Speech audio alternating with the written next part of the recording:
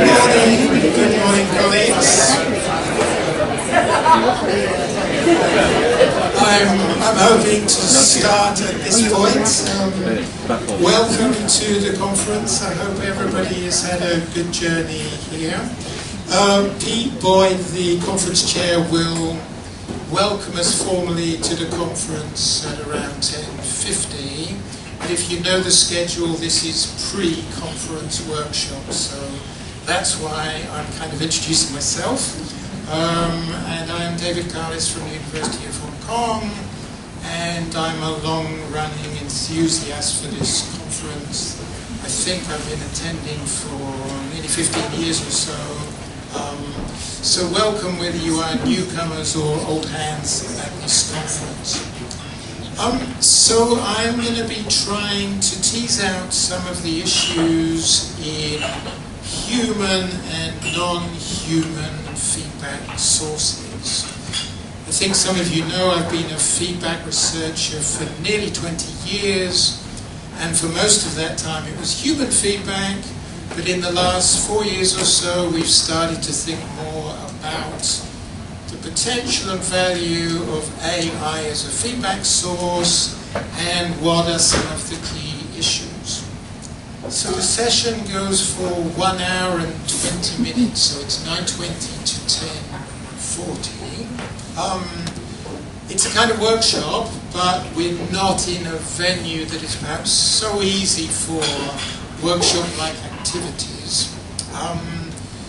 Around the middle I will pause and I will give you an opportunity to share your ideas with the person next to you.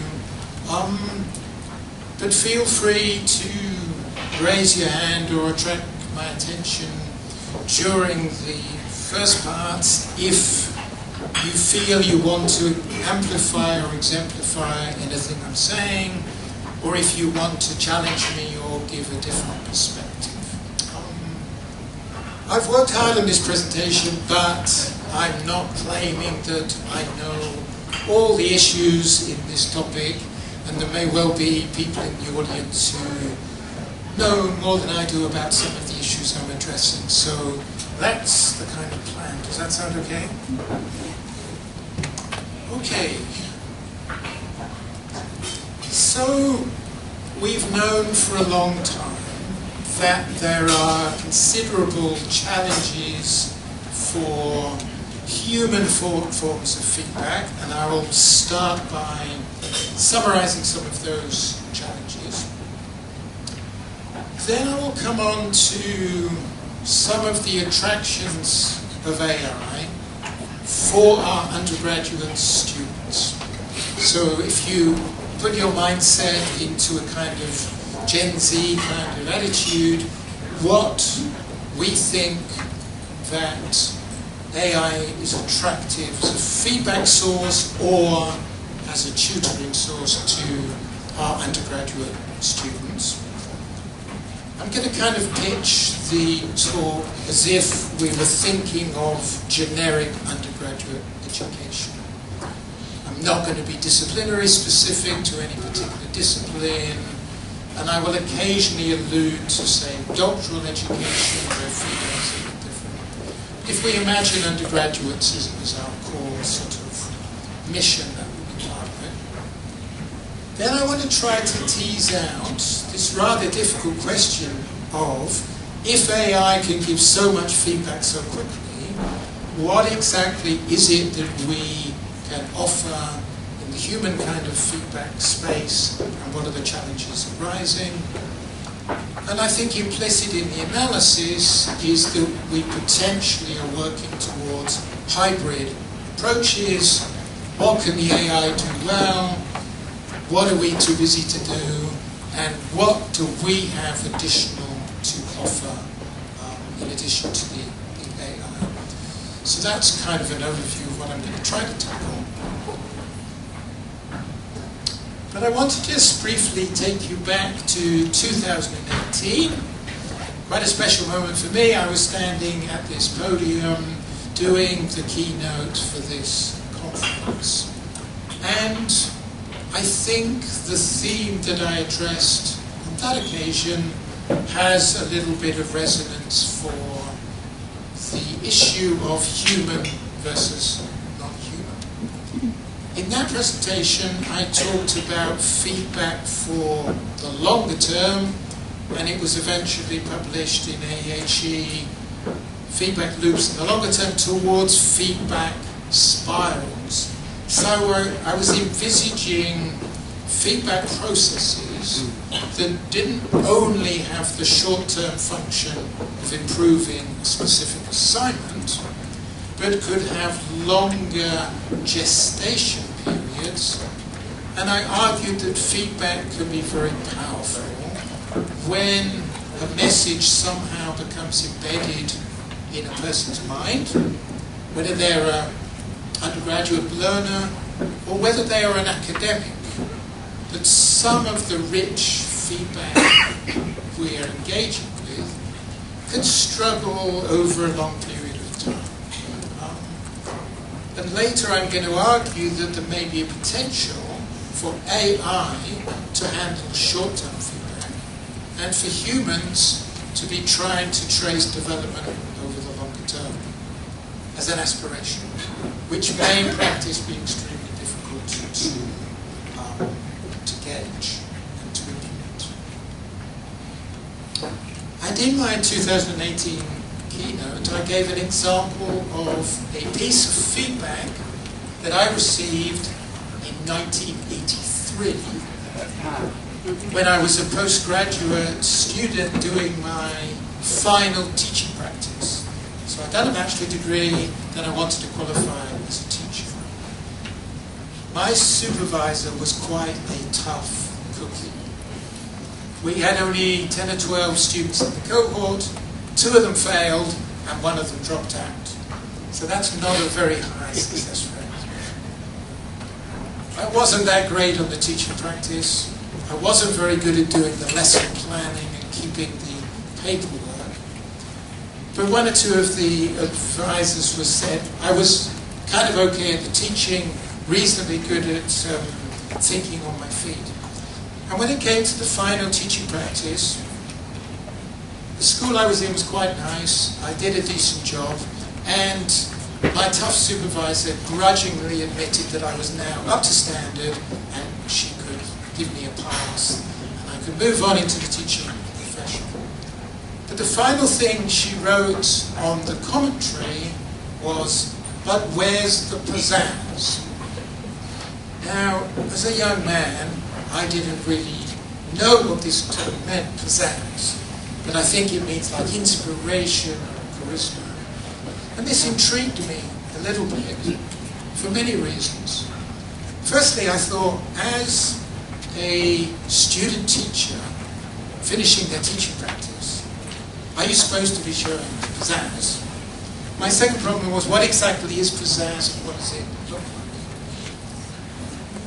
But it didn't bother me particularly. When I did this keynote in 2018, some of the audience felt the fact that David could remember this for so many years, maybe he was very upset or traumatized by this person saying, "Where's the pizzazz?" It wasn't really the case. I was intrigued, partly because I didn't really understand the term. So one of the angles I took in 2018 was, maybe feedback can be provocative. Maybe it can be intriguing. Now, usually we think feedback should be clear, should be understandable. Now, this feedback wasn't very clear and wasn't very understandable. But to me, this is one of the reasons why it was embedded in my memory. And many years later, when I was a teacher educator and I was observing students in the classroom, and then for research, I did an interesting research when I observed outstanding teachers in classrooms. And from time to time, I saw pizzazz. And then it made me remember, for some reason, this episode in 1983. So I'm throwing out the idea that feedback could be provocative, it could be puzzling, and it could be intriguing, and these might be particular human factors in the feedback process. but I'm going to try and inject a kind of realistic tone to feedback. I think you all know that feedback is difficult. Feedback is difficult to give. It's often difficult to receive. There are workload constraints. We have so many jobs to do. Do we have enough time to do feedback? So, the National Student Survey, that is quite an influential part of our lives, it seems to suggest quite clearly over a long period of time that students are not particularly impressed with the feedback processes they receive. Now, this is somewhat disputed. Naomi Winstone at this conference, Alex Buckley and others have critiqued the NSS and the feedback questions. Furthermore, they are not really directly saying, I don't think, that they don't like the feedback. They may be saying that to some extent. But what they're saying is there are other aspects of the student experience that are more highly rated. So the data for, like, do they like the teachers? Are the teachers doing a good job or higher than for feedback and assessment? The data for do they like the learning experience in the campus, etc., are higher than the ones for feedback. But how do the students interpret feedback? Do they see feedback as coming through the grade? The grade is a form of feedback to the students. So when they say they're not fully satisfied by the feedback, do they mean they would have liked a higher grade? We would all like a higher grade. So these things are complex, but they are long-running. And AI as a potential feedback source is not so long-running. So I want to make that comparison at the outset, and I'll come back to it a bit later. But basically, the simple point I'm making is struggling with feedback in the literature and the NSS predates the AI explosion of the last 4 or 5 years. Then crucially is the busy life of being a higher education professional. We have so many things to do. Our line managers, our senior managers, they probably have much bigger priorities for higher education than feedback. So is the potential for AI to feed some of the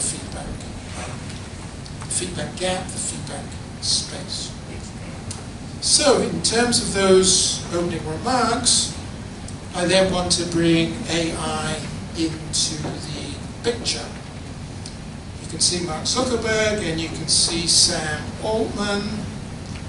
In 2017, perhaps tongue-in-cheek, Sam Altman said, and I quote, "AI will probably lead to the end of the world, but in the meantime, a lot of great companies will be created." Now that doesn't sound very reassuring, does it, from a leading AI expert? Now, there's quite a lot of angst, I believe, around AI. Fear of being left behind. When I interview our students, our undergraduate students in Hong Kong, they will typically say, "I'm a little bit skeptical about AI, but my classmates are all using it, and I will be left behind if I don't use it a lot for my assignments." I think that's quite a common refrain. I think in the higher education sector and in many other sectors, we also worry about maybe being replaced by AI. I'm sufficiently old to not so worry so much about being replaced. I'm going to be replaced in old age. But for the younger generation across the professions, what is the future? What kind of AI skills do people learn? What kind of challenges are there going to be? So we have a lot of this angst. The Pope is also worried. In his recent encyclical, he says AI should be disarmed. So there's the worry about the cyber warfare and the military uses of AI.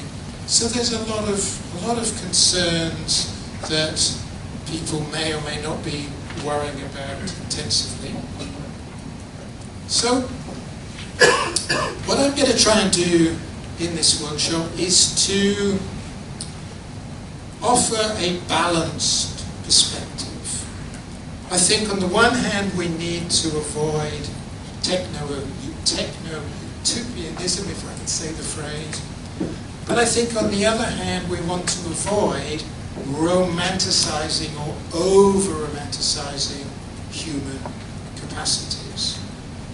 What I mean by that is we don't want to pretend that feedback is always very touchy-feely and individual and personalized, and our undergraduate students are getting a great experience of human feedback.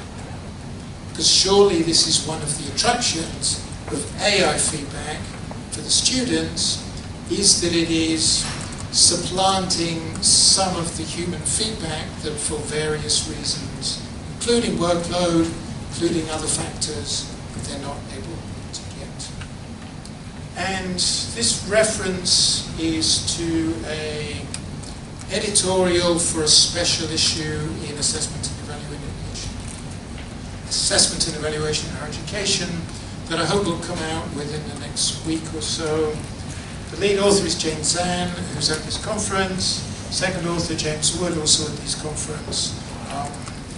And this is, in my view, quite a substantial piece of work. It's around 5,000 words, which is quite a lot for an editorial. And I'm going to draw on this paper in some of the ideas that I'm going to try to share.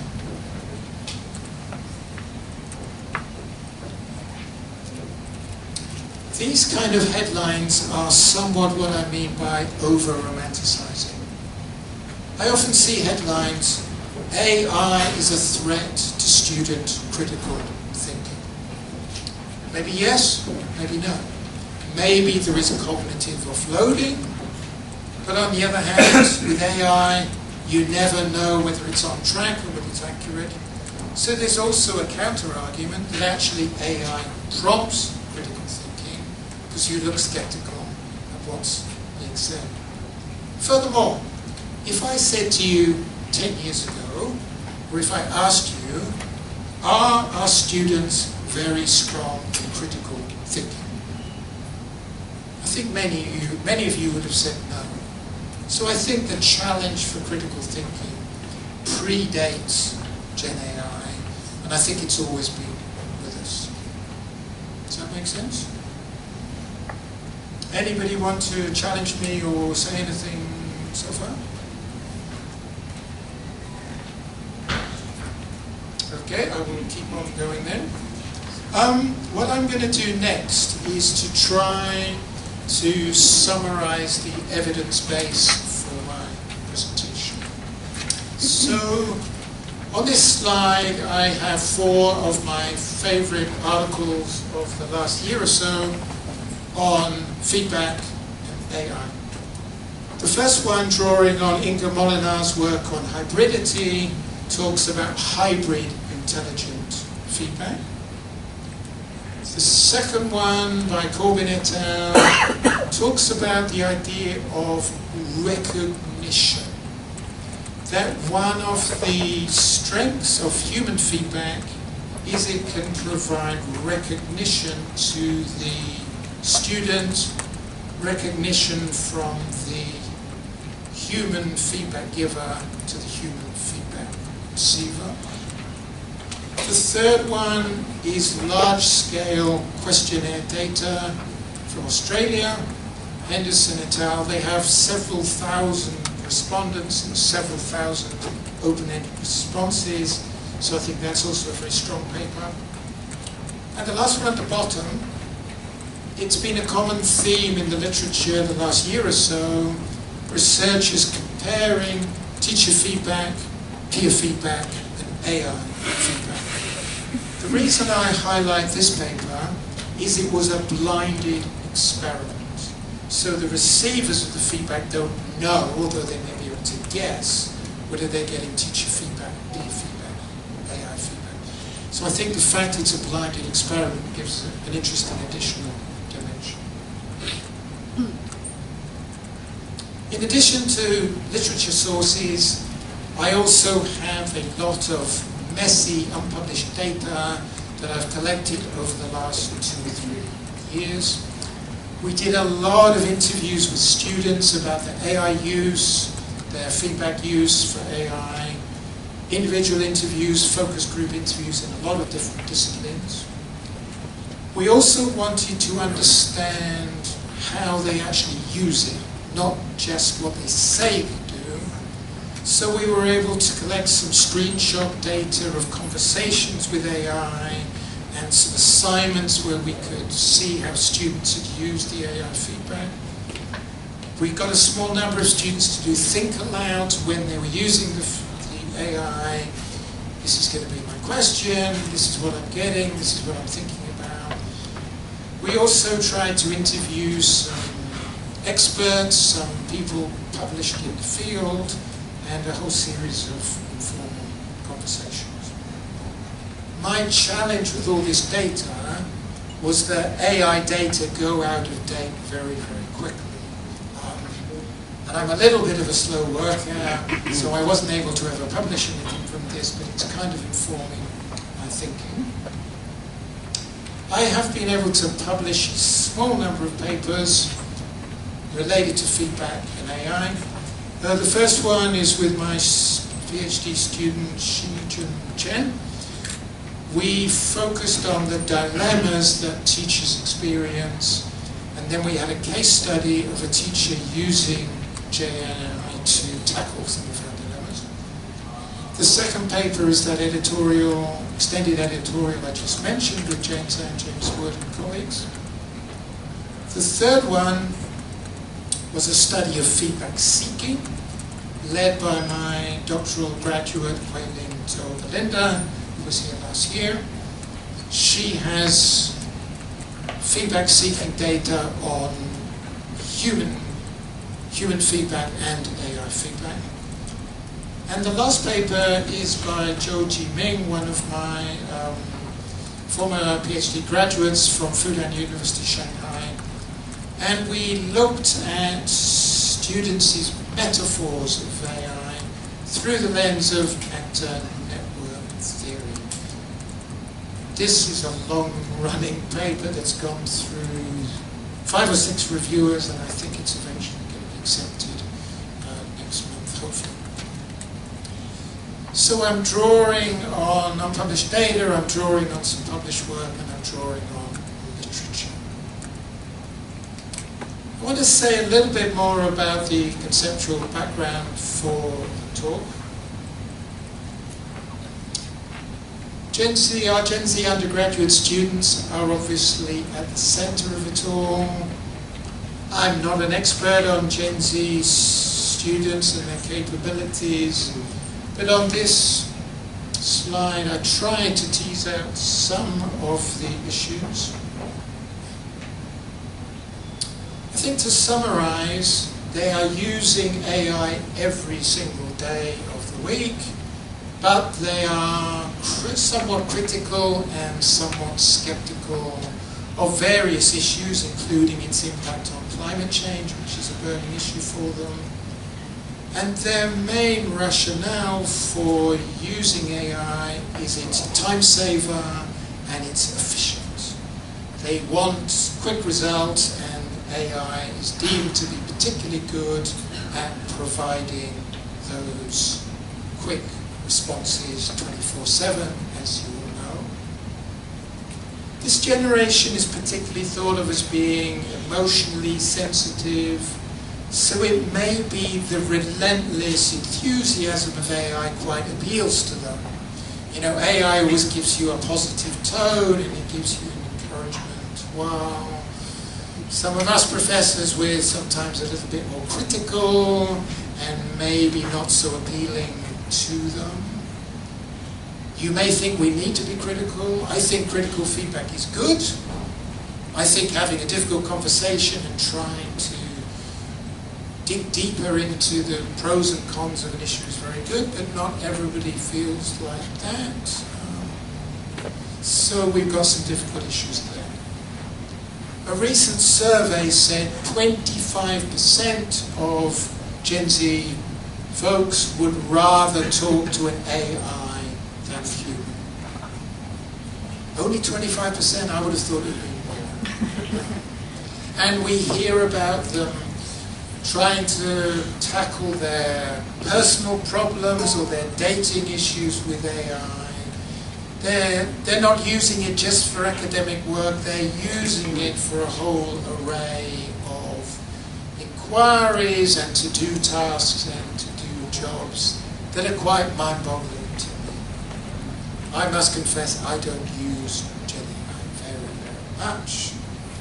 Maybe because I'm old and stuck in my ways, and maybe I'm reasonably happy with the way I've been working over the last 30 or 40 years.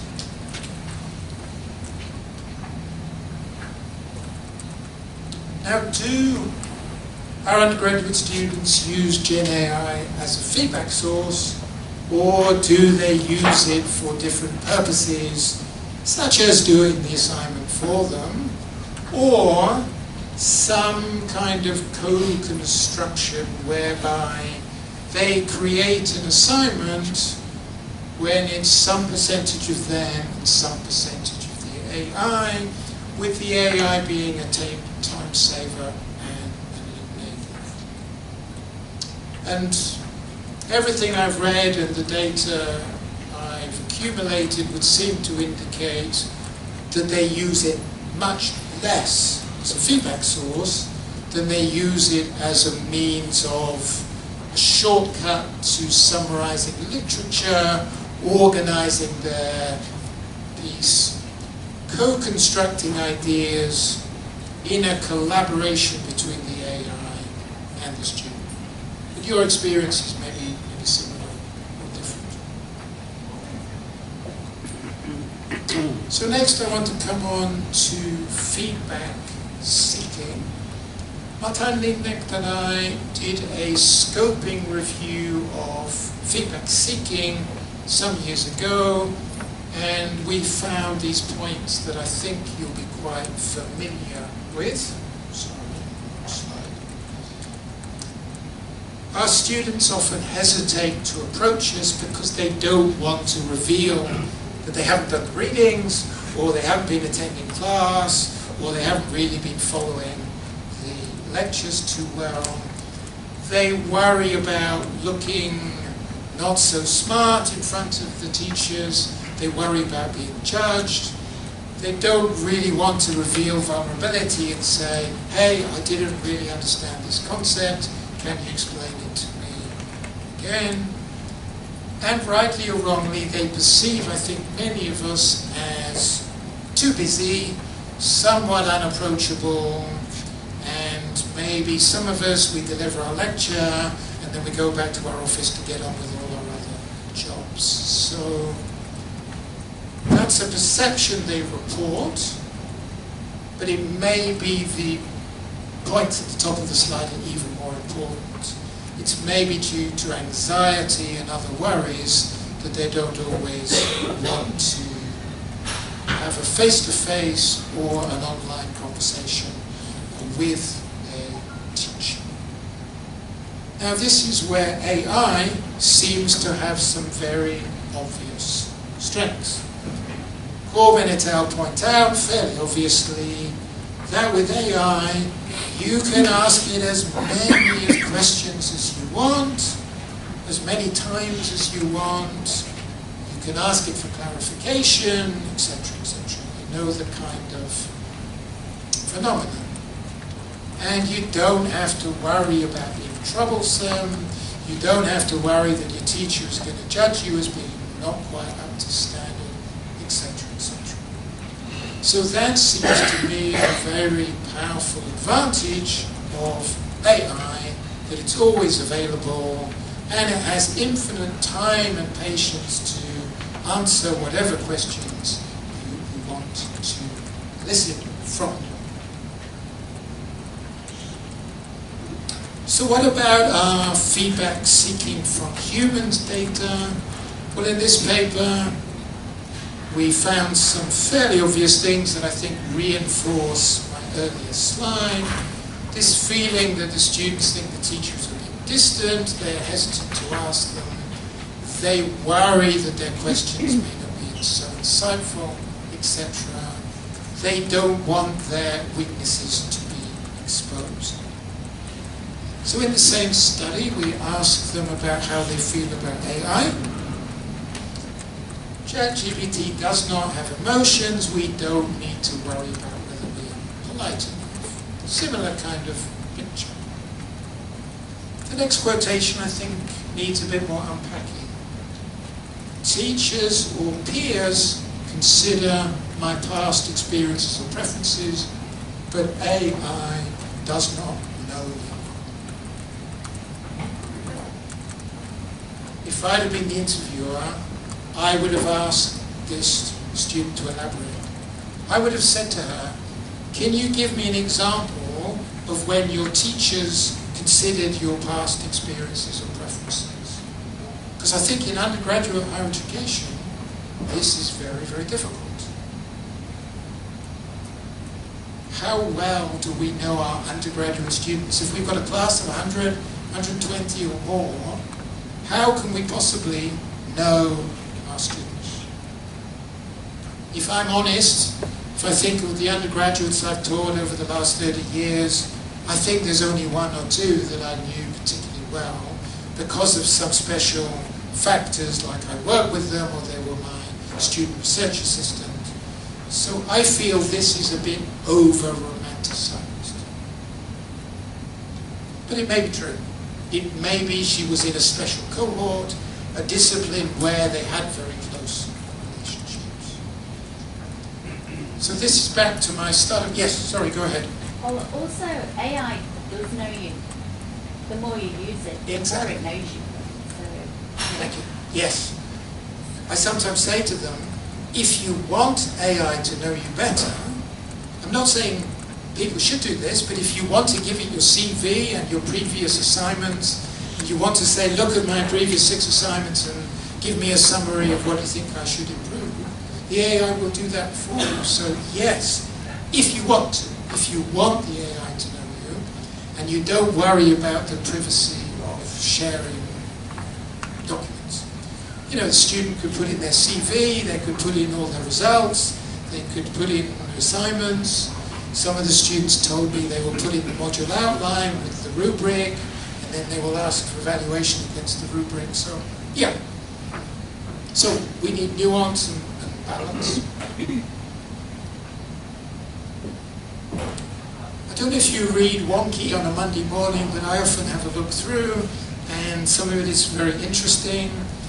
These are not peer-reviewed publications, but I think they make us think.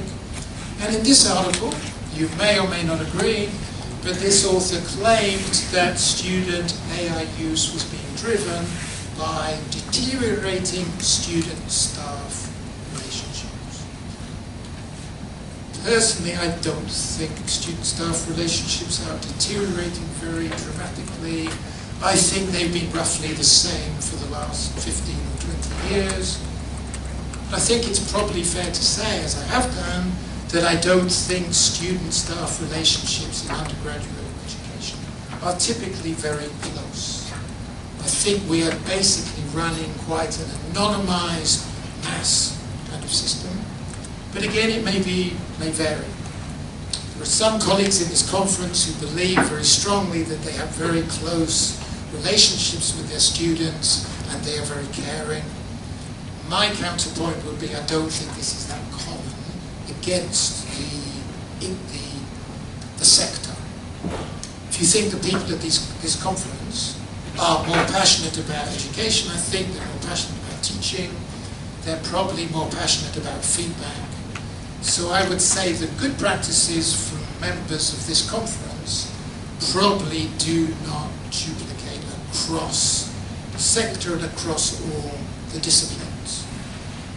I'm working in a research-intensive university, and if I said to my colleagues in the STEM disciplines they're supposed to have relationships with the undergraduate students and to help them very closely with their feedback. I think they will say they don't see that as their role. Rightly or wrongly. You may say they should do, but I think the reality is that they possibly don't. But I'd like to just bring out a couple of points from this article. Some of the students felt they were a number, like a cog in the machine of mass higher education. Some of them said they really wanted quick answers. They seem to be hinting some of us are a little bit long-winded and it's a lot of trouble to make an appointment, go to a teacher's office. So they valued AI for quick answers. They also found AI as validating. Teacher feedback to them often was a bit critical or a bit anxiety-inducing that AI was validating.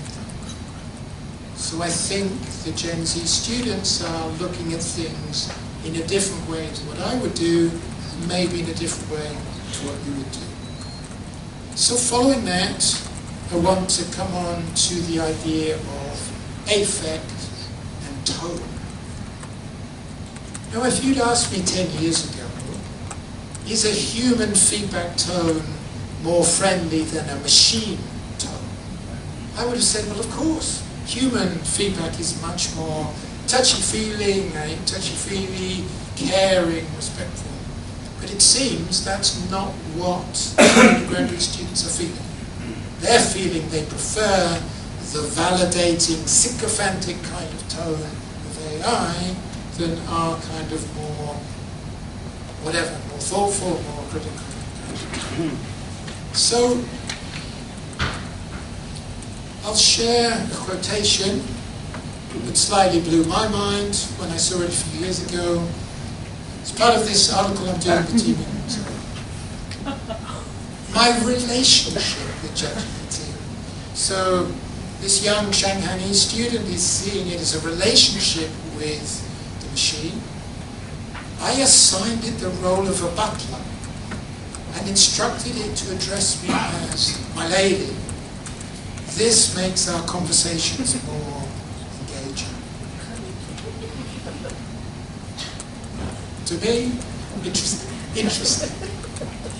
But the more I read and the more I see more and more data that seem to indicate this kind of picture. They find AI comforting. The previous slide, they found it validating. They feel it's supportive. So, to me, these are interesting, maybe puzzling, maybe troubling. Like I said earlier, a lot of them using it to try to tackle their personal problems, relationship problems. So it seems to have a whole additional dimension that maybe not all of us would have thought of 5 years ago. So what does the literature say about tone? It seems to slightly reinforce what I've been saying. So Henderson et al. Had 8,000 something open-ended responses from 6,942 students across a whole load of Australian universities, and fairly strongly the students said they prefer the tone of AI to the tone of their teachers. So somewhat provocatively, AI seems to be deemed by the Gen Z students as having a more positive tone than we do.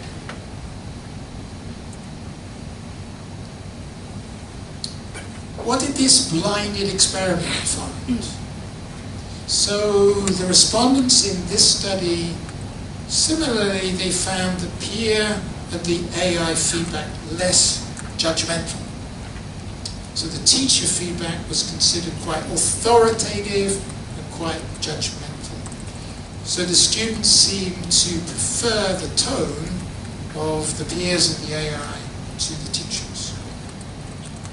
But finally, some good news. The most useful feedback was that which came from the teachers. There were gains in quality of argumentation. Teachers offered deeper disciplinary reason.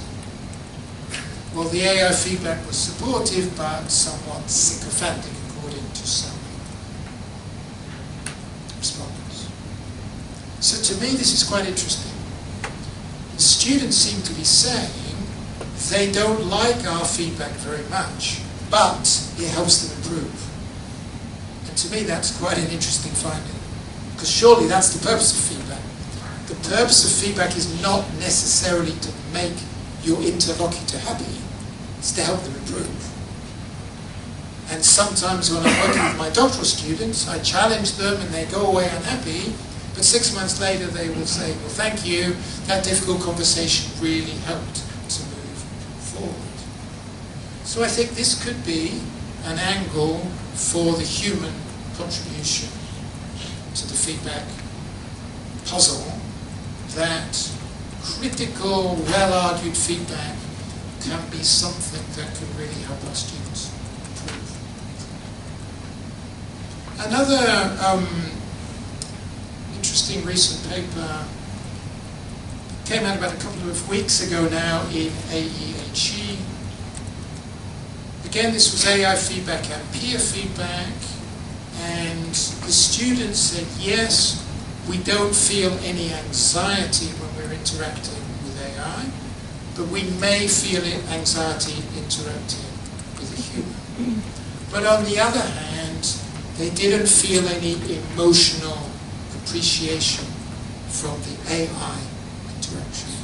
So when the AI says, you did a fantastic job, oh, that's really good, this was kind of quite meaningless to the students. They just felt that was empty words, correctly, I think.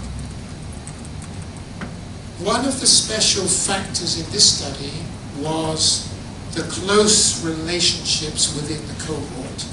In this study, the students were translating students, and they've been in the same cohort for many years. So I think the reason peer feedback worked well in this study was because of the relational dynamics of the cohort, which is an important thing, I think, in peer feedback.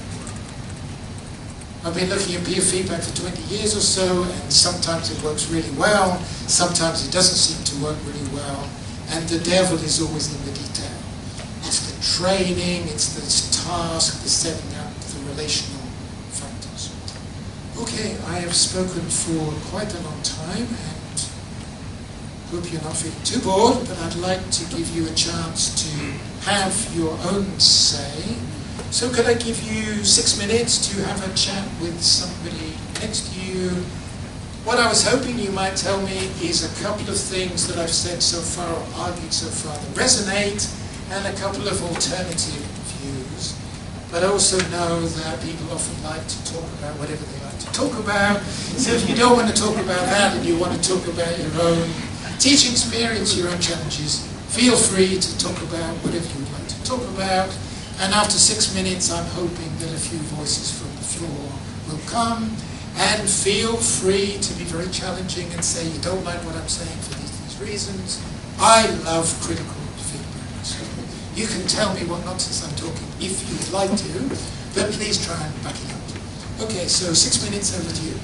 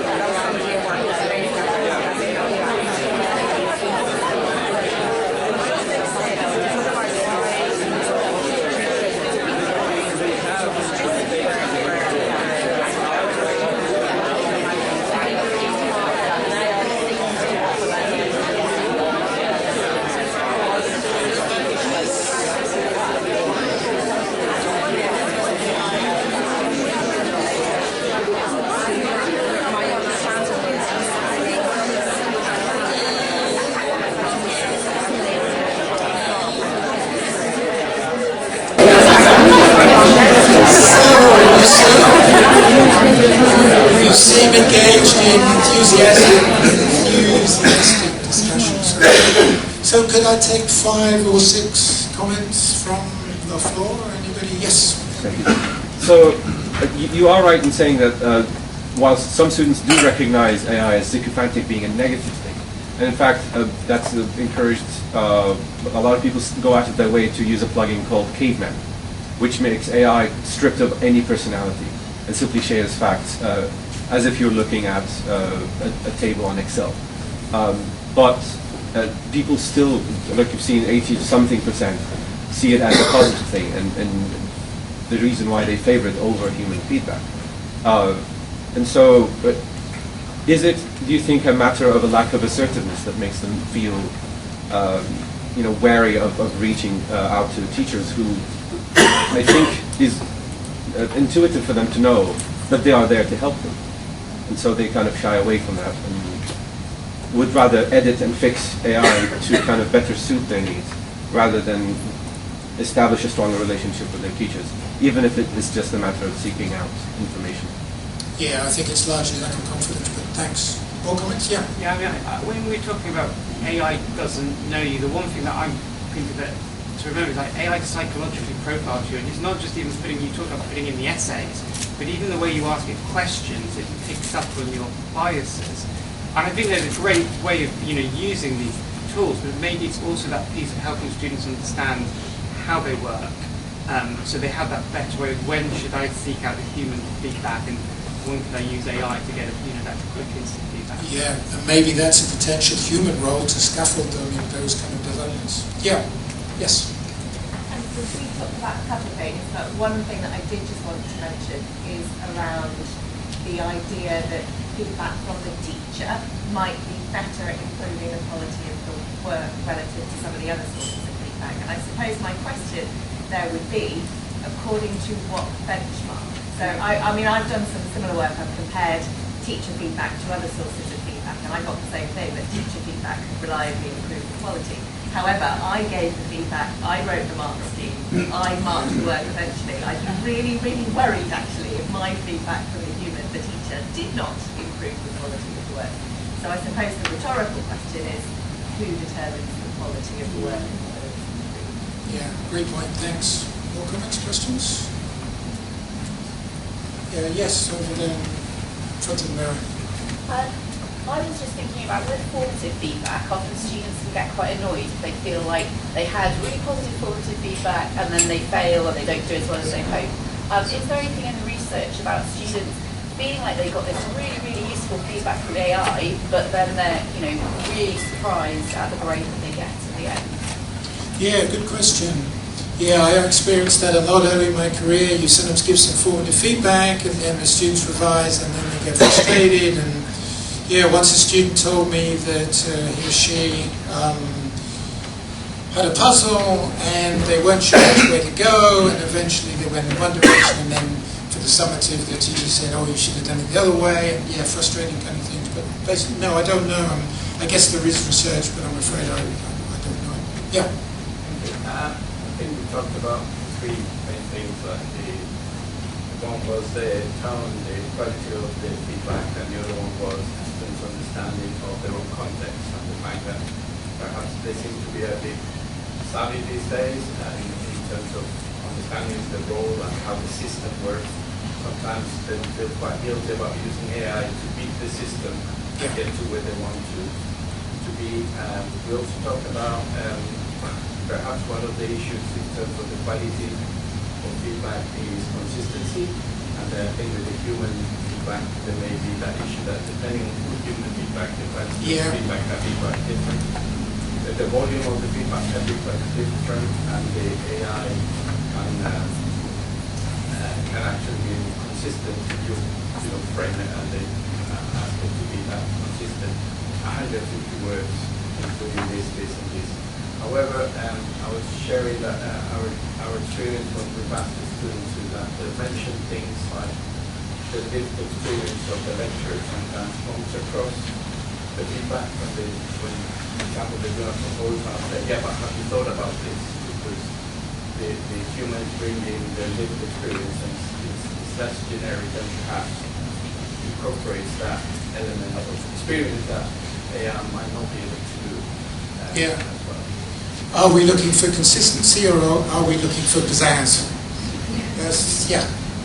I wanted to ask if you had any feelings if we speak a lot about that vertical relationship between staff and student and that relationship and that feedback, but is there more of a risk to the peer-to-peer relationship where students aren't speaking to each other and instead going to AI and losing out on that feedback, which you previously highlighted as being quite valuable? Yeah, good point. A lot of our Gen Z students have gone through lockdown, and in certain places the lockdown could be quite severe, so it may be they haven't necessarily built all the relationships. But I think there's also the other counterpoint that with Gen Z students, I think they're very good at making connections, and I think through social media they have a lot of connections, but maybe not so many close connections. I'm not sure. Yeah, somebody there? Yeah. I taught honours students this semester, very high-performing students, and in their first assessment, which they were going to refine and submit later, I gave them some very detailed feedback, and a lot of them were outraged, and came back to me and said, well, that's not right. I'm a very smart person, and how do you give me this feedback, because I think I've done a terrific job. I fortunately had the time to sit down with them and go through it. And in every single case, they finally went, oh, I see that you're asking me to step up and do some things I haven't been asked to do in my undergraduate degree before. But if I hadn't had the luxury of having that time to develop that relationship and have that conversation with them, they would have just stayed feeling outraged and rejected the feedback. So we don't always have that time for that kind of relationship building, and they're not going to get that out of AI either. Yeah, lovely story, because if, like you say, if it had been a large class size, you wouldn't have been able to do that. No. And some of these data do come from large classes, which is, as we know, the norm in lots of places. So yeah, yes? One of the questions that comes up for me, which builds on that story quite nicely, and I don't know if it's an Australian thing or not, but there's an assumption about the assessment design that allows feedback to be used in a quickly forward way. And this is something that we were talking about. So I think about our undergraduates, and we have 3 discrete assessment tasks across the semester, and a lot of people don't necessarily going to do that. They are truly discrete, so the feedback is provided. And I think the students just want to hear, good job, yeah. You were great, and let's move on. But there's nothing that links to the next task that would allow them to keep building on. So I think what do they understand feedback to be? Yeah, thank you very much. Assessment design is absolutely critical, not just for certification and to demonstrate that the outcomes are being reached, but as you've hinted, it's extremely important for the feedback process. And in a sense, this is a limitation of what I'm presenting, because it's quite generic and it's quite decontextualized, and that actually looking in depth at how feedback from humans and from AI might play out over time within an assessment design would be an interesting topic. And I believe Naomi Winston and others are going to talk about this kind of process-based assessment and feedback that can loops and cycles of feedback. Yeah, thanks very much. Thank you so much for the sharing. I will now do the last 15 minutes or so, some of it which will be interactive. There's this well-known framework for feedback by Lipnovich and Smith, and they have 5 factors in what could be attractive feedback to students. And they developed this framework before the explosion of interest in Gen AI dating from November 2022. So timeliness, do the students get the feedback when they need it or want it? Accuracy, can I trust the feedback to be on track? The level of detail, is it not so much that it's overwhelming, but is there enough to solve the challenges? Comprehensibility, can I understand the feedback? And tone. So I want you to think of these 5 factors and then think which you think humans are better at handling and which you think AI is better at handling? And of course, you know the answer is it all depends, but what do you think? I've given a little bit of a hint. Timeliness, I'm afraid AI beats us hands down. What about accuracy? Do you think in general humans are more accurate in grading, giving feedback, answering questions, or what do you think? I think it depends how you train your AI agent to give the feedback. So we did a large-scale project with medical education where we trained the AI to give feedback for a particular assignment by uploading over 200 assignments, etc. And what we found that it was highly accurate, but that's considering that a lot of the time trained it to do what we wanted it to do. Yeah, thanks. I would say that AI feedback is a mixed bag, and I would say, frankly, human feedback is a mixed bag. I know myself, sometimes a student asks me a question and I give the answer, and then a few hours later I realize I gave the wrong answer, I misunderstood the answer. I think I misunderstood the question. I think it happens quite a lot. And I know we get tired when we're marking, and sometimes the longer we go, there's a tendency to get more and more frustrated. What about level of detail? I've suggested AI is better at the level of detail. Sometimes the student says it gives far too much detail, but if it gives you 200 words, you can always say to them, summarize it 100 words, summarize it 50 words. It's much easier to do that than to say to your teacher, please can you give me more concise answers? What about comprehensibility? Is it easier to understand written teacher feedback or written outputs from AI? In a lot of cases with human feedback, you get very cryptic words like yes, no, excellent, Yes. question mark, underline, that sort of thing. So Yes. you wouldn't get that sort of rubbish from Yeah. Any other views? Yeah. I suppose as well, although in an ideal world, as humans, we could adjust our feedback. You know, we can read the body language of the student, we see them face to face, we know the student, we can adjust it to make it fit the student. In reality, that's usually not what's going on. Yeah. And what students won't feel they can do is come back and go, I can understand that. Whilst they can go back to feedback and say, explain that again, make that simpler. And I think, we may idealise how comprehensive we are based upon a very hopeful image of how and when we give feedback. Yes, great. Nicely judged comment. Thank you so much. Yeah. Tone. I think the story I've told is that the students think the AI tone is more positive, but some of us appreciate the value of the critical feedback, etc. Okay, sorry to rush a tiny bit, but I want to come on to some distinctive human potentials that are possibly a bit aspirational and possibly not so feasible or practical. But I suppose when I see that slide, I kind of worry a little bit that it seems to be suggesting that actually the AI is, how shall I say it, the AI is doing fairly well in comparison to the teachers because of its time and its energy that we don't always have. So what are the specific added values of human feedback? And I've struggled with this. Given the challenges of time and resourcing, and we've got so many things to do. But I think there are a few ideas in the literature.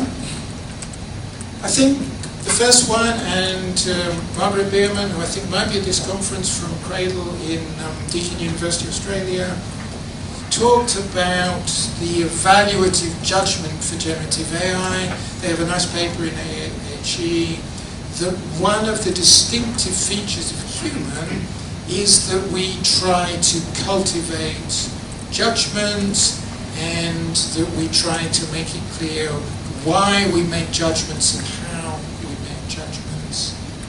So when you're drinking your wine at conference dinner tonight, you'll be maybe judging the quality in some way, and maybe you'll be self-regulating. Should I have one more, or is it time to stop? And how am I going to feel tomorrow, etc., etc. So humans, in theory, have more of this potential for evaluative judgments and self-regulation. We have capacity for self-reflection. We have this kind of dialogue. I'm sort of saying to myself, I've got about 10 minutes left, and I'm kind of thinking about how I'm going to try and share the last few messages. But I've heard there are also developments towards self-regulating AI, and I heard one of the tech bros talking about this and how I think he's in Anthropic, and I think he was saying they've now got a machine that can actually learn for itself and can improve over time. So there's this development towards what they call sentient AI, etc., etc. I think Naomi Winston wrote about this in a recent article, that one of the potentials of a human is that we can actually trace the uptake. So a bit like that lady's story about the formative feedback and then the student frustration or whatever, the human can actually see the difference between the draft and the final version, or can see the difference between assignment 1 and assignment 2, in that we maybe sometimes with our student have shared history and can see this longer term development. But again, I worry that maybe this is quite idealistic, and when we have so many students, maybe we can't really trace their uptake so well.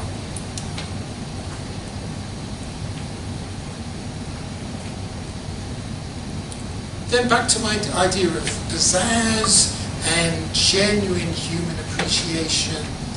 Yes, the AI relentlessly says, oh, good job, well done, you're doing fine.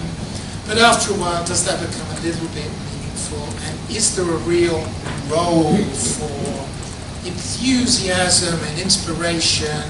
And surely our best higher education professionals can be inspiring and can be caring and can really make a difference to the lives of some of our young students. And I think even though it's rare, when a student, an undergraduate, feels a personal connection with a teacher and feel the teacher was kind or caring or respectful, it really does make a difference to them.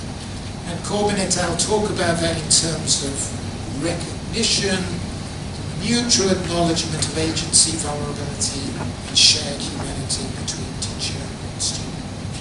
A nice aspiration, but probably hard to achieve. So following from that, my penultimate theme is to try and tease out some potentials for hybrid feedback.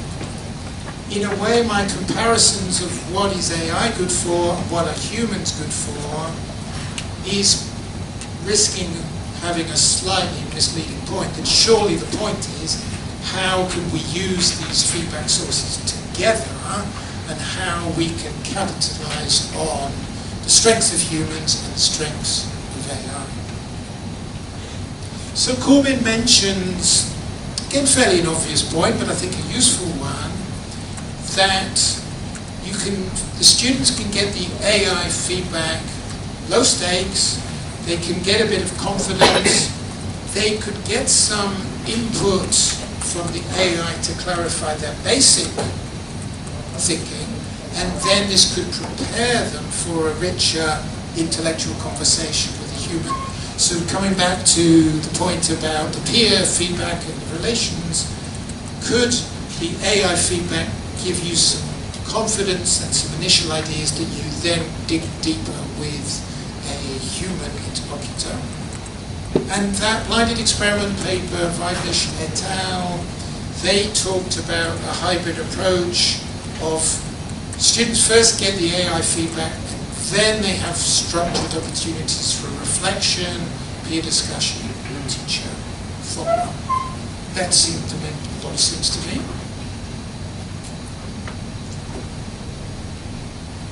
Then if one of the strengths of AI is its speed and its its tireless nature, can we try to balance that speed with human judgment? And that's that paper by Bani Hashem et al. That I talked about at the outset, the literature I was drawing on. Can we be working towards hybrid intelligence feedback literacy that involves interpreting, questioning, and applying AI feedback in collaboration with human feedback? And then this paper is called Directive, Metacognitive, or a blend of both. So if they can get a lot of feedback from AI, does that release us from the burden of so much of the detail so we can be giving metacognitive feedback, self-regulation, the kind of process feedback that might be very powerful? All those years ago, Hattie and Tupoli, 2007, said that feedback at the self-regulatory level was probably the most powerful, but was probably the least common form of feedback. Feedback at the self-regulatory level. How are you tackling the task? What have you learned from this task? What do you need to do next? So is there an aspiration that AI feedback can free up some of our time for a richer, more metacognitive form of feedback? And then coming back to my starting point of feedback from the longer term, is there a potential that the short term, fixing the problems, fixing the content, fixing the organization, fixing the language, could be largely handled by AI, but then the more longer term development of the student, the more reflective metacognitive angle, could be more in the hands of humans. Again, I don't know if this is practical or not, and feel free to tell me. Okay, I will just have a couple of concluding points and then I'll open it for final questions or comments.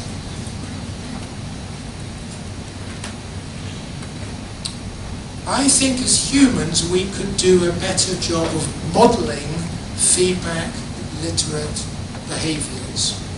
By that I mean demonstrating to students how we are seeking feedback, interpreting feedback, and using it for enhancement purposes. You know, in undergraduate education, our students fill in a lot of forms. They fill in a lot of feedback about the university and about our teaching, and they sometimes wonder what happens to that feedback.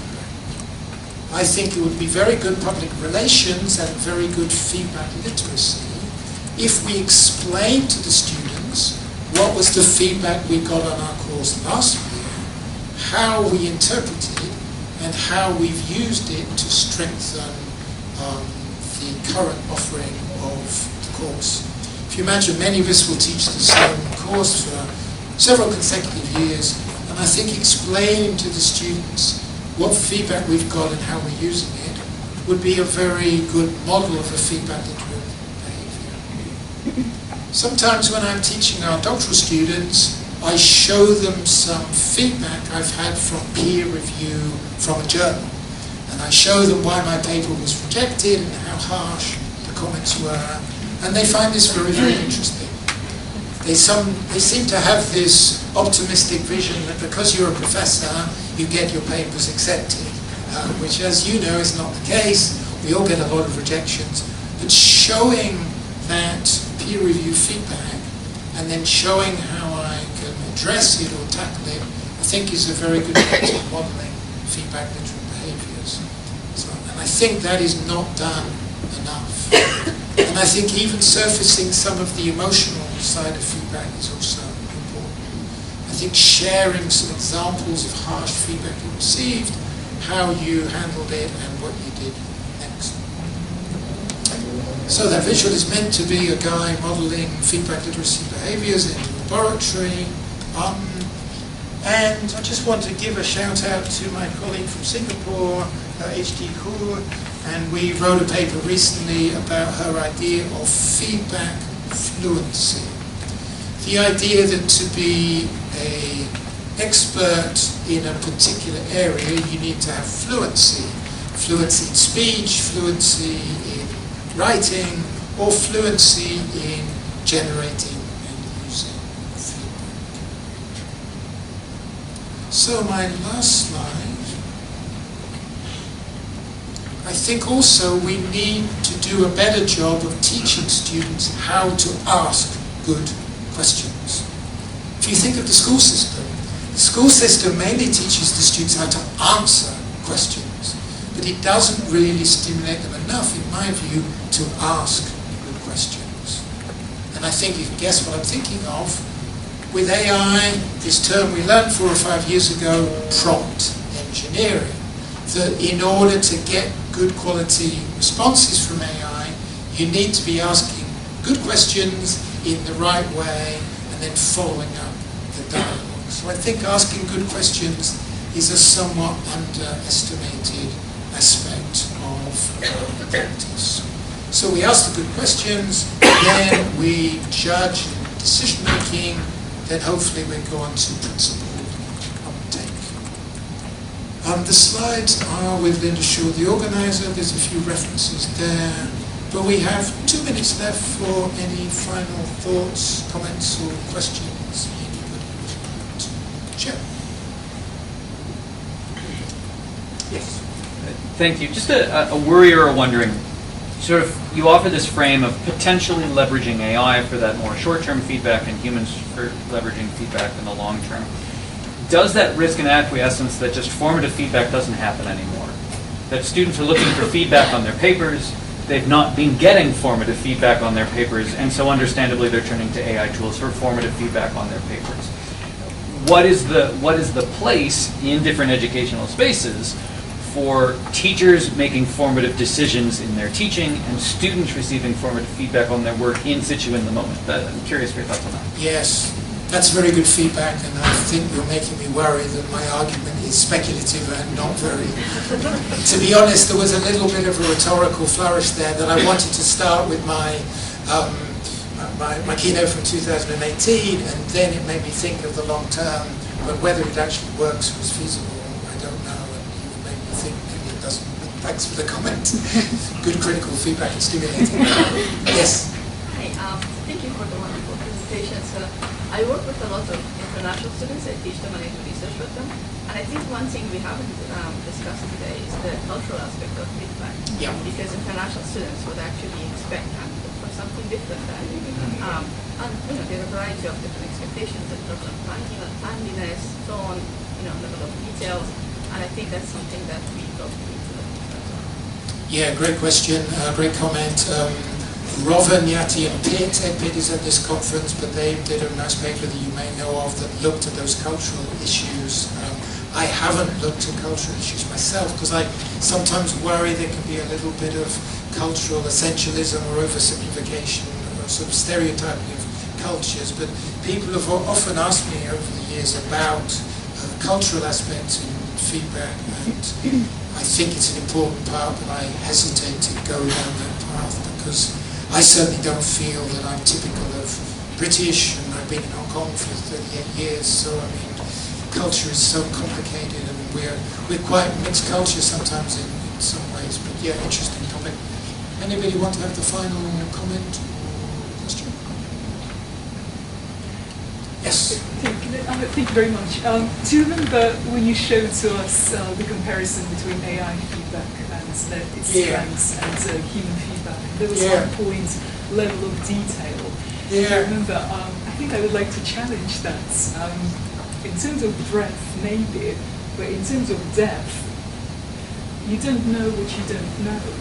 And sometimes students say that AI is giving them answers to the exact questions they are asking. So not anything beyond it. Just a concrete example, I work with master's students in brain sciences faculty, and one of them told me, oh, AI, I said, ask me to think about inter-rater reliability for my interviews, because I asked it, would it be a good idea? AI says, yes, it's a good idea. It will, let's say, strengthen reliability of your research. But they don't know that but you are working within, let's say, interpretivist paradigm. Iterator reliability is not applicable to you, but because you didn't ask them. And of course, if the student knew that and asked that exact question, do I need iterator reliability within my interpretivist paradigm? AI would say, oh no, you don't, yeah? But because they don't ask this question, they don't know what they don't know. Yeah. They don't get that level of detail or that perspective that AI kind of knows, but only if you ask the right question. Yeah, great points, thank you so much. Level of detail, I think it's a double-edged sword, isn't it? I mean, sometimes you don't need so much detail, and sometimes you do. Sometimes too much detail could be a distraction. I once wrote a paper, less can be more, so I often argue for less detail than more detail, so I wouldn't be necessarily saying that having more detail is better than having less detail. But I don't want to overstay my welcome. It is 10:41. Thank you so much for being a great audience, and I hope you enjoy the rest of the conference.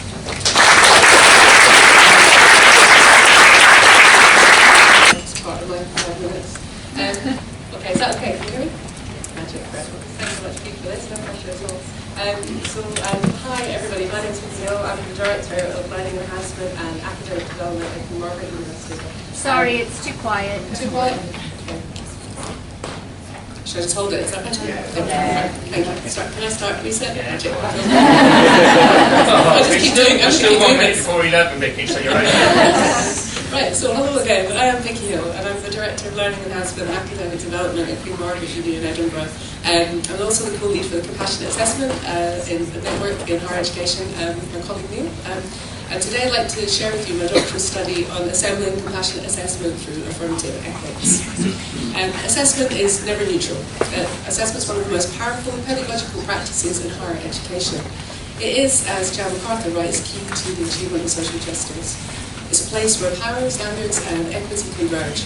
Students and staff encounter assessment through a performative ontology, a network of humans and things through which teaching and learning are translated and enacted.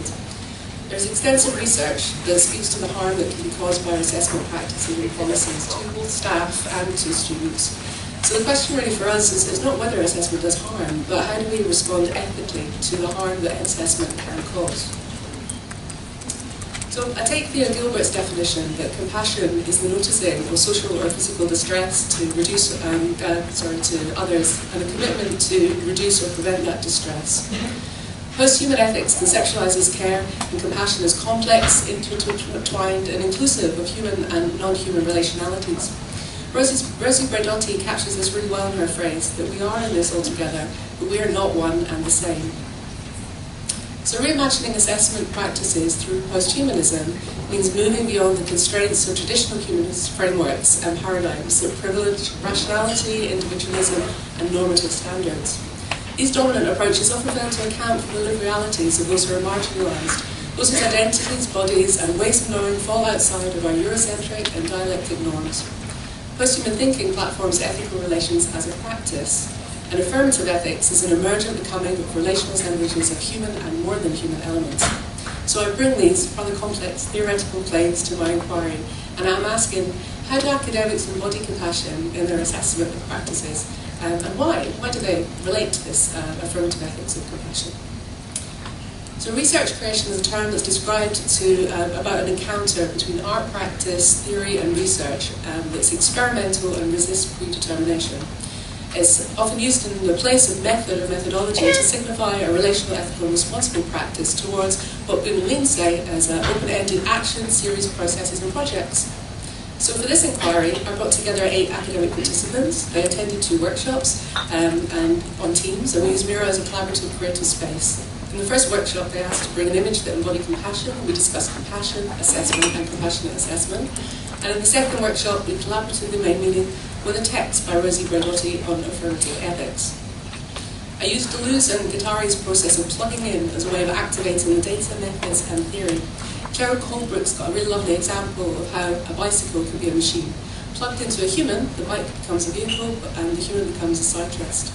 The power of this approach is that if data and theory are both machines, then what matters more than what Jackson and Mazai say, certainty, accuracy, and authenticity, are the relations, affects, and machinic potential to interrupt and transform other machines, other data, other knowledge projects, and so on. So weaving together the data, theory and methods, participants shared how compassion is embodied through their attunement to vulnerability and the emotional realities of assessment. Aya and Arlo recalled their own experiences as students, anxiously waiting for feedback. They strive to hold the space for students, to slow down processes. Daisy offers feedback that's honest and kind, recognising the emotional impact that grades can have. Victoria and Isla frame assessment feedback as an ongoing dialogue, imagining the student in front of them and responding to their ideas with curiosity and care. Isla includes student voices in assessment by co-creating the criteria, by allowing self-assessment and creativity to reduce fear and make assessment more meaningful. And I can't move the slide. There we go. The participants are drawn to an affirmative ethics of compassion because it offers a way to resist and transform harmful, exclusionistic and mechanistic assessment systems. They seek to generate new and hopeful possibilities through collective action and solidarity. The ethics of joy, or affirmative ethics, is described as a source of energy and a motivation for change, especially when we're facing institutional inertia. They express a desire to move away from assessment as gatekeeping or punitive, and towards practices that celebrate growth and collaboration. Isla, Victoria and Aya value assessment practices that are dialogic, participatory and relational, and they see compassion as emerging from collective effort and mutual learning. So, although this project is in the very, very, very final stage of write-up, I'd like to share some of the learnings from this work. So for policymakers, prioritising well-being in our assessment policy, promoting flexibility and choice, and fostering collaborative assessment cultures. And for us as academics, to cultivate compassionate feedback, embracing diversity and difference, and modelling and advocating for compassion. I am happy to go into these in more detail. I think I might just be on time. Thanks very much for listening.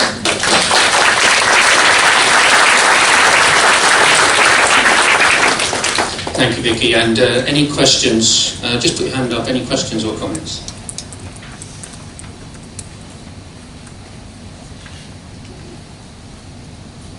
I've got one here.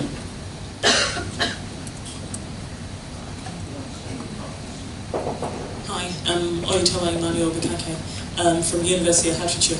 The idea of flexibility in assessments is a great one.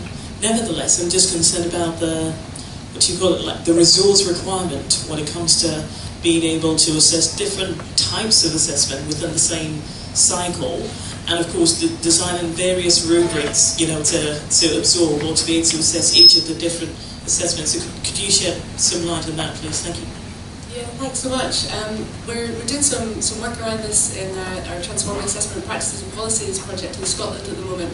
And I think for me, coming from an arts background, I know that I'm quite privileged that I'm incredibly comfortable with having 30 students work to the same rubric and the same learning outcomes and the same criteria and produce everything from performance, fine art, graphics. So there is a disciplinary norm, I think, there. So I think the institution needs to make sure that we have time and space to support staff and staff development and staff training.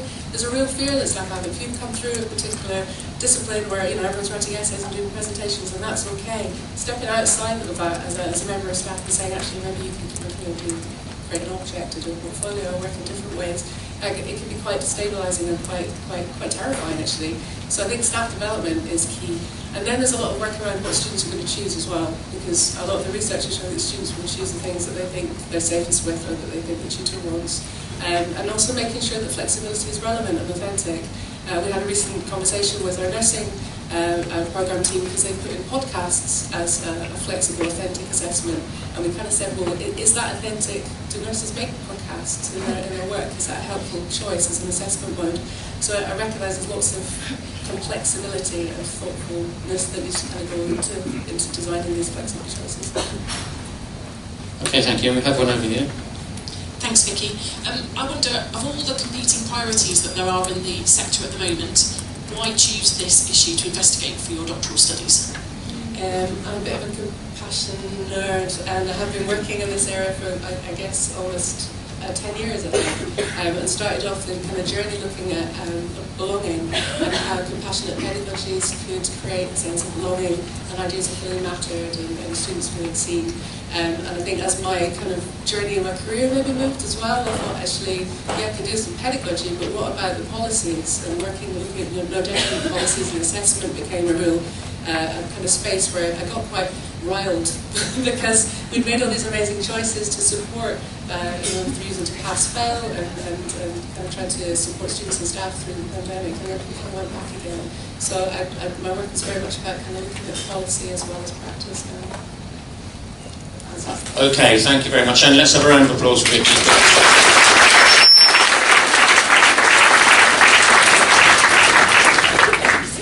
Okay. Emily?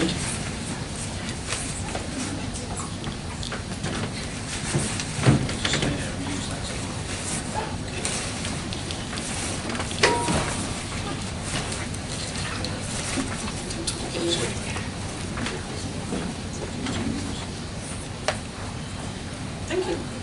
Amazing. How's the sound, folks? Thank you. Good morning, everyone. I'm Emily Chapman-Waterhouse, here on behalf of a number of colleagues.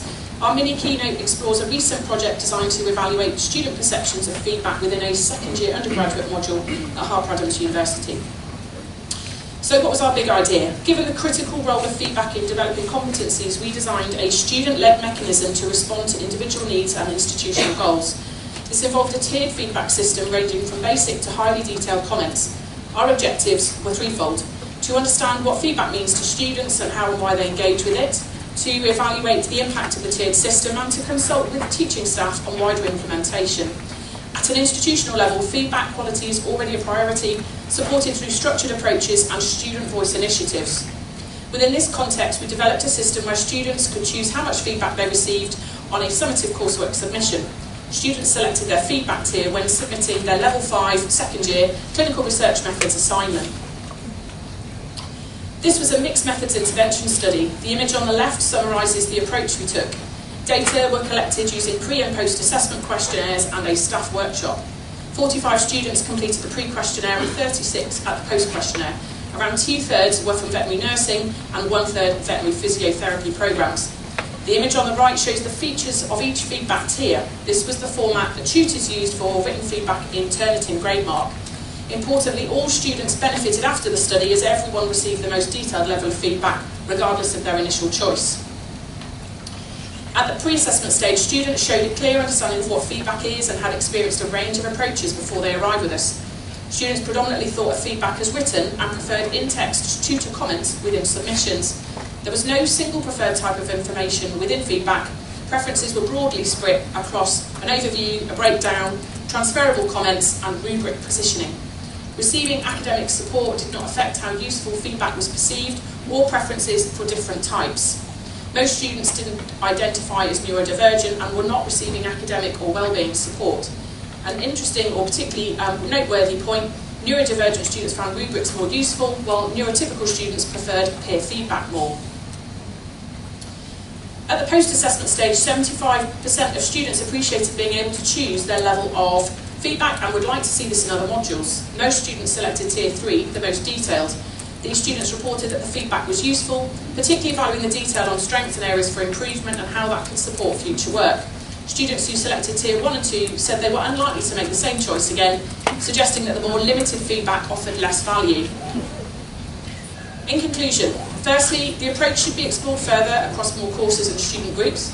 Secondly, Tier 1 in particular probably needs revisiting given the limited value of very brief feedback. Can early undergraduate students judge what level of feedback will benefit them most? Thirdly, understanding student preferences through strong relationships is essential. Fourthly, implementation would require clear support mechanisms so students understand what they're choosing. The discussions we had with staff about whether feedback choice should focus on format rather than level of detail was allied to, but outside of the current project. Fifth, we need to balance staff workload and sustainability with meaningful impact for students. But finally, you'll be pleased to know, our future work should explore whether detailed feedback actually improves learning outcomes in subsequent assessments at Harper. Thanks for listening.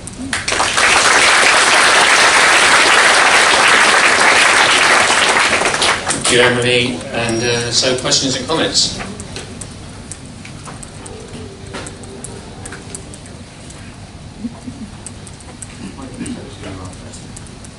Steve Rutherford from Cardiff University. What was the trade-off benefit for Tier 1 versus Tier 3? So you could argue that a student will always opt for more feedback rather than less. Was Tier 1 less feedback but quicker? versus tier 3 being more feedback but slower, for example? It's a really interesting question. There was no trade-off in terms of time. Everything got launched at the same time. But it'd be interesting to get the student perspective on that. Yeah, thank you.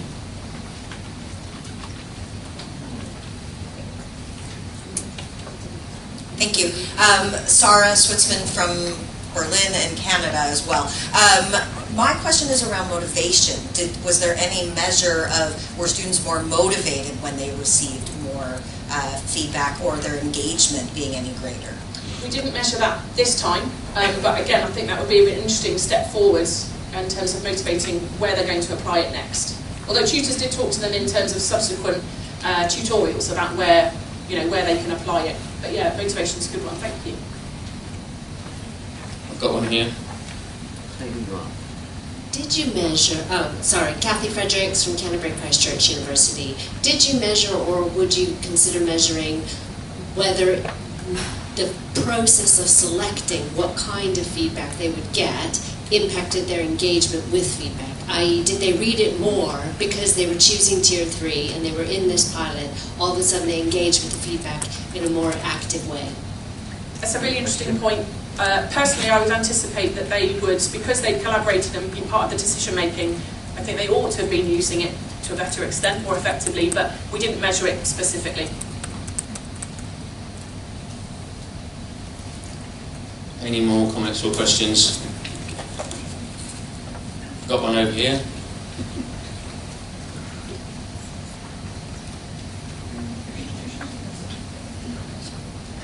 I was extra points for pronounced from it, and from Ravenburn University London. I think that third point, promote the implementation of student voice within feedback provision and creativity in format, I must say, I think that's what I would have done a study on that.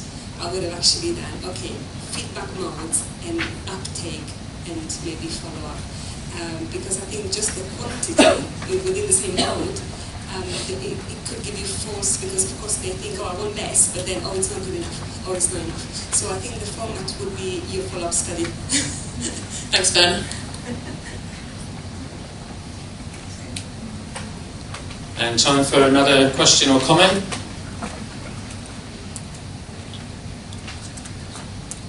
Okay, well, let's close that one down. Thank you very much, Andrew.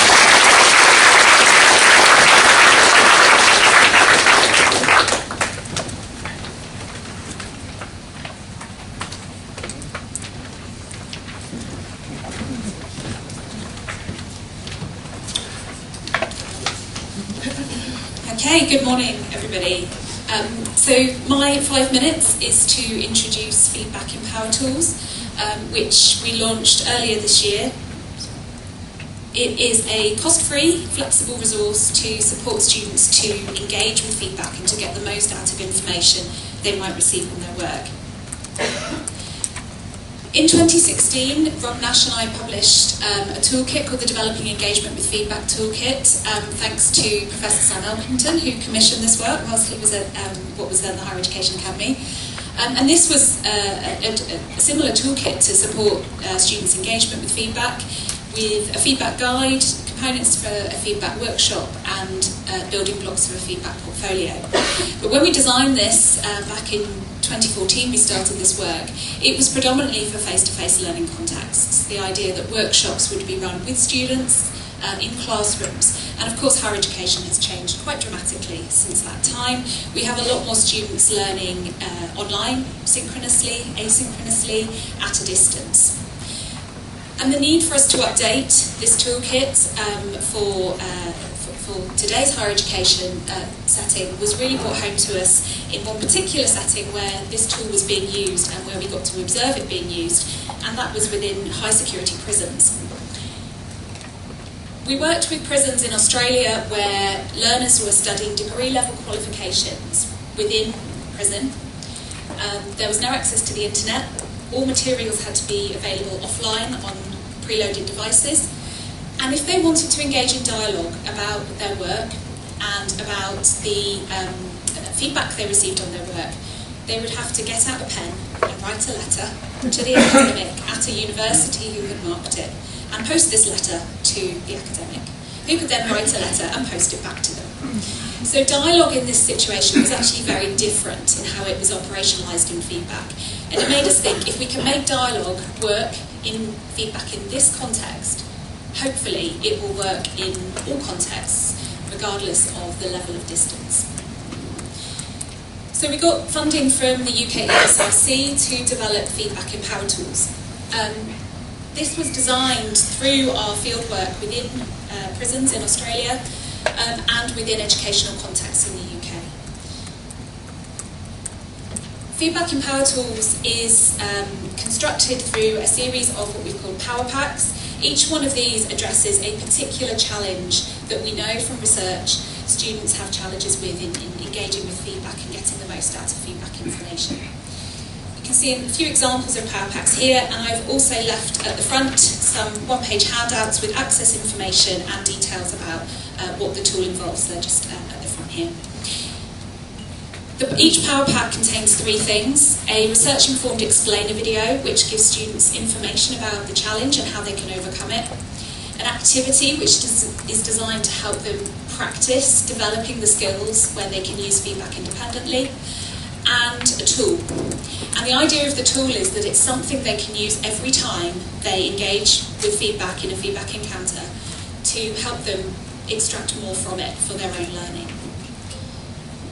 These can all be used online, but importantly they can also be downloaded and used offline, which was really important for our design in the prison context. We also have an AI bot where a student can go in and say what they're struggling with in terms of feedback, and it will point them towards particular resources. A very brief example of how this is being used in practice. I've got an example from our own institution, where our School of Health Sciences has constructed a feedback literacy curriculum across all 3 years of the programme. And you can see here what they're doing in just the first year. Across the whole of the academic year, students use the Revisiting and Tracking Feedback Power Pack to collate feedback, information from all feedback encounters in practice and in education. And then through a series of skills tutorials over the year, they engage with particular power packs to help develop skills to support their use of feedback in the context of practice and in education. And then for year 2 and year 3, the curriculum advances to different topics. So what we're doing at the moment, we are partnering with educational institutions to integrate feedback in power tools within curricula. And always interested to hear from anyone who's wanting to try this out, and we are able to support with evaluation. We're continuing to work with the prisons in Australia and with now prisons in the UK through the Prisoners Education Trust. And a further context that has evolved from this work is with regional study hubs across Australia. So very remote areas of Australia where students may not have internet access at home, they can travel to these remote study hubs to access the internet. So we're working with them as well. So again, really interested to hear from anybody who would like to try this out within your context. We do have some follow-on funding for evaluation, so I'm really open to partnering with people. Thank you very much.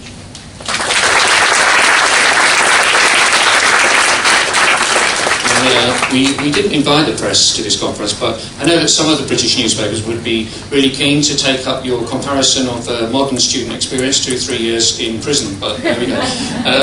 Okay, so questions or comments for Naomi?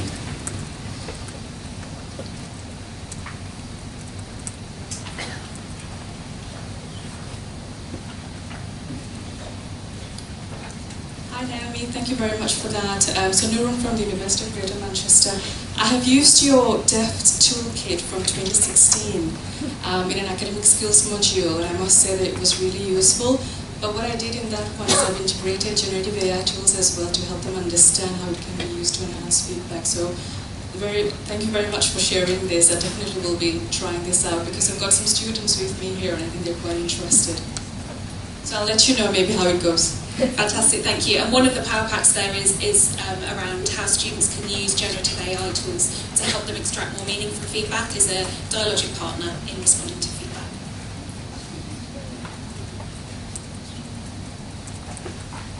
I've got one here. Thank you very much. Latif Osterson from University of Sunderland in London. I'm interested to know whether there are any barriers in the prison context, especially in the UK, for those inmates who maybe those students who, I should say, who are maybe not as digitally literate as some of our students within any barriers or any sort of cut? Yeah, absolutely. So it's a really good point, and it's why we work really closely with the education officers in the prisons in Australia, and we actually went to observe teaching sessions in there.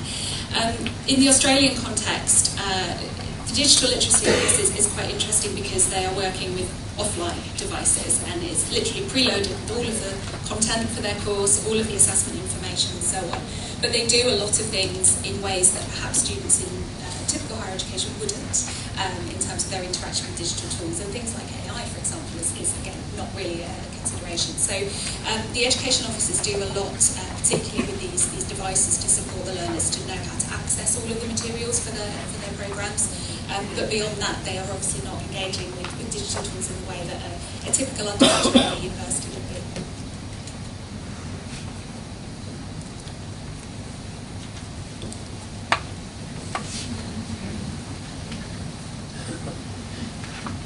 We've got another question or comment. Hi, Nick Worsfold, Brunel, University of London. Would our feedback be better if we just wrote our students a letter? Could you tell us about the quality that you were seeing from those rather unusual feedback interactions and what we all might learn from those? Yes, this is a really interesting point, and we were working within the framework of transactional distance theory and the understanding that in some contexts, particular elements of a relationship are more important. I think there's certainly one thing that we noticed, that when one of the learners within the prisons received a response from an academic, they really valued it and they pored over it and spent a lot of time engaging with it. And we saw this from the education officers as well, that the dialogue, they would then pick up the dialogue with the student based on what the academic had written. So I think in that situation there's something about valuing the information, because it's harder to reach, it's harder to get. But also a recognition that they then had to do something with it, and that's where the prison officers really, the education officers really came into their role to support that. I think we have a hand up. Naomi, that was really interesting, thank you so much. What about the quality of the feedback? And I'm asking that because some of my colleagues, when they give feedback, the quality is absolutely awful. It isn't remotely helpful for the student. So, yeah, quality. So, do you mean particularly in the prison context or generally? Generally, yeah. So part of feedback in Power Tools is enabling learners to do something with feedback, whatever quality it is and however useful it might be. So we have a section in there which is how to deal with feedback that is inconsistent, how to deal with feedback that you think is wrong, how to deal with feedback when it provokes a really strong emotional reaction.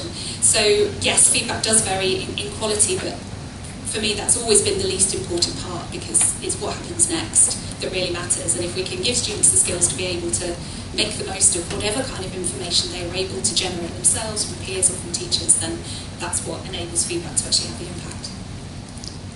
Okay, thank you very much, Naomi, for everything.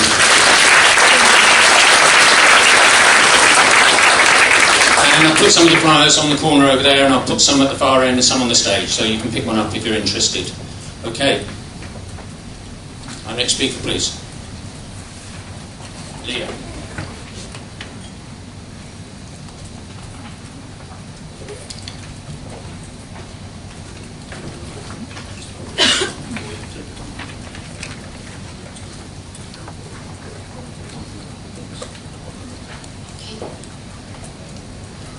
Can everyone hear me okay?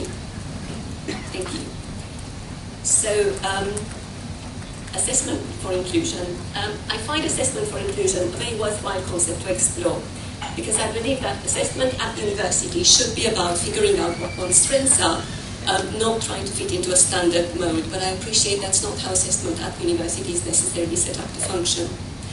I also believe that inclusivity should be at the core of how excellence in higher education is facilitated by institutions and evaluated at sector level. And I was curious to explore whether that was indeed the case in the national context in which my university is based. So I set myself a question, what could we learn from TEF 2023 Triple Gold providers about disability-aware inclusion through assessment? Pete asked me to explain TEF 2023 Triple Gold. It's basically providers in the UK who have been recognised for their commitment to excellence in learning, teaching and assessment. And I do hope that regardless of whether your professional lives have any connection at all whatsoever to the next TEF iteration, you will help amplify the message about connecting institutional excellence and assessment for inclusion and contribute to making that connection happen. I'm focusing on disability-aware inclusion because it is a challenge that has needed to be addressed for a while, and now is a good time to do so. And it's a good time to do so because there is a growing body of literature to inform practice, and the authors of that body of literature are here present in the room. Good practice is increasingly available and being shared at sector-wide events, and in the UK in particular, there is an additional lever to support that process from the sector body currently responsible for evaluating educational excellence, namely a forthcoming statement of expectations with regard to disability. I chose to focus on triple gold providers. I appreciate there won't be triple gold anymore in the next iteration, on the assumption that the approaches these providers adopt to facilitate an inclusive experience translate into outcomes, though I appreciate that connection can be quite challenging to evidence at times. The submissions of the TEF 2023 Triple Gold providers are a rich body of data through which to explore strategic intent and practice with regard to disability-aware inclusion through assessment, and by submissions I mean the 25-page documents that providers write to contextualize the metrics that are being used to evaluate excellence. Interestingly, of the 26 Triple Gold providers, one did not mention disability at all in their submission, and one did not mention inclusivity. Interesting. However, although attention to disability was less central than I would have hoped, there were useful lessons to learn from the submissions, and I created a composite picture of gold standard institutional approaches to assessment for inclusion. It was very reassuring to see that gold standard disability-aware inclusion went well beyond individual adjustments. This is a composite picture, so I'm going to spotlight just 3 examples. Specialist providers, which made up about a third of the 26 Triple Gold submissions, stood out with regard to flexibility in assessment. For one provider, final year undergraduates could be assessed on performance in paid employment if the learning outcomes could be evidenced, and this was not an apprenticeship, this was a standard degree. Some Triple Gold submissions mentioned coherent and integrated support across all services and at all stages of the disabled student life cycle, from disclosure through to continuing careers guidance beyond the end of the degree. And some providers carry out regular analysis of reasonable adjustment data to identify specific interventions that would benefit all students. I am conscious of time, so I'm going to skip over the methodological slide, but very happy to answer questions afterwards.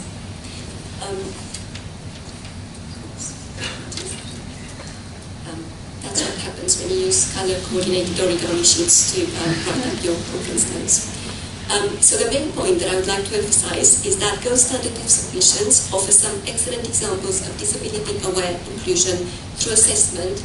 However, there was definite scope for these to be more central, more consistent, and more reflective of existing scholarly insights into assessment for inclusion. These examples themselves won't be a surprise to colleagues who are here in the room at the conference, but there is a lot of work to be done outside the conference, and the momentum that's building around supporting disabled students in the UK and elsewhere is something we should capitalise on, because it's an excellent opportunity to make a difference to the assessment experiences, not just of disabled students, but also of all students. Small specialist providers were prominent in the Triple Gold list, and it would be worth exploring which aspects of their approach are scalable and implementable for larger providers. And also importantly, a clear and consistent definition of assessment for inclusion needs to include assessment, apologies, to assessment regulations, the less glamorous work, however fundamental to how assessment functions. And I know that Charlotte Verney is going to do a fab presentation later today or tomorrow, forgive me, I can't remember the exact date, about assessment regulations. And last but not least, how am I doing for time? Another thought to take forward. Some TEF submissions spotlight the contribution of education-focused academic career pathways to a vibrant learning, teaching and assessment culture. However, the expertise of education-focused colleagues could be utilized more explicitly and consistently across providers to create a disability-aware, inclusive assessment culture. And here is a book that offers some guidance on how to develop education-focused academic career pathways. The QR code takes you to the publisher website, but the book is available in several university libraries. So no pressure to buy the book. Thank you.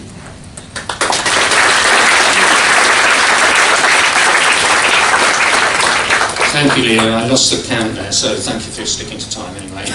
Okay, any questions or comments?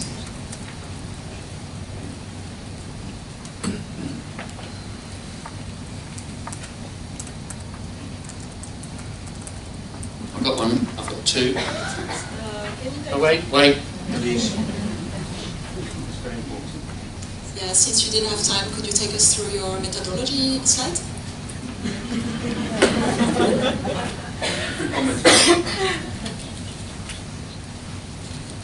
So I read the 26 submissions. These were 25-page documents. I looked for references specifically to assessment, and then I uploaded the PDFs to NVivo. These submissions are publicly available on the OFS website.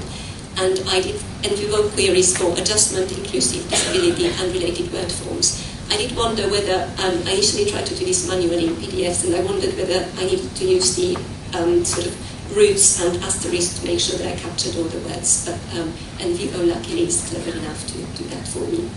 And the submissions tell only part of the story, and I fully appreciate the evidence base is incomplete, because the metrics that underpin the TEF may not fully reflect the experiences that students have. Experiences and outcomes, especially in large providers with a large number of programs, may not be consistent. And also, assessment good practice is available in all providers, not just people You didn't just ask Claude to do it for you? No. Oh, sorry. I'm a very old-fashioned academic. You'll find Okay, a that's lot of good. things manually. Okay, let's have another question. And would you like to introduce yourself? Maria Ryan, Dublin City University.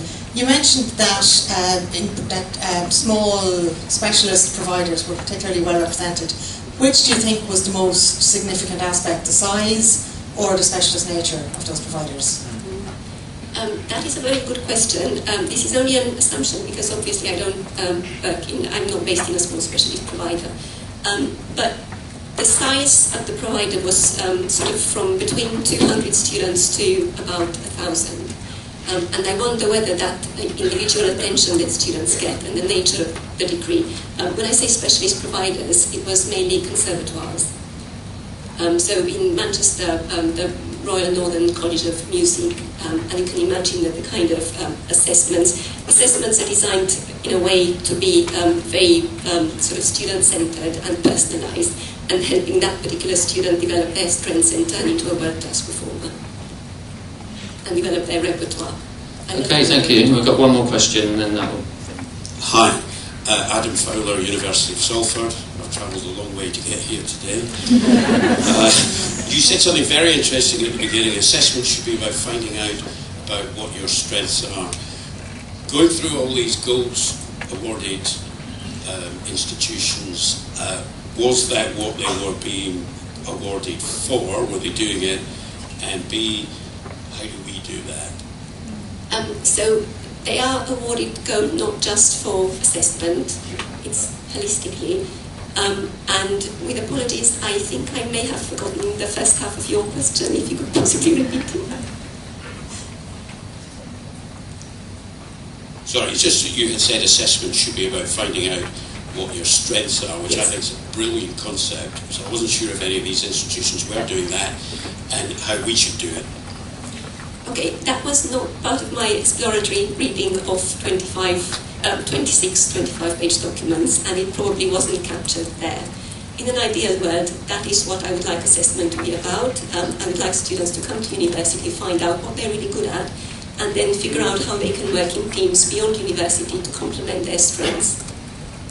Okay, thank you very much, Leo. We should end there. Thank you.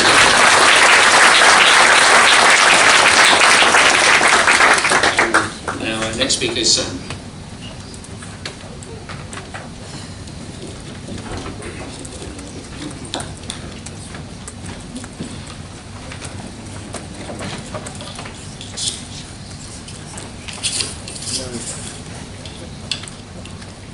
One, two. Yes, can you hear me? Okay, that's not stressful at all. Okay, welcome to my mini keynote. So I want to take you through a quote of one of my participants during my doctoral research, completed doctoral research, that really looked into feedback experiences of students, teacher feedback experiences of students. And I particularly got interested in this one. Thank you for the feedback, but no, by one of the participants. And then I examined a bit more the resistance and legitimate resistance to feedback and what we can learn from it. So, thinking about, for example, the idea of feedback literacy as appreciating feedback, making judgment, managing effect, and acting on feedback, maybe we could characterize Shefali's quote and experience as somewhat maladaptive or defensive, passive, sometimes even I see deficient or dysregulated, and in teacher language sometimes I hear lazy, and we could say, well, maybe they are just illiterate. Maybe the appreciating feedback is there with the thank you, but well, these are some sort of things that we think about because we often see feedback literacy as successful when students actually take on the feedback and implement it, right? So I want to go back a bit to research on feedback, and I have noticed that probably you all are familiar with this, that although we have moved from a transmission model that sees feedback as information and that was teacher-centered, that is kind of old-fashioned, and moved towards a more dialogic or learning-centered feedback model with feedback as process, student-centered, I believe that even in the process paradigm, we are still kind of reenacted what Paulo Freire from Pedagogy of the Oppressed is talking about in terms of a neo-banking model that is, for example, teacher-teller depositing feedback inputs into the receptacle heads of students that then have to produce outputs. And now we are even more endangered by the algorithmification of feedback that basically reduce feedback to a download-upload system.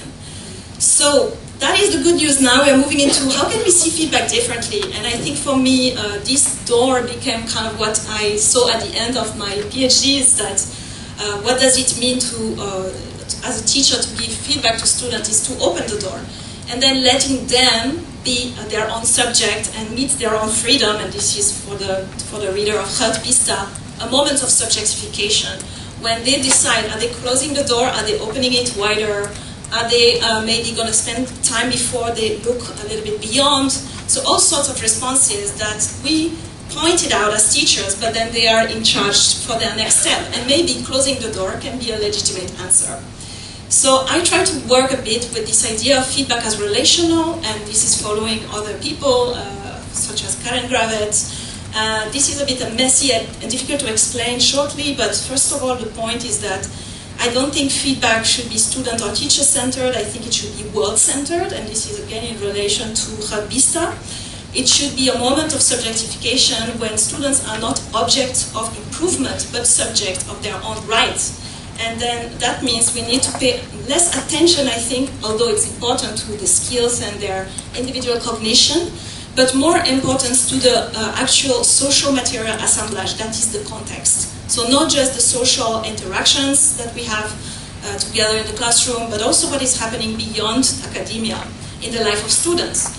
And these elements that I could explain one by one if I had time are not just interacting, but also intra-acting, that they are influencing one another and creating a sort of context for action or context for inaction for students to actually be response-able with the feedback. And this is a bit more context onto Shefali's quote. So I also have more regarding the context, but I try to keep it short. So they said, when you talk to me about writing or creativity, I have a voice I have already developed. So they were getting feedback on their writing. I've been writing since I was 13 and I'm 20, so I've been writing for the last 7 years. I've developed a voice for myself. So even after receiving feedback, I sometimes don't alter the way I write. I continue writing how I feel confident. And then of course the feedback does not change, because they still expect me to meet the center mark, because they expect them to work with more academic writing, for example, which is not a neutral way, but that is the feedback. And they continue. Feedback is just feedback. It's not a rule being imposed. So I can choose to take feedback, or I can choose to just say thank you and move on, like not take it. And sometimes I do that. Sometimes I'll just say thank you for the feedback, but no. So if we now review feedback not as just information or process, but more as an encounter, and I could talk more about this also, but I can't, and why it is all intentional about what I decided to put in that picture. I think feedback is a present, but in the sense that it is a gift, but also it happens in the now. It's an interruption, it's a moment that disarm you, where you are going to decide to unwrap this present or not, and discover something that maybe is different than what was intended. And it's also about co-presencing, so it's about this relational alliance between teacher and students. It's a moment of subjectification where actually the teacher stops doing their work and it's time for the students to take on their responsibility. So for me, it's not teacher empowering the student, but rather the student emancipating themselves through the eyes, through the subjectness. So that's it. I wanted to finish with this slide just to say I don't think the future of feedback is algorithmic. I think the future is relational.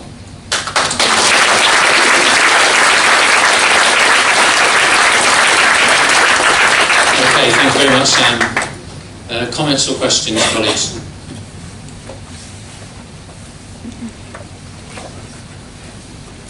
This is a bit of a provocation. So, is it relation between humans to humans or humans to artificial entity? Because AI can also take on a personality.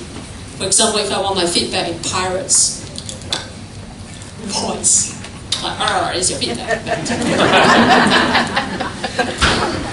Well, you give me an opportunity to make a statement. As an educator, I'm abolitionist. I'm anti-AI.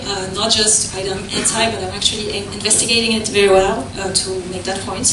I think we should decolonize our assessment practice, and in using AI, we tend to actually go back to the colonial matrix of power. So that's a bigger point of it's too much implicated in harm in the very beginning.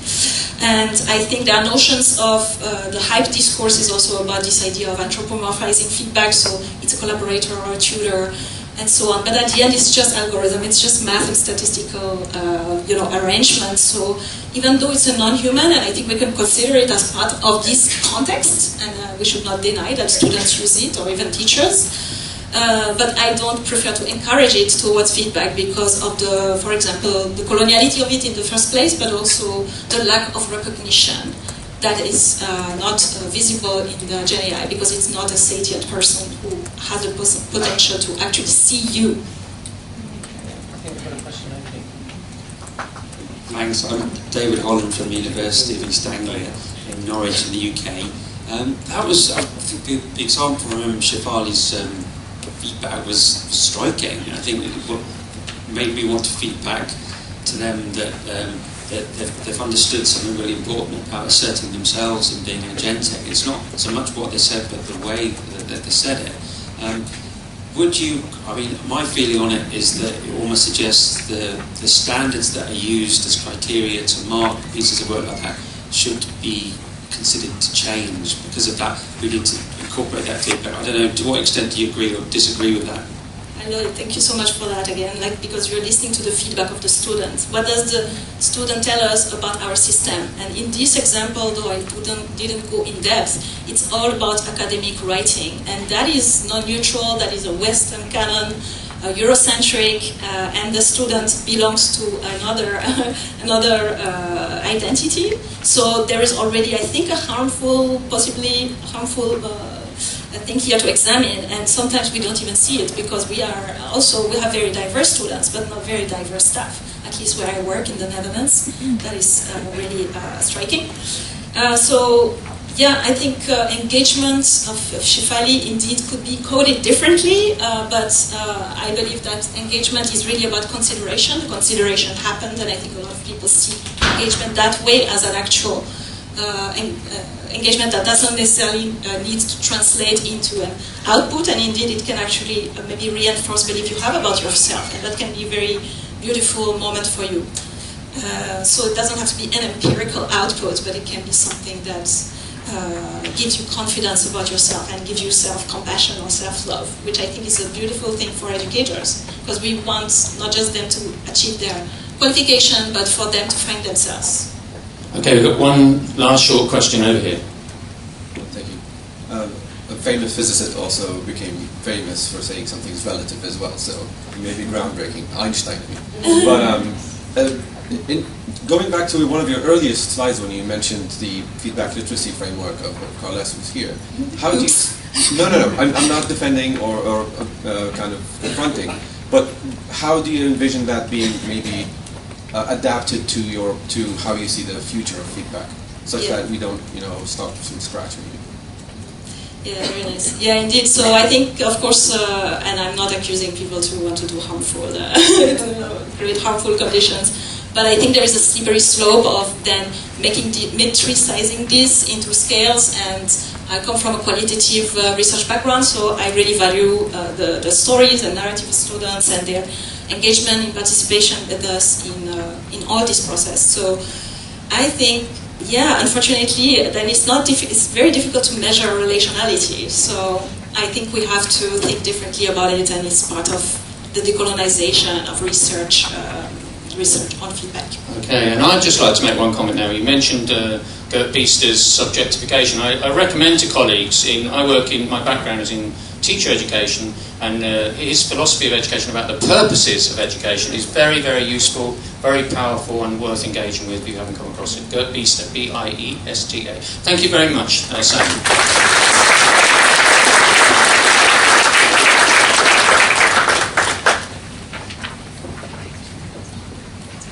And last but not least, you, sir. The prompt is working? Yeah. Good morning, friends and colleagues. They've lowered the lighting and the brightness in the room, so if you can close your eyes and hear me talk about traits for the next 5 minutes. This presentation is based on some ongoing work with a lovely bunch of colleagues from Deakin University, from the Center for Research and Assessment of Digital Learning, Cradle, it's by myself, Jules Minden, Margaret Bierman, David Powell, Thomas Corbin, Philip Pilson, Joanne Tsai, and Jack Watson. Quite a bunch of people. In this conference, I don't think I need to convince anyone that in these times of Gen AI, we need assessment redesign. We need to rethink assessment. We need to transform assessment. It is not enough to tinker around the edges of assessment design, but we need to reinvent the whole practice of assessment. As a series of articles in Times Higher Education calls it, we need a great assessment rethink. But what about grades? Are we extending this rhetoric of redesign into the realm of grades and grading? Are we rethinking the grading scales that we are using in higher education institutions across the world? Now, in this ongoing work, we argue that amid this rhetoric of redesign, grades remain the elephant in the room. Grading systems across the globe have remained largely unchanged, even amid this rhetoric of transformation of assessment, feedback, and learning objectives. But what does a grade tell us about what students can do within an age of AI? What does a B- or a pass tell us about student capabilities, human capabilities in these times? So we might not have started to completely rethink grades, but of course students and teachers already use AI tools in the work of grading. In the quite eloquent words of Ronald Prusa in Current Affairs last year, students already use AI to write papers. Professors already use AI to grade student work. Welcome to the death of higher education.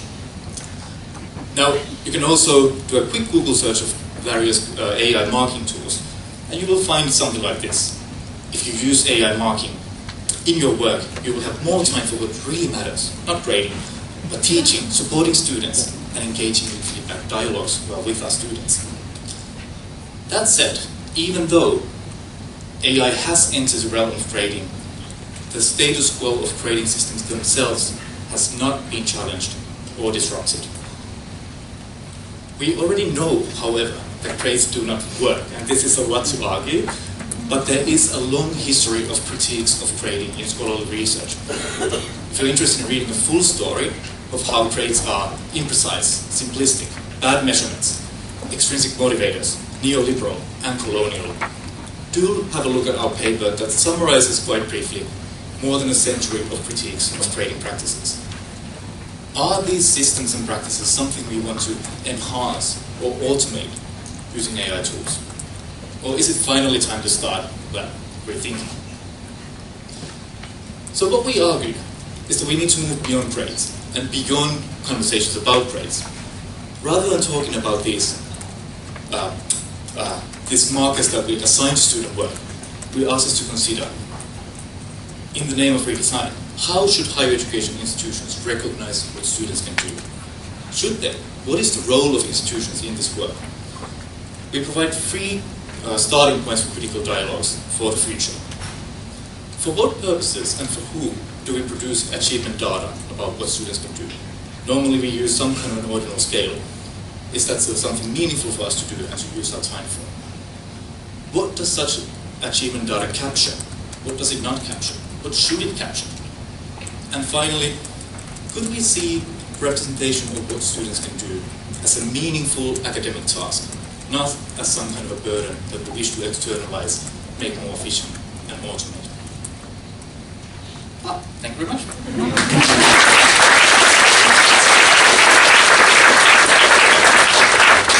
Okay, thank you, Yusuf. Any questions or comments? Go on, Sam, if you've got one.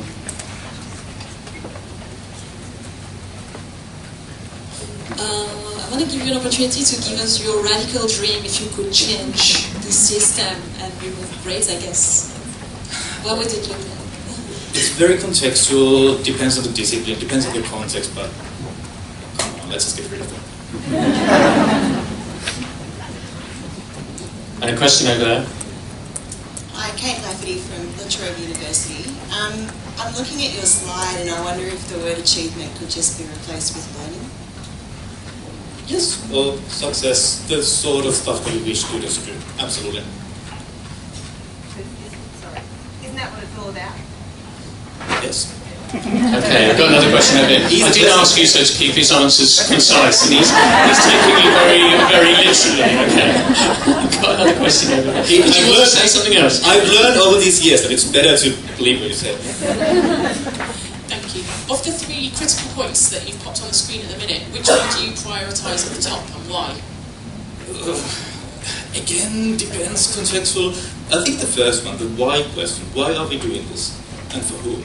We often talk about, for example, employers needing some sort of GPA measures, needing trades for that purpose. Is that a purpose that is meaningful in all different disciplines, programs? Maybe, maybe not. So let's start from there. We've used a lot of time for this activity. Why are we doing it?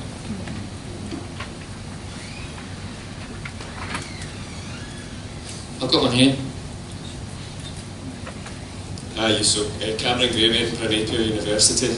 I completely agree with everything you said, Yusuf, and your points. I suppose my provocation or challenge would be, how do we change the system when primary, secondary education all work the same way? So then, higher education, how do we make the change retrospectively?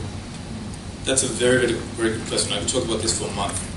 Briefly, I think one thing we could do is to look at those contexts where this has already been done in one way or another. For example, contexts with no grades, medical education, some design programs, or alternative schooling contexts, Stein and Montessori schools.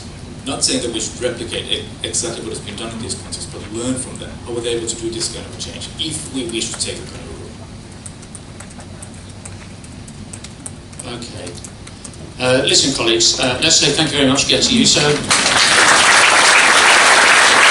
Super pleasure to introduce David Colley from Manchester Metropolitan University, talking on behalf of work he's been doing with a colleague from Goldsmiths, Mark McCulloch, and he's going to be talking to us about the portfolio create model. Looking forward to it. Thank you. Okay, thank you so much everyone. Thank you for staying around in this room when it's tempting to move out after a whole morning in this room. Yeah, unfortunately my colleague Mark can't be here today. But I'm going to introduce you to the Portfolio Create model, which was, it's the fruition of about a 2-year project now, which initially was launched with the help of a pedagogic research grant from the Academy of Marketing. We've been developing this project for the last couple of years. We've been introducing conference presentations, and I'll explain at the end as well that we've got a journal submission that's in review at the moment as well, and off the back of this particular piece of research work. Yeah, so we set off out, we've got a proposal into the Academy of Marketing to look at the role of assessments within the context of marketing education. We looked at how portfolios can be a holistic marketing assessment to enhance employability. So the other context there was around how portfolios can impact employability prospects for students. It was about looking at how we can align assessment with real-world demands. It was a qualitative study, and we aimed to develop a framework as a result of that, which ultimately became, what I'm going to present in terms of the Portfolio Create model. Providing a little bit of background context, we did quite a lot of research to see what the main kind of areas were that we wanted to address with this project. Picking out a few areas of papers and literature that we'd looked at. So marketing education is increasingly shaped by digital first practice, so a lot of us will be incorporating digital assessment practices within our programs. Authentic assessment become a very sort of key area that a lot of academics are looking at the moment, and we describe that as evaluating students through tasks that mirror real-world application. Traditional assessment formats often provide limited signals of capability, creativity and professional judgment. So we also looked at that context of how can students evidence the skills and the kind of practical development that they evidence from their course. Creative portfolios can offer a promising mechanism for making capability visible through market-relevant, practice-based artifacts. What's important about this particular quote is that we'll return to that idea of the artifact. We use artifact as a way of describing the content that students will collate within the context of the portfolio. Assessment increasingly needs to demonstrate applied capability, not just knowledge acquisition. And creativity is increasingly recognised as a critical marketing capability, yet remains underrepresented in traditional assessment practices. So that provided us with the kind of bedrock and foundation for the project. We talk about a creative portfolio throughout, and it was really important that we understood how we were defining that. So we described a creative portfolio as a curated and evolving collection of artifacts that demonstrates a student's ability to apply marketing knowledge in context. By integrating creative, strategic and analytical work, portfolios function as holistic representations of capability and act as market-facing signals of graduate readiness for employers and industry stakeholders. We set off out with a very clear set of aims and objectives. Our aim was to develop a framework, including guidelines, and that is the Portfolio Create model that I'll be demonstrating in a few slides' time. And 4 very sort of clear kind of research questions there as well. So examining what barriers exist to fostering creativity and employability. Secondly, how creative portfolios are perceived as being integrated into marketing education in relation to professional expectations. Research question 3 was around the forms of creative and professional capability that employees want to see evidenced in student graduates. And number 4, how portfolio-based assessment could be operationalised within marketing education. In reading around this, we arrived at 4 kind of key thematic areas that really guided a lot of the research that we conducted there. The first one is authentic learning and assessment, focusing on authenticity, shared learning, professional judgment, disciplinary participation. The second one is creativity theory, so developmental creativity, contextual creativity, experimentation and creative process. The third area is constructive learning and reflection, so reflection, feedback, meaning making, and iterative learning. And the fourth is praxis. The previous speakers talked about praxis and phrase kind of area, which is something that we learnt on quite heavily in terms of theory, action and reflection, professional enactment, agency and ethical judgment. And that guided an interpretive orientation which was around creative portfolios, conceptualised, developmental, reflective, professionally situated and market-facing assessments. Our method was a two-stage qualitative approach, and we explored stakeholder interpretation of creative portfolios. We looked at a lot of different perspectives. We talked to a diverse range of participants within that. I'll show you the participant table in the next slide. We used purposive sampling, so a lot of our networks we were able to have access to academics, creative practitioners, recruitment, talent acquisition people, basically a number of different and a variety of stakeholder perspectives there. We held 2 focus groups as a first stage, which helped to guide semi-structured interviews, a total sample there of 20. That might seem low, but what we did find by the end of this process, there was a certain amount of theoretical sort of saturation, and we got a lot of rich, very rich kind of data as a result of that. We then applied some reflexive thematic analysis to that. This is the participant table. You know, a lot of my background is situated in kind of advertising, branding, agency kind of experience. We did talk to a lot of people in agencies, but also in industry, sort of logistics firm, banking. You know, so there's quite a wide range of stakeholders there from different industry and agency perspectives, as well as academic practitioners, creative directors. You know, so a real kind of range. Because the 2 researchers are based in different parts of the country, we were able to look at networks in the northeast and also like in the south around London. Our findings identified 7 interrelated themes that captured how stakeholders interpreted the role of creative portfolios. The themes, and this is quite important, highlighted some shared understanding around what are the tensions and the practical considerations that related to issues like legitimacy of assessment, development of creativity, and signalling of employability. We didn't see them as objective outcomes, but just a process of kind of like sense making around how portfolios can signal graduate capability. This is the thematic map that we produced as a result of it. There's 7 core themes in the middle and some interrelated sub-themes there. So just to very briefly describe those 7 themes: tailoring and strategic use of recruitment contexts, longitudinal and program level integration, assessment, legitimacy and accessibility, feedback, critique and industry engagement, portfolios of credible assessment signals sort of sits at the heart of that, and then finally creative identity and capability signaling. Talking about a research project, I think you've always got to include a little bit of the kind of like sense of what people have said within that. So a couple of participant quotes here from different kind of perspectives. The first one was a creative director from an agency who talked about one of the first things they look for is a portfolio. Even at the intern level, if someone expresses interest in a role and all they give me is a CV, I won't even look at it. If there's no portfolio, it tells me they don't have the skills that I need. So it's placing that portfolio is really, really critical there. And getting students into the room, starting that conversation about potential graduate or intern position. Second participant, and this is a really key theme that we were really kind of excited to kind of see, that idea of like industry critique was really important as well.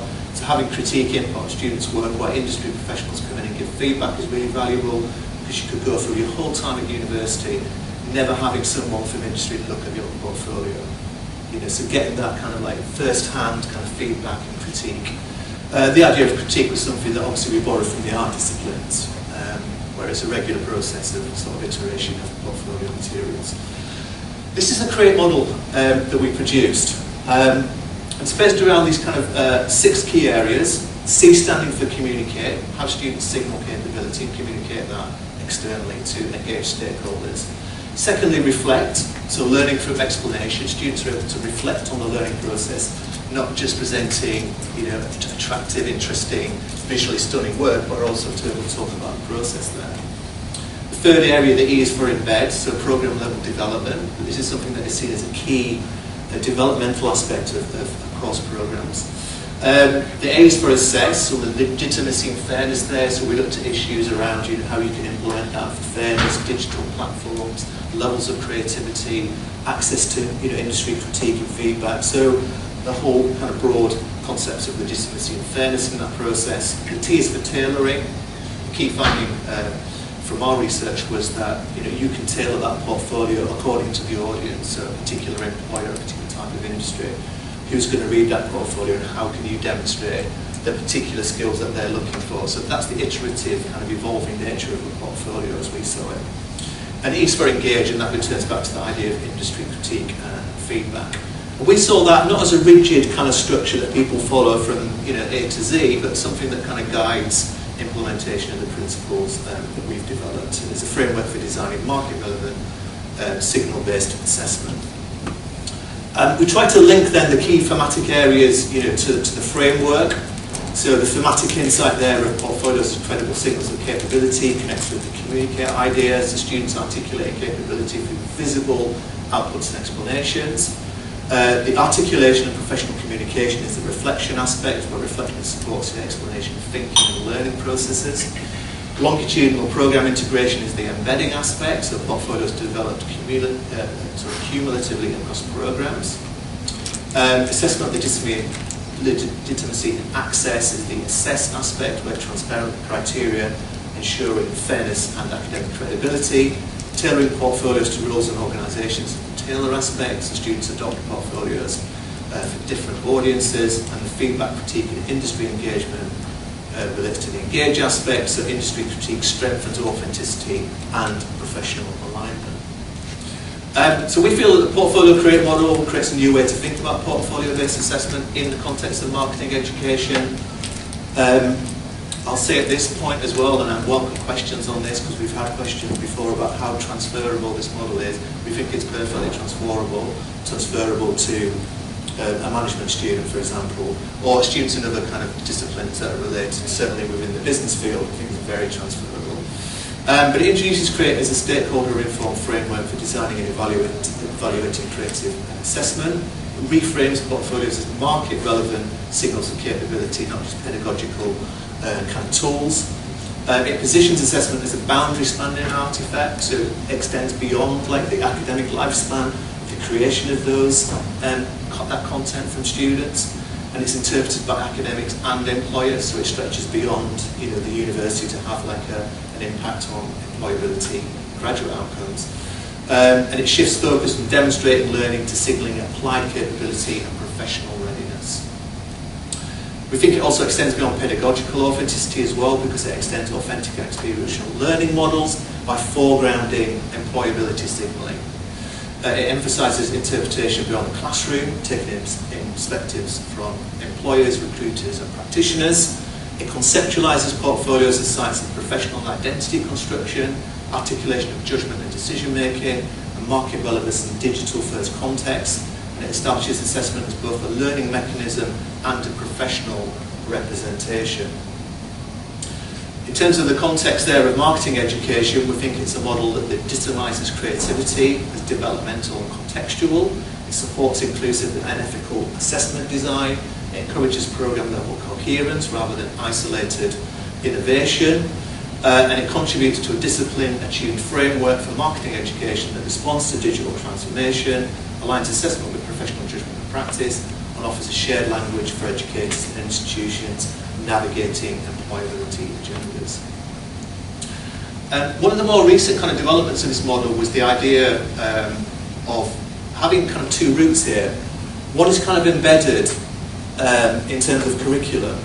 So you're actively embedded within the curriculum of a course, a program level course. But you've also got this extracurricular level as well, because what a lot of the data was showing us that actually a lot of employers want to see personality, they want to see character, they want to see a little bit of an insight into what that student is like, not just the the kind of academic application, theoretical application, making that relevant, but also like increasingly in this AI generated kind of like application processes and so on, where does the personality shine? So the opportunity there to develop extracurricular representation, and that could be what students have learned on an intern or placement year, it could be private projects they've worked on, passion projects and so on.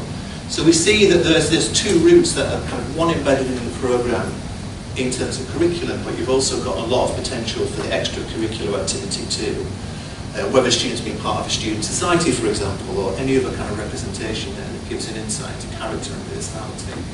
Of course, those two things can work together, and when they do work together really well, they give you a really excitingly kind of rich and diverse kind of portfolio there, which is quite impressive. And it's how you kind of integrate that within the context of your own particular programs or departments or institutions there. The other thing as well, because we were responding to questions of like, what does the content of a portfolio actually look like, and how can you translate work from diverse forms of assessment into portfolio, artifacts. So we set ourselves a task of trying to break down how students can represent some of the diverse range of assessment within a portfolio context. So for us, a marketing essay, a very traditional form of assessment, would be the form of a strategic insight article, would demonstrate critical thinking and contextual analysis. A marketing analytics report would be a data case study or a dashboard development, for example, demonstrating analytical reasoning and insight generation. Strategic marketing plan would be campaign strategy, portfolio entry, so it's evidencing that in a very practical and visual way to demonstrate strategic planning and professional judgment. A campaign assignment, analysis of a campaign of some kind, is a curated campaign showcase that shows creative development and communication. A digital marketing audit demonstrates a consultancy style portfolio piece and applied problem solving and evaluation. Branding assignment, which is my particular area, but the development of brand identity elements, things like the development of logos and tone of voice and branding guidelines and so on, brand development and design thinking. And then finally, presentations, pitch decks, client-facing proposals, live brief activity, demonstrates professional communication and persuasion. Just wrapping up the session now before we open up to questions. Our next steps are the money that we took from the Academy of Marketing Act. We're investing in the development of a website, which is going to be like a resource centre. We're very keen to work collaboratively with people to roll out this kind of project. We did a session fairly recently. That screenshot there is from the Sussex Marketing Society. We did a student-facing kind of workshop of how to build a portfolio, which we found really fun. The students found it really, really beneficial. We also did a research seminar at the University of Sussex in Reading as well at the same time. And we're very keen to kind of roll out this research in a very practical way. The website will be coming within the next few weeks. I'm actually working on it at the moment. But again, that will be like a resource area where the model will be available. We'll talk about implementation. We'll kind of track any kind of impact that we make as a result of this particular research work. We've got a journal entry pending for the Journal of Marketing Education as well, so that's gone back with revisions to the second submission, and we're hoping to get an answer on publication for that fairly soon. Okay, thank you so much. So ultimately we think that CREATE suggests that portfolios are not just assessments, they're a mechanism through which graduate capability becomes visible to the market. And like I said, we're really keen on making connections and trying to roll out this work in a very sort of practical sense, and just get in touch, and we would love to collaborate with you. Thank you very much, everyone. Thanks very much, David. Really interesting and lovely to see a marketeer's slides. I'm always amazed by how other people can present work that looks so engaging, and obviously a marketeer and a master at it. Are there any questions? An ex-graphic designer. Ex-graphic designer, well, there we are. Are there any questions for David? Trying to look on. Yes. Yeah, it's a nice lead in there with a graphic design point of view. So the tension that I've got in my mind about doing something so similar is that an employer will want to look at, a student will imagine that an employer will want to look at the finished, polished output. Whereas I guess as an educator you're really interested in the learning that's visible and actually the progress that's made with the course and getting better. So I just wondered if Ben had any challenges about maybe students a little bit reluctant to share early work when actually that's probably something to be celebrated. Before you answer that, can I take us back to Pete's point and ask you to just literally summarise that, just in case folk who are further away can't hear it? No, it's not a question. You can still ask your question. I'm just very mindful of Pete being bad cop this morning and asking us to repeat questions. Yeah, I think what employers might want to see is, I think there is an argument that students would curate their best work, which best represents kind of like what their particular, it might be diversity of skills representing like 3 or 4 major projects.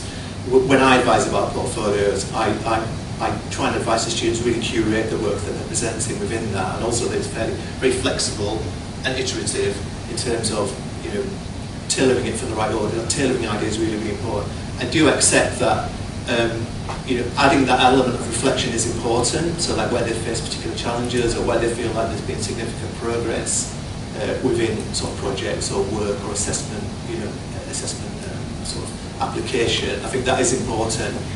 I'm not so sure. We're not so sure that employers would necessarily want to see that, rather than just the thinking behind sort of concepts and ideas and those kind of artifacts that are represented in the portfolio. No, thank you. So I'll make sure I just repeat the question. That's all. Yes, indeed. Hi, thank you. Really interesting and aligns to a lot of my own kind of teaching and development. As an ex-marketeer and graphic designer myself, and now teaching music, I've been working for 15 years to try and get students to present their work in a sort of portfolio environment. The problem I always face is because there's no room within the teaching to actually teach the front end of this, like how do you actually make it look good, and the staff are not interested in that either because they just want to teach music. Is getting to that point where we can actually create a portfolio rather than just saying use Wix, which I don't want them to do, how they actually sort of present that work in a professional way. That's a very good question. This is around that legitimacy and fairness kind of area that we talked about. My own university, Manchester Met, we're an Adobe campus, and our students are routinely working with Adobe Express, for example, so they've become very sort of competent using that as a platform. Adobe Express have also got like a really good kind of publishable kind of web feature as well, so that kind of facilitates that. I would say in terms of the technological barriers for a lot of students now, are lower than they've ever been in terms of the amount of free platforms, free software, the ability to kind of like get a lot of sort of self-taught tuition really to kind of pick up sort of design and layout skills. But I also think what Adobe Express and other platforms like that do is provide students with, not the way I learn graphic design, but they've got like ready-made templates, for example. So yeah, it can be a challenge like dealing with that creativity aspect and that access to digital resources. We understand that's a question, but it's back to that idea of like digital first assessment. A lot of us are doing digital first assessment. The more the students can become familiar with using digital platforms like Adobe Express, like Canva, even like rudimentary website builders like Wix or Squarespace, the better. And I'd actually argue that there needs to be space there for those kind of technical and sort of design skills, because that's the front end of what a lot of students will be giving employers. I think it's really, really critical. Yeah, I agree. Yeah. Any other questions? Students are told to use Adobe Express, they don't have a choice what platform they use. We advise them to use Adobe Express. Okay, so they can use another platform. Yeah, they're not penalised if they use Canva. My newer students use Adobe Express because they jump straight in on it on year one, whereas like students who are now in years 2 and 3 like have used Canva for a few years and love Canva, but they've got the full functionality of Adobe Express where they've got a very limited access to Canva quite often, so they don't get the premium version. Because we're Adobe Campus, we do get it. We're an Adobe Campus, that's my reference. So expenses. Yeah. Adobe licenses are I used to talk with students about years ago about getting student subscriptions for like the Adobe Suite, and they'd be like, I can't pay like £12 a month for Adobe Suite, and there'd be designers in the room going, how much are we paying our agency for like access to Adobe Suite?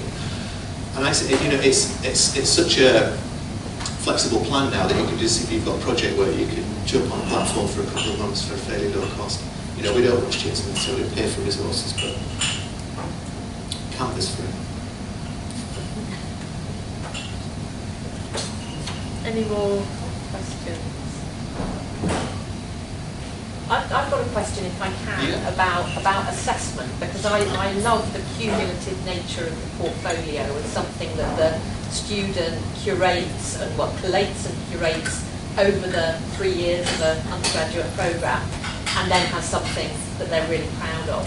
You talked a bit about the digital tools, and you talked about digital first. Is it physical as well? I suppose I was getting all sorts of images of the kind of art portfolio, which is, to my mind, very physical, and I'm just wondering, in terms of digital first, what does it look like, and how do they port it away from you for their future if it is digital? Yeah, I think the physical portfolio is something that existed within like the art disciplines for quite a few years. Students would carry around those big kind of like portfolio cases.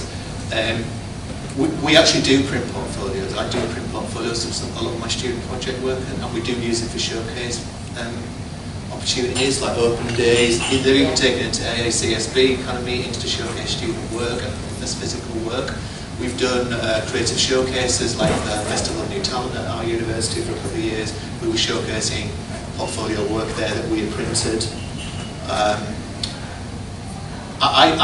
If I'm advising students, it's a tangent to, I think students have a digital portfolio first, and I think if they're inclined to print that, to have it as something that they can actually physically take to somebody or be part of a conversation. One of the things I'm looking at in my role is introducing like a live crit event next year for my level 6s, the final years, and we're going to be advising them to bring a physical portfolio along to that crit event. So it's the context of when they might need to use that physical. But I also say to students, there's a lot of complex issues here, but I also say, if you've got a physical portfolio that you walk into an interview, for example, you can whip it out and show them. It could be something that could be part of a conversation. That was the thing that really stood out from the data that we received, that a lot of recruiters really love to see that portfolio work. One of them even said, we just get so intrigued by when students send this portfolio, we always open it. So it kind of opens that door. There is a place for physical portfolios, to answer your question, but I think it's context dependent. Most digital application processes, if it's there within either as a link embedded within a cover letter or a CV. The other aspect that I didn't talk about is that it's something that actively could be shared on social media, particularly like LinkedIn, for example. So it can be showcase work that you can actively get out there on platforms like LinkedIn. So you're making that available to a wide audience. There's so many different applications of portfolio, potential applications. No, thank you. I was just intrigued by my limitations of my understanding, but it's blown me away. Are there any other questions? Anyone else want to ask anything? Can I ask one more question? I know that's really rude and I shouldn't hold the tongue, but I'm going to take us back to assessment and the assessment of this. And can you tell us a little bit about how it works in practice around having what to me looks like a kind of programmatic capstone kind of accumulation of learning in this portfolio, but done through the pieces of modular assessment where these artifacts are created. Can you talk to me a little bit about how it works as a program team or a course team in terms of seeing the big picture and the holistic view, and at the same time working at the module level? Every institution will be different. So some institutions will find that there's a possibility for embedding it within a program. If you've got PPD units, for example, that kind of professional focus, skills development type of module, especially if you've got them year on year, you can build it in quite easily then as part of that. So it could be an element of assessment within the broader kind of PPD module. Within that, you support with sessions on how to build and curate a portfolio. Some of the design and technical aspects of building a portfolio can be built into that as well. There's also possibility to, if you've got careers teams that can support this as well. So my careers team works with me to do, we're already doing portfolio crit sessions. We trialled it this year, immensely successful. So there's things like that. We've also got, there might be extracurricular activity which can help students where it's not embedded fully. If you've got a careers week, for example, you make sure you've got a portfolio workshop. I did that last year, got 80 students in the room. They were fighting to get in the room, to be honest. And it was accountancy, management, enterprise, marketing students, yes, but it was a real diverse range of students in that room no one had ever talked to them about portfolios before. They found it really kind of interesting. So you've got those possibilities there for, can you embed it within particular modules? And I would say PPD modules are the best place maybe to find that space to do it. Secondly, are there extracurricular, for example, your career service or any other support services like that would help you to support with specialised kind of session that would help students, give them advice and give them practical sort of skills and feedback there. That's how I would see it. Thank you. Thank you so much. Thank you.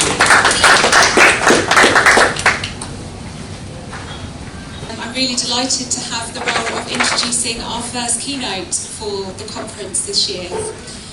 So very happy to introduce Jess Liu, who is an assistant professor in the Department of Educational Policy and Leadership at the Education University of Hong Kong. Jess was the recipient in 2025 for a 2024 paper of the prestigious Editor's Award for the journal Teaching in Higher Education for her article, How Does Gen AI Affect Trust in Teacher-Student Relationships? Insights from Students' Assessment Experiences. And I think some of those insights are going to be shared with us this afternoon. So really looking forward to your keynote. Thank you, Jess.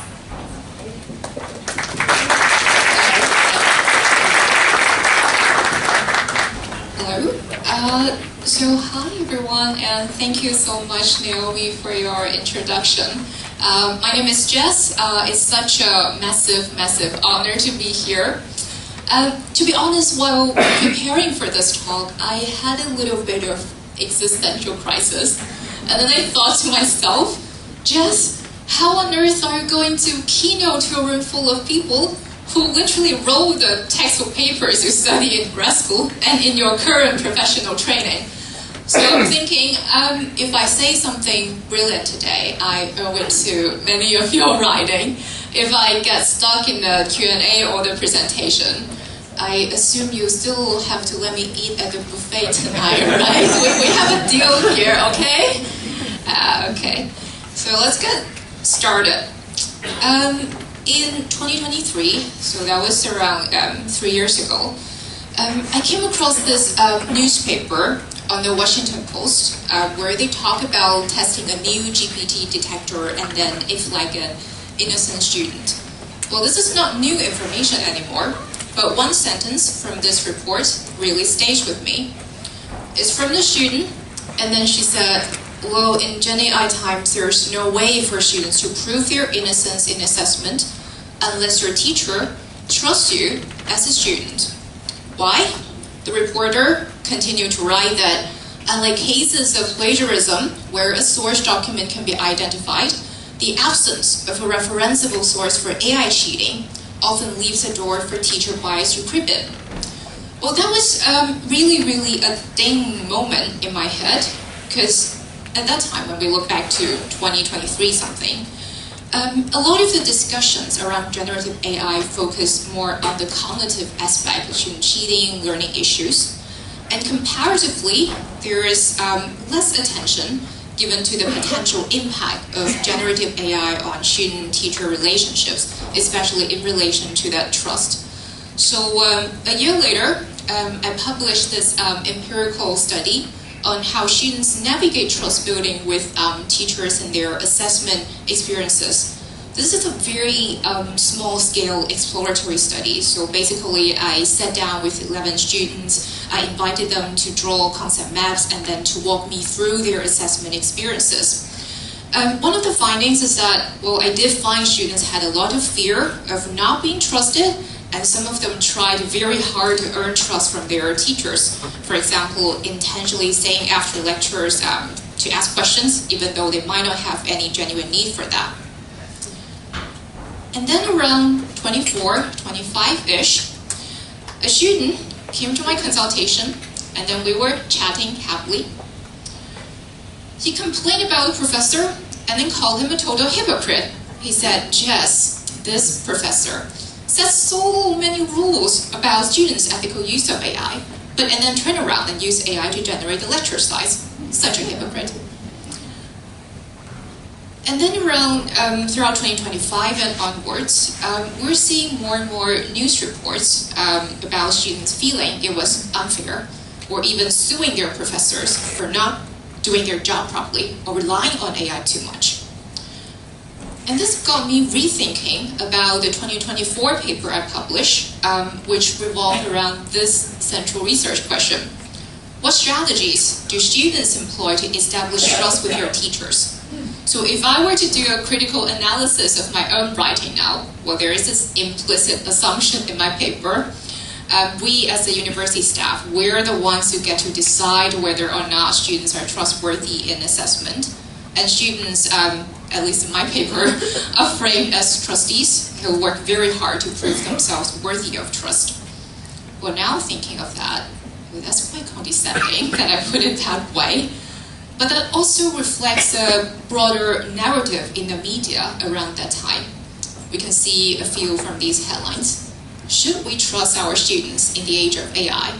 Or have we tried trusting our students? So these headlines all position students as trustees, and we university staff with the power of decision making to decide who is trustworthy, who is not. But as we all know, trust goes two ways, right? It's the mutual trust between educators and students that contribute to a supportive learning environment. So it's not just about whether we trust our students, but also how students see and trust us as educators and professionals. So in this context, these are several questions I want to explore in today's talk. So now with generative AI, if it has mediated our trust on students, has it mediated students' trust on us as educators, teachers, professionals in higher education? And what are some tensions currently emerging in higher education assessment, particularly in relation to this trust? And if yes, how did these happen? How to make sense of them? And what can we do about them? Here on the screen, we're seeing a few quite provocative quotes that I gather either from my research or from my everyday interaction with students. Building on these polls, I will later explore several areas of trust tensions in feedback, in grading, and in assessment design. And these are not meant to be exhaustive, but a starting point for us to have more conversations. And before I do so, I understand that all of us here kind of have a rough understanding of what trust is, but sometimes this could be quite difficult to articulate as well. So I want to draw on Hoyen Shannon-Moran's five-dimensional definition of trust, which defines it based on the confidence, for example, students' confidence in us as educators, whether we are benevolent, reliable, competent, honest, and open. And I will build on this model and to explore some of the tensions I'm about to talk about later. So here, the first quote we're seeing on the screen, my professor is blatantly using ChatGPT to give feedback. This quote is actually taken from my recent study with Sarah Eaton, who was here 2 years ago and did a wonderful keynote. We use university policy data, we use student interviews, social media posts as data, and then we look at some ethical considerations around teachers' use of AI to assist in providing feedback for students. And the quote we saw earlier on the screen was from one of the students, and then he thought the feedback comment received from the professor was very ingenuine, and then he suspected that this feedback comment was AI generated. So that was a very, very long paper, but one of our silent findings is that we identify very strong and very negative emotions from our students when they talk about or even think about their teachers using AI for grading and feedback. I've included some quotes here, and you could feel this emotion in the language they use. It feels like such a slap across the face. If they can't be bothered doing this, then perhaps they aren't worth being paid. So all these emotions. And if we look at the five-dimensional model we mentioned earlier, and these elements of trust have been especially questioned by the student data. But at the same time, these emotions, they seem to strike a quite discordant chord with a very popular line of research, news report, and commercials that highlight the potential of AI in generating feedback comments on students' work, with AI often promoted as a solution, if not a panacea, to enhance efficiency, to save teachers' time, and blah, blah, blah. But we believe that the emotions Sarah and I identify in our finding are not unique to our sample. In a recent study published on studies in higher education, Bodong-Yang also found that students perceive teachers who fully rely on AI, well, that's not surprising, but also teachers who collaborated with AI for grading and feedback as lazy, less caring, less credible, less enthusiastic. And around the same time, we're seeing an emerging body of discussions cautioning against this ethical use of AI for grading and feedback purposes. The interesting thing is, when I share these observations with one of my colleagues who's really a super caring teacher, her first response was that, yeah, Jess, thank you, but I've never had such complaints from my students, and I don't think I would ever have such complaints. I understand feedback grading, these are about communication, this is a process. I would never use AI for these issues. So what's the big deal here? And then I started to think, well, if teachers choose not to use AI at all, does that make them immune to this trust crisis? I was wondering about this, and Andrew Pra from Singapore gave me some empirical data. Earlier this year, Andrew published this 13-month autoethnography, very interesting, on how long-term engagement with AI reshapes his everyday sense-making and perceptions in personal and professional domains. So as part of his major findings, Andrew talked about this rise of a second-hand reality where suspicion of hybrid authorship has been incorporated into our everyday sense-making and converted into a new social norm. And in this paper, he talked about a very interesting incident of him visiting an art gallery. So Andrew was in France, and then he was visiting this beautiful art gallery, so many beautiful paintings, and Andrew was browsing.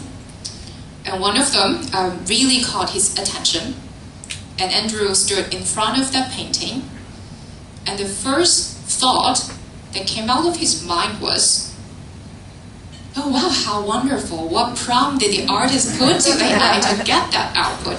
And then almost immediately, Andrew realized that, oh come on, that's a 19th century painting. So Andrew felt both frustrated and sad and ridiculous at that moment, and write this sentence at the beginning of that paper. He said, generative AI's most immediate effect may not be efficiency so much as doubt. So coming back to my colleague's response, in fact, in the follow-up interview with the students, I did ask them, well, how did you know your professor used AI for these purposes? Did they tell you, and how did you know? Some of the responses really were quite concerning. One of the students said, well, I pasted the whole paragraph onto an online AI detector, and it came back saying 95% AI. Well, that's a lot to unpack in this comment. For one, it seems quite explicit, obvious to us as educators that these detectors are not reliable, but this information does not seem to be so clear to our students. But here, the message I want to highlight is the concern. So it's not only about whether teachers actually use AI for grading and feedback, but also how teachers are perceived by students in terms of using it. And this suspicion becomes part of what everyone unofficially assumes about contemporary education. And this is unfortunately the reality we are navigating in higher education assessment. And I will come back to this point later. In the second scenario, I want to talk a little bit about the messiness of grading in Gen AI times. Ideally, I think in grading, we as teachers, we trust students to deliver honest works, and then students, they trust us to grade in a fair and valid manner. I don't know, I think starting from 1 year or 2 years ago, I'm starting to get these questions quite often from my students. And then they said, hey Jess, will I be marked down if I declare using AI in my work? Well, what if I don't use AI? Would that help me get better grades? I don't think I need it. Well, just you said blah, blah, blah, but teacher B said blah, blah, blah. How do I know? How can I know? And these questions, they alerted me to a really messy space of grading where students had a lot of confusion and are starting to lose faith in teachers for being capable or predictable in their grading. At the moment, I think for a lot of the open or take-home assessments, for example, at my institution, although we'll soon go on an assessment reform, AI use is allowed. It's neither explicitly prohibited or mandated from students, and students are invited or required to make declarations. And in this context, that means students have the flexibility to use AI, or not use AI, and if they use AI, they might demonstrate varying ways and extent of AI use in their work. So all these look very abstract, so just what you're talking about. What does this look like in practice? I will show you one example.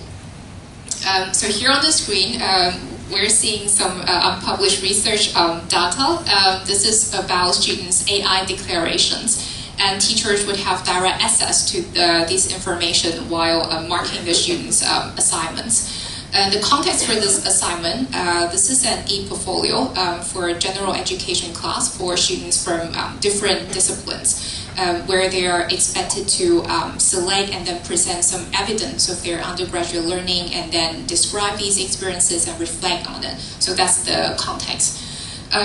We can take a look at the black column on the left-hand side first. This is an overview.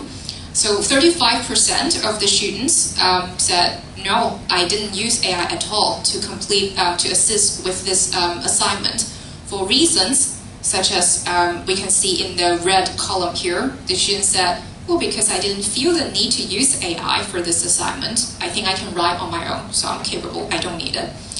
And then around 65% of the students said, yes, I have used AI to help with this assignment. But when we look into their actual declarations, their ways and their extent of use varies a lot. We can start from the yellow quote at the bottom. The student said, well, the overall structure, the key subheadings of the essay, these were developed with the help of AI. And then also the sequence of the topic, the outline of the paper, and also some sections, including challenges, policy recommendations, these were generated based on the prompts. And then in the green quote here, the student said, well, I typed most of the text in Chinese first, and then I used AI to translate it into English. But I'm very mindful, I have checked very carefully that this is in line with my Chinese original expression. And in the purple quote at the top corner, the student said the reflective part was brainstormed by German. I'm not sure what that means. But imagine you're the teacher and this is the panel, this is information you have alongside the grading system you have. So and then my question is, how are these different student uses of AI factor into teachers' grading decisions? So with this question in mind, Philip Dawson and I, we did a recent study on teachers' value judgments in grading. So basically, we presented our teacher participants with a few wicked grading scenarios. I will show you one example later. And then we invited them to reason through how they would make the grading decision, what they prioritize, and why. Here in the pink column, this is an example we showed to our participants. So imagine you're the teacher, you're reviewing this assignment. And then you notice student B and student C, they have both demonstrated the same high level of performance, and you believe they both deserve an A grade. But there's one key difference. Student B declared that she's completed the assignment entirely on her own without using any AI tools. So very similar to the red quote we saw earlier. The student said, I'm capable, I don't need it. In contrast, student C openly disclosed AI for multiple purposes, brainstorming, structuring, language polishing. So very similar to the yellow quote that we saw at the bottom of the slides earlier. So given this scenario, we asked these teachers, so how would you grade the work of student B and student C, and what factors would you weigh in? Would you give them the same grade? Would you mark down one of their work, etc., etc.? So in this paper, we found significant variation, if not conflicts, across these teachers' grading rationales, and many factors that are irrelevant to the outcomes being assessed are explicitly considered or prioritized. I'll show you a few quotes as examples. Here in the pink column, the pink quote here, the teacher said, well, if the two assignments demonstrate the same quality, but B can independently complete it without AI, doesn't this show B is more capable and more deserving of a higher grade? But if we look at the blue quote here, the teachers similarly have very different opinion. And the teacher said, well, this is a take-home assessment. The student doesn't even bother to learn about AI, but this will be the trend for the future. So he's made a decision to mark down this student's work.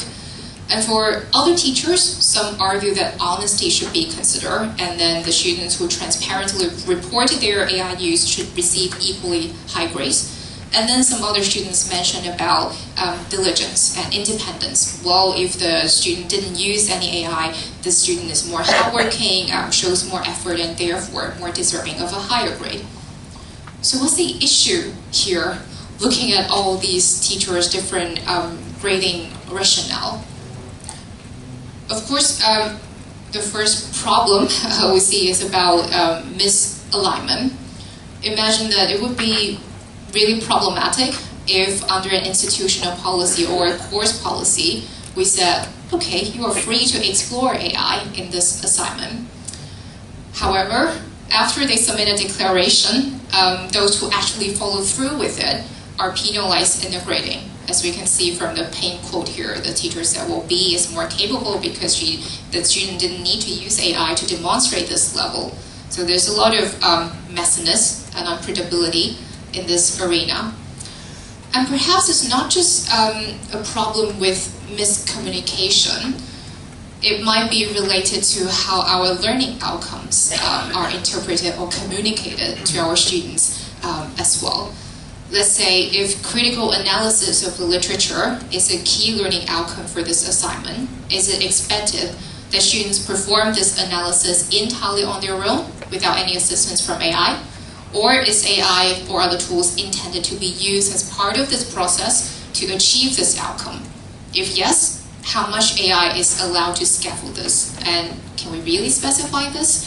I know Professor David Bao has done some really important work here. As very inspired from a conversation with you, we might need a new language to talk about all these learning outcome issues. And in the earlier scenario, I talk about how teachers explicitly prioritize non-academic factors in their grading, like honesty, independence, efforts. So of course, this opens a problematic space with the validity of grading. But of course, we have over a century of research in grading that's consistently telling us that 100% objective grading has always been difficult to achieve. But I want to say these value judgments around AI use make this subjectivity even more prominent. So if we look at other researches around teachers' grading decision published around the same time, again, it found that knowledge of AI involvement affects how teachers grade and evaluate students' work. So the validity of grades, question mark, credibility of certifications, question mark, and as inspired by Yuso's earlier mini keynote, we might need to rethink or redesign grading in this Gen AI time that we have so much messiness in this space. So again, when we look back at these central elements underpinning trust, students' trust in us as reliable graders, as teachers, as educators, professionals, these might be in tension. So in the third scenario, the quote we're seeing on the screen, the professor is forcing students to use generative AI for assignment. So this quote we're currently seeing is actually taken from a very popular post on Reddit. This post was from a graphic design student. And then he posted on Reddit and said the professor gave students an assignment that forced students to use generative AI, forced is the original word used by the student, to generate spirit animals, I don't know what that is, and to make a flyer. And the student was very frustrated and particularly felt like this is just a waste of my time because this assignment is not related to doing arts. It's about training your AI skills. So why should I spend time on this kind of assignment? And then the student blah, blah, blah, and wrote a lot in this Reddit post. But what's interesting about this post is that when we scroll further down this Reddit forum, the top one, top rated response was from another design professor, head of the department, explaining to the student why there might be such changes and what those mean in the field of graphic design in Gen AI times. And this response was very well received, top one like in that very popular forum, and seemed to have clarified the students' confusion based on their follow-up dialogues and conversation in that forum. But But this small incident got me thinking, well, in the past 3 years, a lot of our institutions, universities, we are having some very exciting assessment, innovations, experiments, a lot of changes. But of course, we as assessment researchers, practitioners, we know very well that we are very well intentioned. We know why we're having these changes. But the question is, do students, do they understand why assessment changes are being introduced in higher education and what they are meant for? Because from their perspective, these shifts, they might come across as random or really disconnected from their learning needs.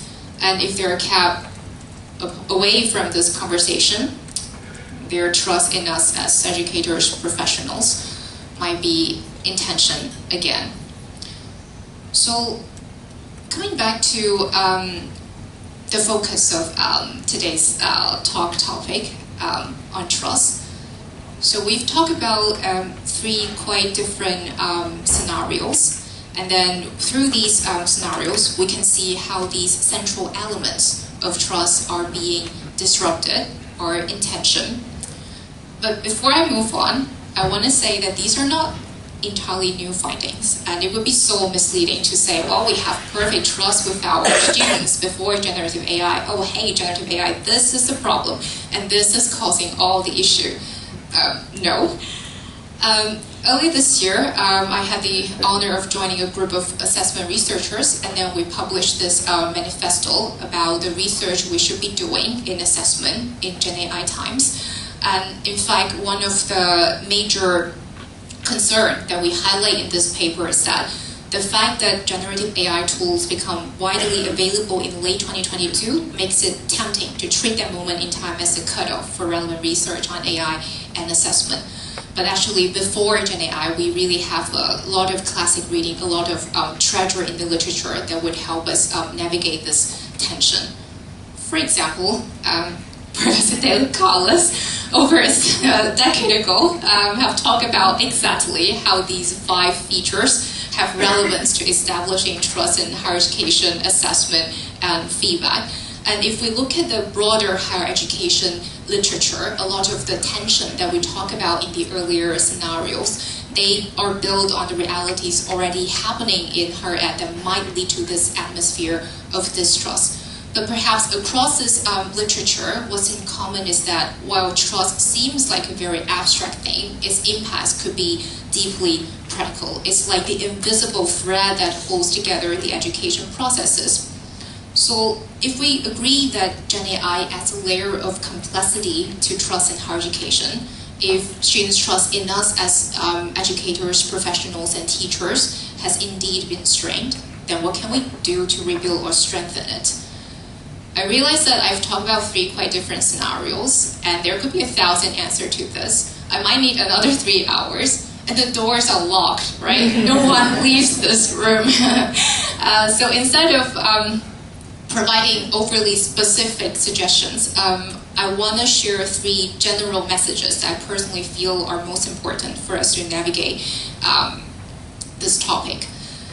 The first one is about having respect, and having respect for the relational feature of assessment and feedback processes. In scenario 1, we talk about this issue of teachers using AI for grading and feedback. I know there could be a lot of different ways to interpret this, but for me personally, this is the most fundamental principle that I personally feel is most important for us to navigate this tension.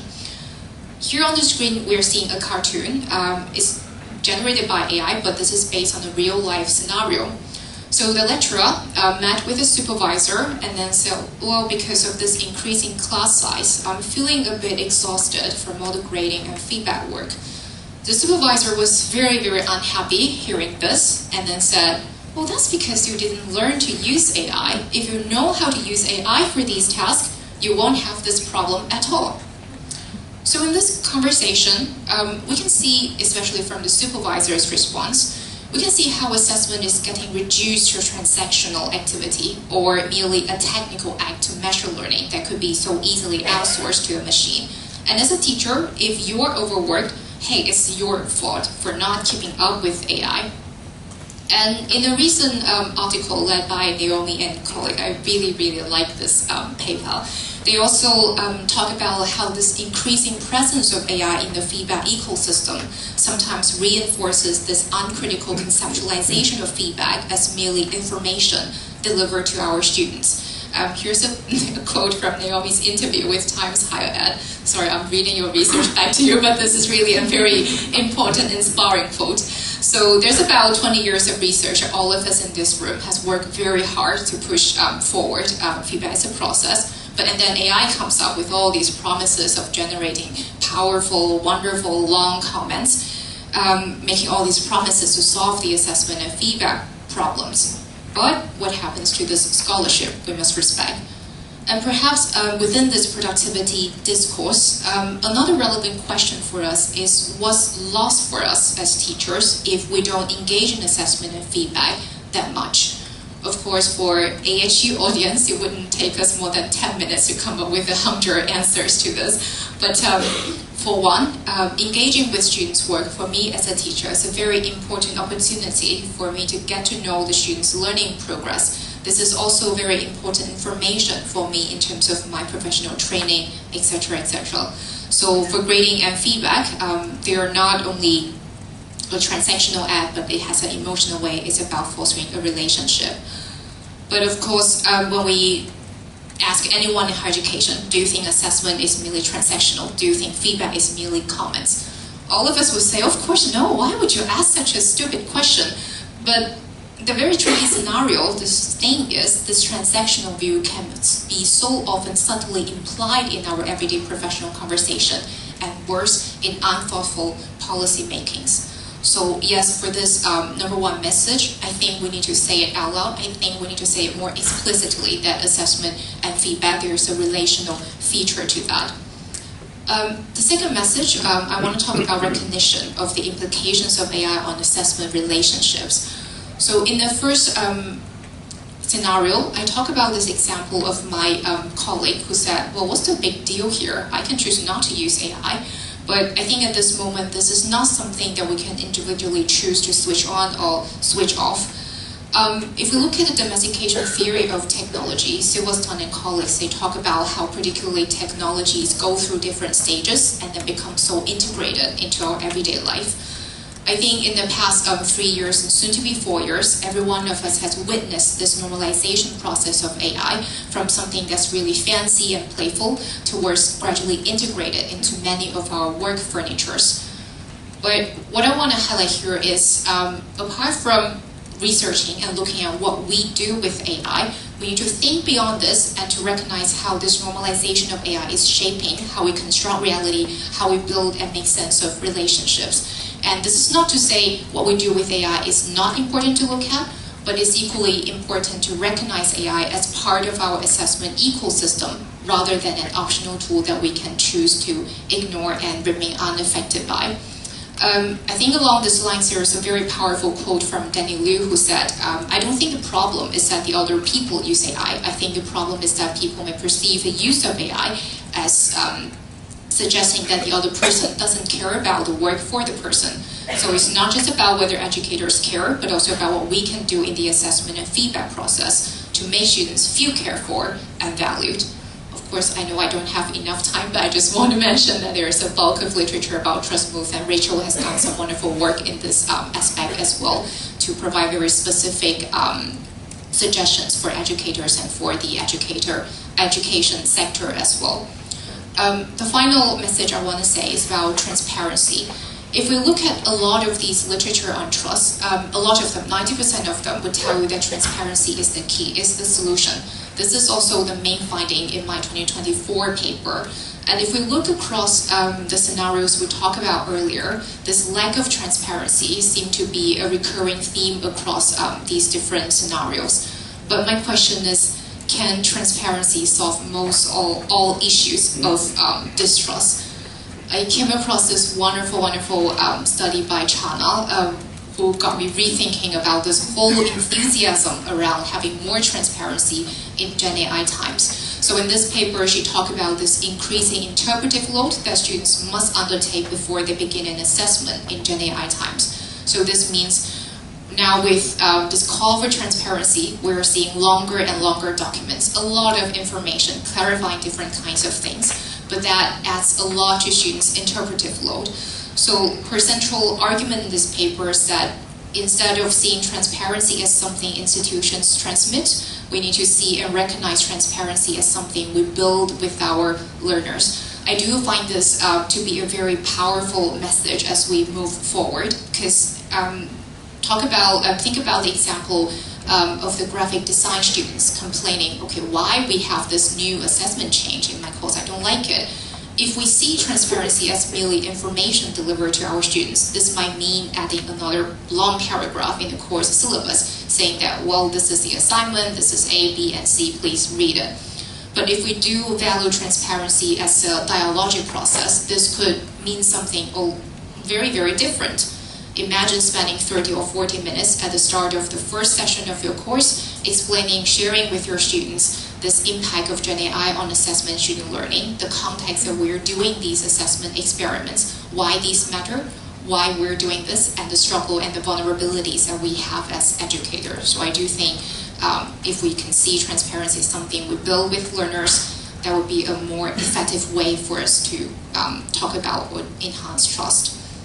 I know the clock is ticking, I'm rushing. And finally, I want to say, because of time today, I only talk about student trust in educators, but of course there are many different dimensions and many layers of trust that are worthy of our attention. And to wrap up for today's talk, Carlos's quote from 2009, educational change is difficult to carry out in low trust settings, probably even more so in respect of assessment change.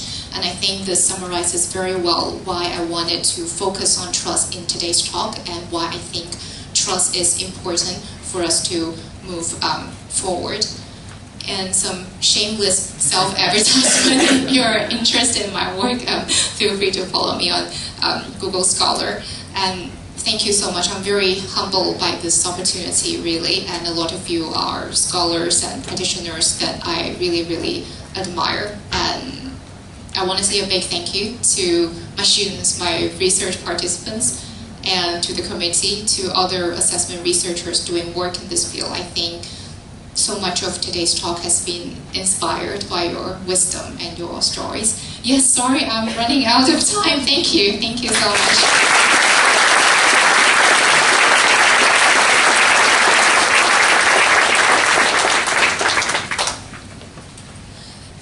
Thank you, Jess, for really thought-provoking keynote. And I'm sure there are many things that will have come to people's minds, ideas, thoughts, things they want to discuss. So with that in mind, we're going to try something different for the keynote this year, which is before we open up for questions, I'm going to give you 90 seconds to turn to somebody in front, behind, beside you, and just have that immediate reaction of what it is that really struck you from that keynote, and hopefully that will generate some really interesting questions as well. So you have 90 seconds, go.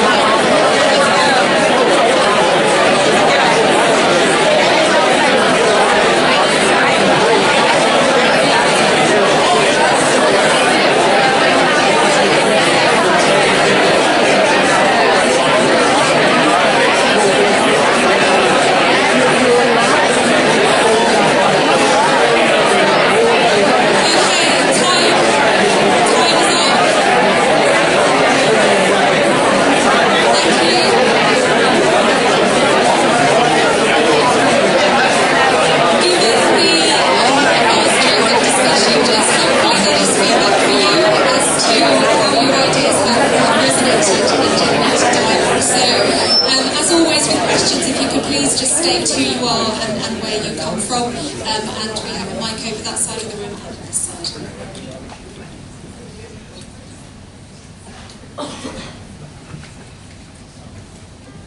Hi, Sam Pascal. I'm at Vrije Universiteit in Amsterdam. I love your work. Thank you for doing this. I had a question about consent also, because I think we are increasingly using AI even as teachers towards our students, and I think I'm not a lawyer, but in the AU Act there is something about ensuring that students can opt out. So how can we, if we are transparent but then they cannot opt out, are we creating a sort of a fabricated consent? So what is the place of consent? Maybe, and I hope it connects, or you can extend it to where this leads you. Thank you so much, Sam, for your question. I've actually done a policy review of 500 universities worldwide regarding the regulation of teachers' use of AI for grading and feedback, and communication and consent does emerge as one of the themes in our paper finding. At this moment, I can share some initial findings with you regarding how these 500 universities develop their policies in relation to consent. We do find a large variation in terms of how they require consent. Some universities, they have no such policy at all, so no mentioning of consent whatsoever. And some other ones, they ask if teachers, if you want to upload students' work to AI, other platforms, whatever, you must get very explicit written consent from your students before you can do so. And number three, some other universities, they accept passive consent. So you can tell your students that you're going to use AI and upload their work to whatever platform. But for students who do not wish their teachers to do so, the students would file not a complaint, but a report kind of thing to say that I don't want this. Could you not upload my work to these AI platforms? And there are also more stringent policies from some institutions who says that, well, as a teacher, if you want to use AI for grading and feedback purposes, you must get explicit written approval from your supervisors, from your head of department, or from your faculty dean. So I think at this stage, when we look across these 500 universities in terms of how they regulate this issue, we do see a lot of variation in this, and I don't see a very consistent pattern in terms of how we reach an agreement or consensus on this consent and communication. But definitely something that is worth more conversations and research into this area. Yes. Good afternoon, thank you for that. That was brilliant, absolutely brilliant keynote.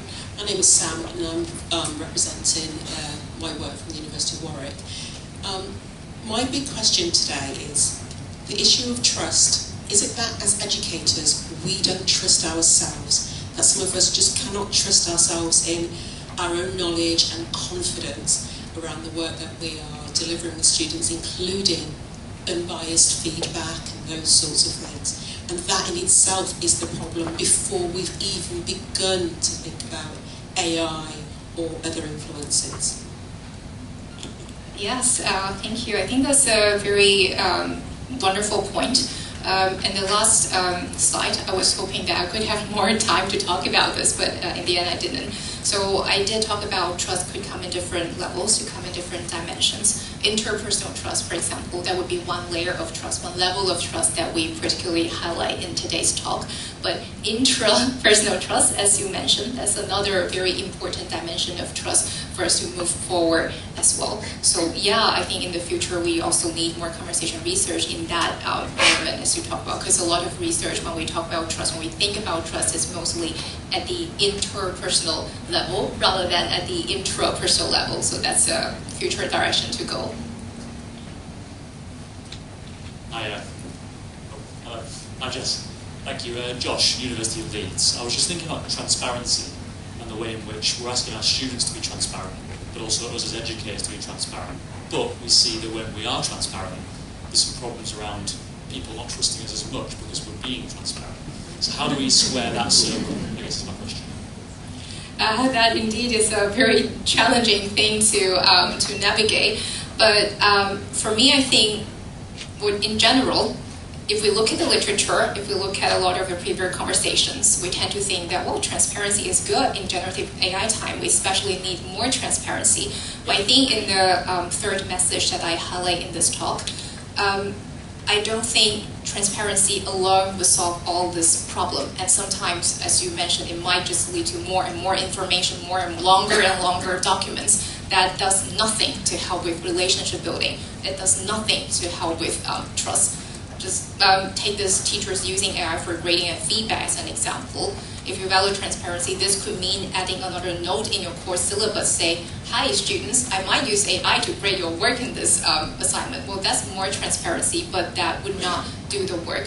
So I do think moving forward, dialogic transparency, seeing transparency as something that we build with our students together in this space would be important, rather than just celebrating a lot of documentary transparency, having more and more information in this field. Thank you so much, Chef. Using it from Deakin University. Such a lovely keynote. You're a superstar. I have a question related to that idea of interpersonal relationships. And you said yourself that you focus mostly on students and teachers. And I didn't go beyond that, but I would like to do that for a bit.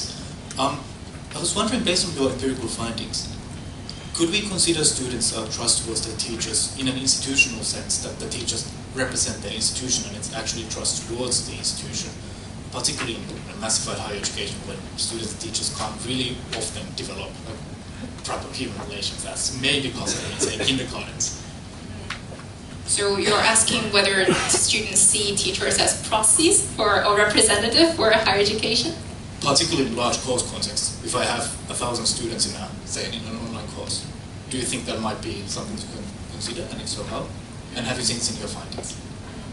Well, I haven't really looked into that very small aspect, but I can only speak for myself as an individual teacher, and I think the answer is both yes and no. For me, personally, I would say yes. When I do the lecturing, when I do research, when I talk to our students, I do feel that part of me, how I act, how I behave, how I treat my students represent the image of the institution as a whole as well. Because as students, we are like the counterpoints that they have, especially in supervisions and consultations. So I would say these are very important moments of relationship building. And for me as an individual teacher, I do feel this responsibility to care for my students, to show my professional ethics and responsibility. And I don't know if that answers your question, to represent my institution or whatnot. But I guess the response would really vary across different individuals, and I can only provide my personal individual opinion to this. That's what was asked for. Thank you. Hi, thanks so much, Jess. Margaret Giving here, Deakin University, and lovely keynote. I really appreciated it. I have one question for you around, in that very first definition of trust, you mentioned being vulnerable and vulnerability. And I was wondering what traces of vulnerability you found in the data or in the discussions you've had with teachers and students. Do you mean students' trust in us as educators, or our trust in students? That kind of vulnerability. I mean that in order to beget trust, to be trusting is a matter of being vulnerable to the other. And I was just wondering if you saw, for us to trust students, for students to trust us, there has to be, it doesn't have to be, but I'm imagining that there's some expression of vulnerability going on. I was just wondering if you saw traces of that in your data.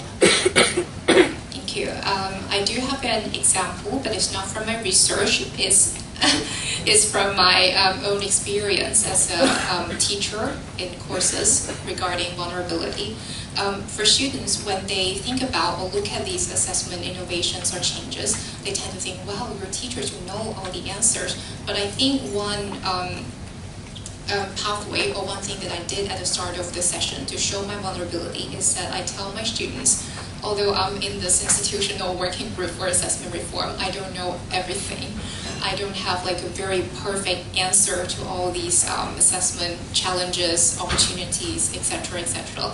And in my personal experience, students do appreciate this honesty and this vulnerability that you show as an assessment researcher and a teacher, rather than claiming to say, well, I know exactly this assessment will work, this new experiment will work exactly in this course, and then you have to follow me in this. What I'm trying to offer in my course is that this is an open space. I don't know all these answers. I'm also exploring, and I'm hoping to get your student feedback and your inputs, your thoughts in this process together with me. So let's see how we can make this assessment thing better. So I think that might be one example of vulnerability that I can think of when we think about assessment. Thank you.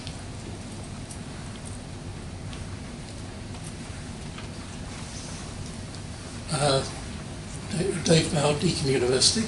Thanks, Jess. I think what you're doing is very important work here, opening up this whole area of trust in assessment more generally. But one of the things that struck me is that trust is a very human-to-human feature. It's something to do with our humanity. And what we have now is we have a third person intruding into this space, which is a human space. And this third person, which is the AI, is impersonating a person. It's deliberately designed to act and behave as if it's a real person. And what that does is it seduces us into thinking and acting sometimes as if that was true. So it seems to me that we've got this very new relationship, this ménage à trois, that exists between two humans and a non-human, and that we've actually got to think of whole new ways of regarding that relationship, because each one of the humans has its own personal relationship with the non-human, and yet they're all talking together in various ways in different combinations. So we've got a very complex situation here which we need to unpack. Yes, I totally agree. As I mentioned in one of the slides, and then one of my colleagues said, well, this is not a big deal. I don't use AI, so why bother about this? And then one of the message that I want to share and highlight is that, as Dave said, well, AI is becoming an important actor in this assessment ecosystem, and this is not something that we can individually choose to opt out or switch on or switch off, and this is becoming part of this assessment ecosystem. Thank you, Jess. Paul Klein, CL Associate at Rose Bruford College. There are two questions here, but they're linked. In one of the earlier mini keynotes, I think it was Leah, was talking about the difference between small specialist institutions and the really large institutions. And I'm wondering whether trust is really difficult in large-scale institutions. It's much more difficult to build than in specialist institutions. And when it comes to AI, building that trust is about, it's not so much the AI and the work, but the work in one sense, the essay, whatever it is a proxy for what the student actually knows, what they understand, and what they can actually do. And maybe we need to find better ways of actually finding out what they can do and what they know and what they've learned. I come back to David's point, it's about that human-human reaction. And you mentioned the word dialogic. It's a dialogic interaction. So how do we do that at large scale? So your first question, any difference between trust building in smaller scale institutions and then large scale institutions? Unfortunately, I don't have very rigorous empirical evidence or data to tell you whether there are significant differences.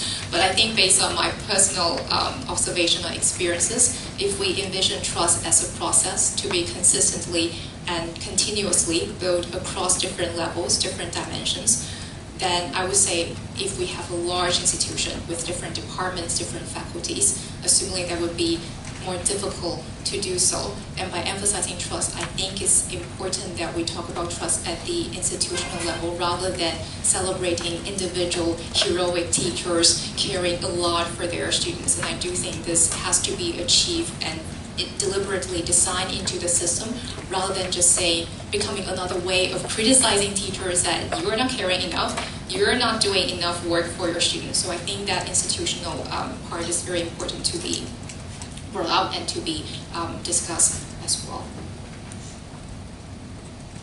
Hi, Jessica Hancock, University of London. Over here. So you've been talking about the student-teacher relationships and trust.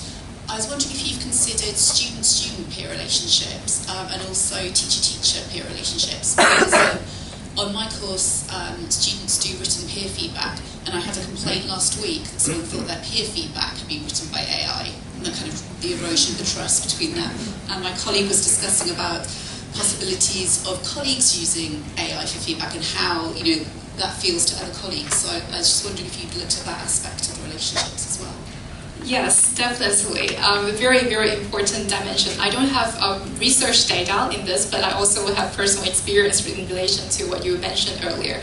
So some students, they would come to me and then said, Jess, blah, blah, blah has used AI to do something, but he or she didn't make the declaration. So a lot of sensitivity happening in this relational aspect, and also in terms of email writing. Sometimes you receive an email from a colleague and then, that is weird. Did he or she use AI to do that, and et cetera, et cetera. But I think all of this kind of connect to Andrew Pratt and his paper talking about this suspicion is becoming the norm or unofficial norm that we assume for contemporary communication. So of course it's not just about educators and students, and this bleeds into other relationships as well between we as teachers in our institution, between instructors, between students, etc., etc. So everyone in this education ecosystem. Brilliant, thank you. That takes us to time. I'm sure that Jess will be very happy to engage in further conversation throughout the conference with any of the ideas that her talk has opened up. So please join me once more in thanking Jess for a fantastic.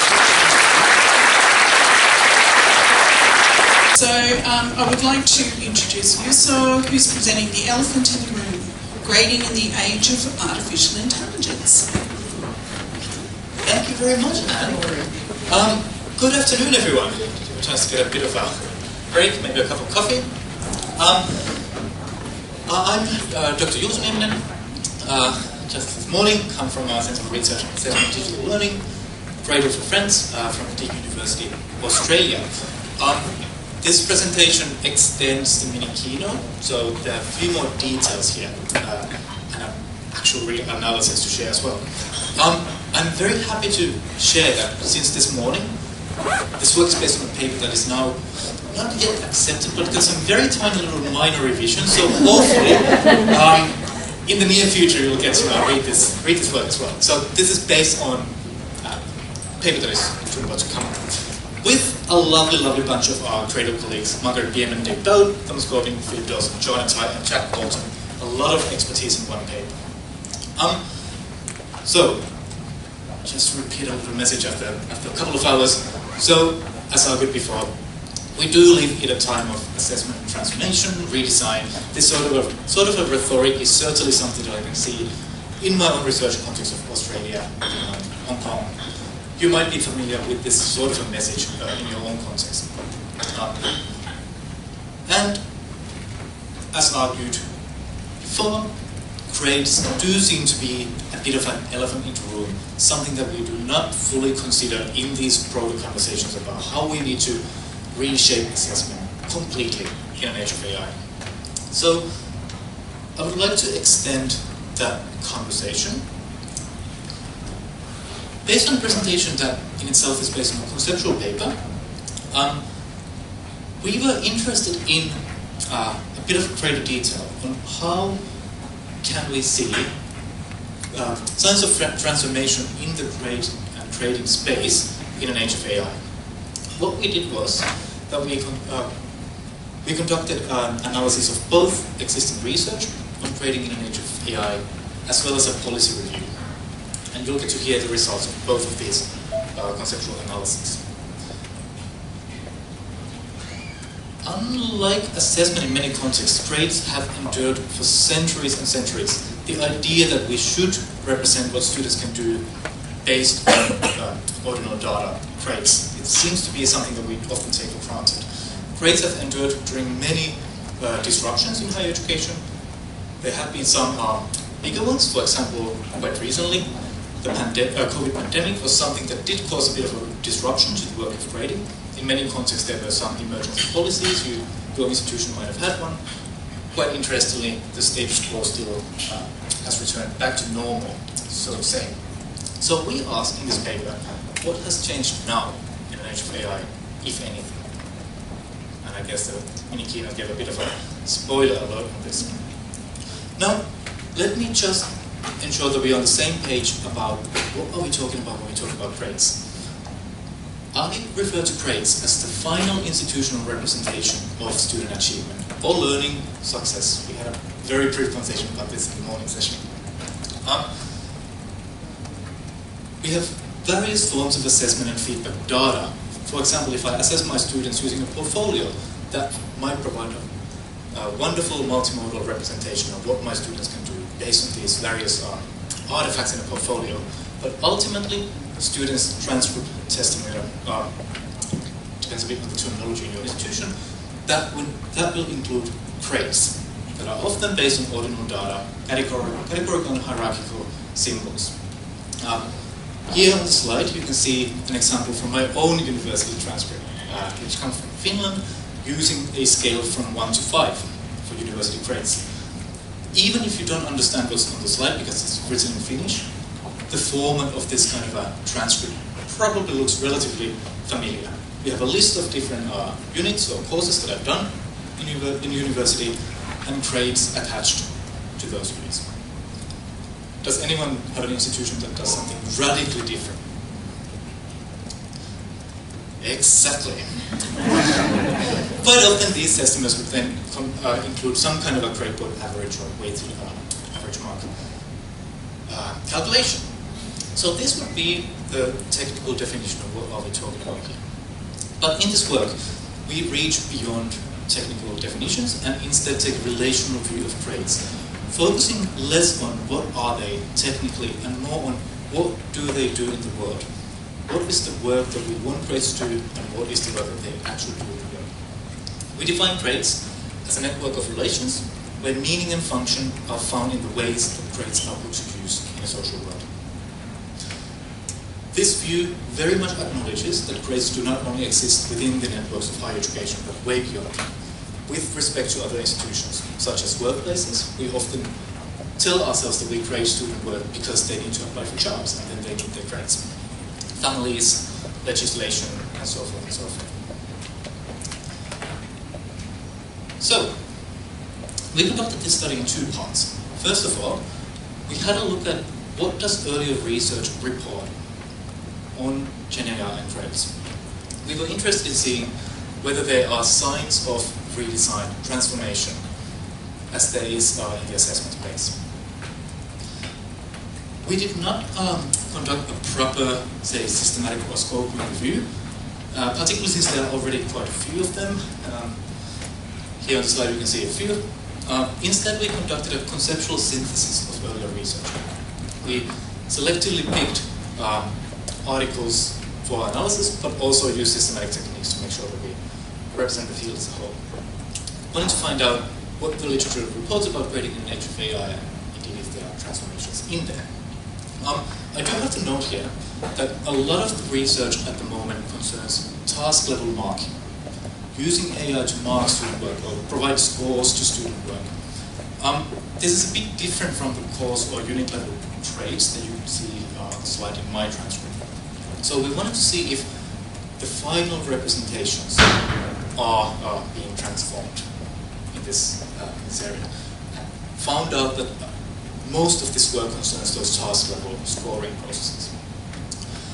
So what we found was 2 major lines of inquiry, and I'll go through both of these in turn. First of all,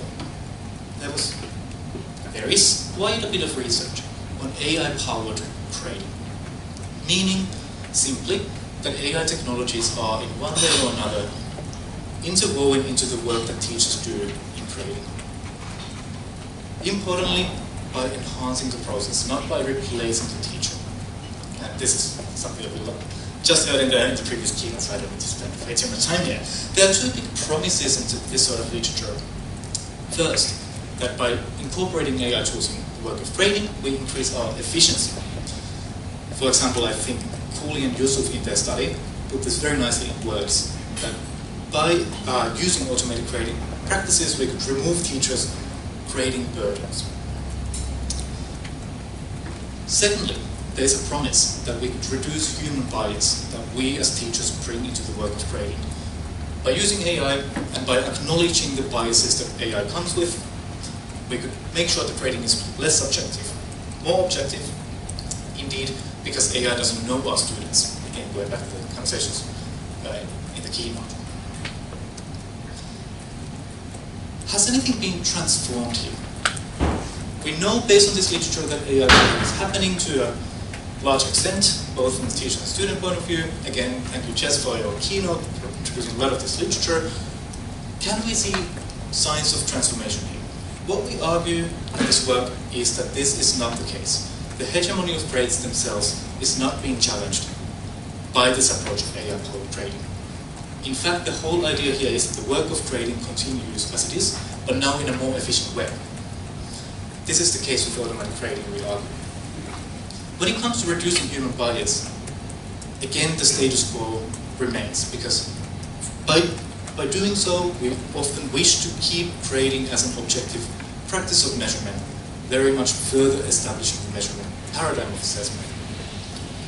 So, regardless of what we think about this, the status quo remains. Grading systems themselves are not critically rethought, revised, transformed. The second line of inquiry in scholarly literature refers to AI-proof grading. Attempts to make sure that AI technologies do not enter the realm of grading, or the work of grading.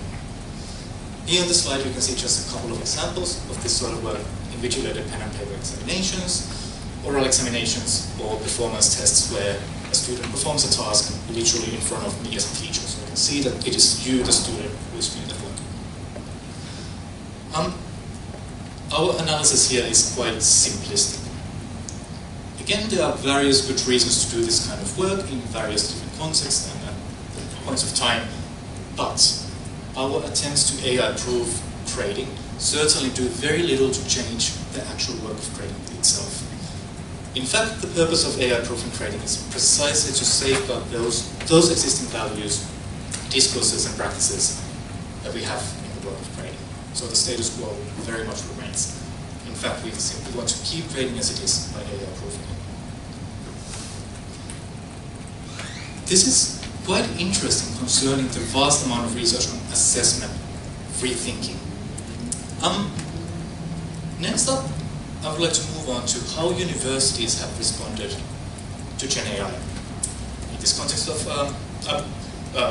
grading. What we did was that we conducted a policy review.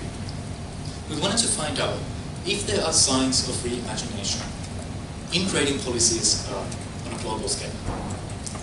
We conducted a systematic policy review of our own imminent research context, 36 public universities in Australia, 11 Finnish-speaking universities in Finland, and 8 universities in Hong Kong. But for the sake of the time, I'm focusing on these two contexts of Finland and Australia in this presentation. We also did a more global scope of some key examples and some review studies, trying to make sure that we capture those institutions that have transformed their practices, if there are any. But again, for the sake of time, I'll focus on two contexts today. We conducted a policy analysis following the framework by January 2023. Before introducing the findings, let me just very briefly acknowledge, and I'm not a legal scholar, if someone is, close your ears for a moment. In these contexts of Finland and Australia, there is a wider policy framework and a legislative framework governing the work that teachers do in grading in higher education. For example, in the EU, the GDPR legislation does make humans accountable for the final product of grades. In Australia, the ethics principles do the same, although in a voluntary, non-binding way. This is just to remind us that there is this wider legislative framework. And of course, the university policies would have to respond to those. So, we conducted this policy review. What do you think we found? We identified a critical silence. Almost all of these universities had some kinds of policies and guidelines when it comes to using Gen AI in assessment. Still, there is almost no evidence that grading systems, scales or practices would in any way be redesigned or transformed within these policies. there is a striking difference to assessment policies here. Many of these institutions were calling for assessment practices that are completely transformed because in the age of AI, we can't stick to the old-fashioned practices anymore. Let's have a look at the case of Australia first. All of these 36 public universities provided some guidelines for Gen AI, not surprisingly, with 13 of them having an official published AI-relevant policy. Yet, there was no evidence of any temporary or longer-term change to the grading schemes, scales, practices, regulations. Grades remained as they are, and AI existed within them. Again, through those two different practices of AI, enhanced grading or AI-proof assessment. You can see one example here from, I left the name on the slide, of one unnamed university in Australia that states in their policy that any use of generated AI in marking processes must be clearly communicated to students, with students allowed to opt out of the use of Gen AI in marking their work. A good example of a policy that acknowledges that, yes, Gen AI grading exists in the same realm here, something is going on here, the actual grading system scales remain untouched. The case of Finland, 9 of these 11 universities have some sorts of guidelines or regulations for Gen AI assessment, but again, absolutely no evidence that any Finnish university would institutionally be rethinking grades. This rhetoric of redesign is not seen in the realm of grading.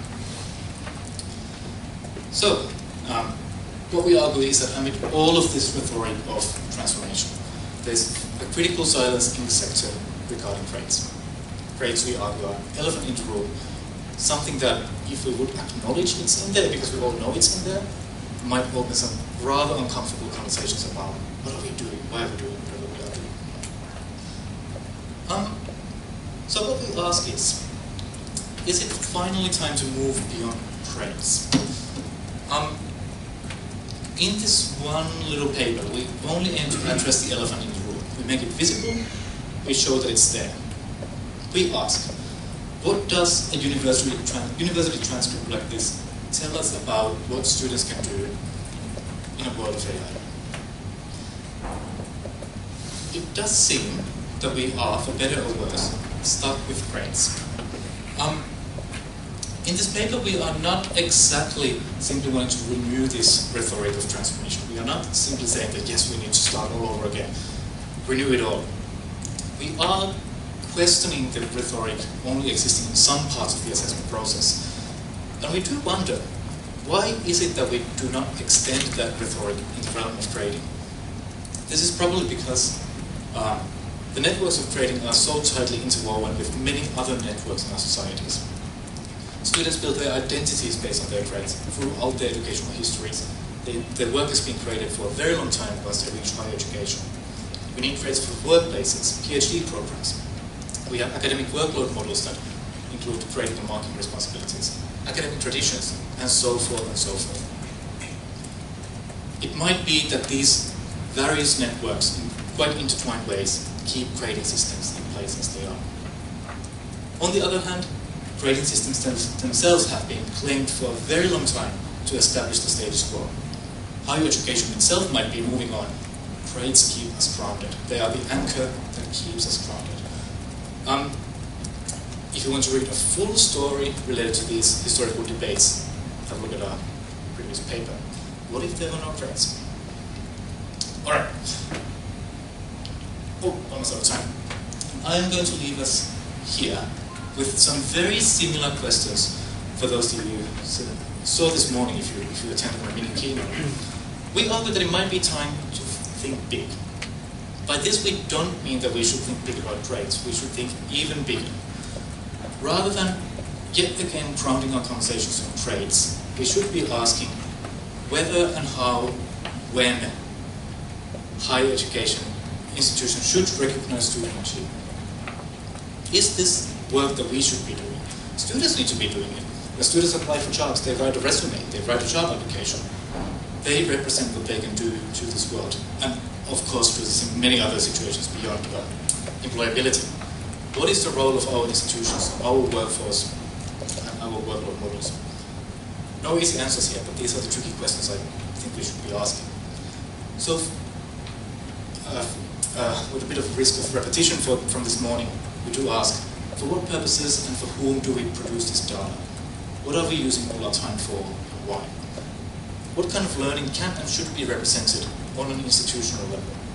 We are already making some very big decisions in terms of this. We have many generic transferable skills, for example, things like feedback literacy that you can't see in our students' transcripts.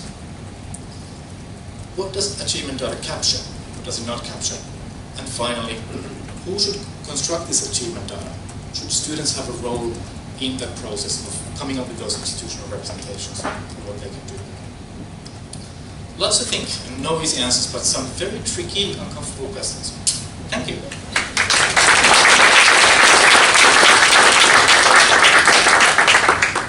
Time for questions.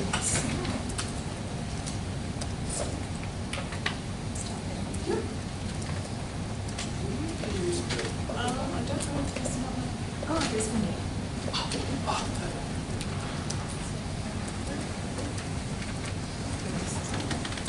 Testing?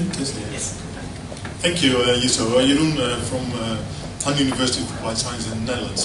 I was wondering, to what degree do you think that the addition of "in the age of AI" is important in your title? Margaret is laughing because we changed the title to the paper. I didn't change it from the presentation, but I actually changed it to "in an age of assessment reform," because that's more accurate. And I'm trying to keep my promise not to write papers with the term "in an age of AI." Almost broke my promise. Sorry. No, but is it not a more fundamental discussion separate from the age of AI? Yes, which is why we changed the title. Yes, absolutely.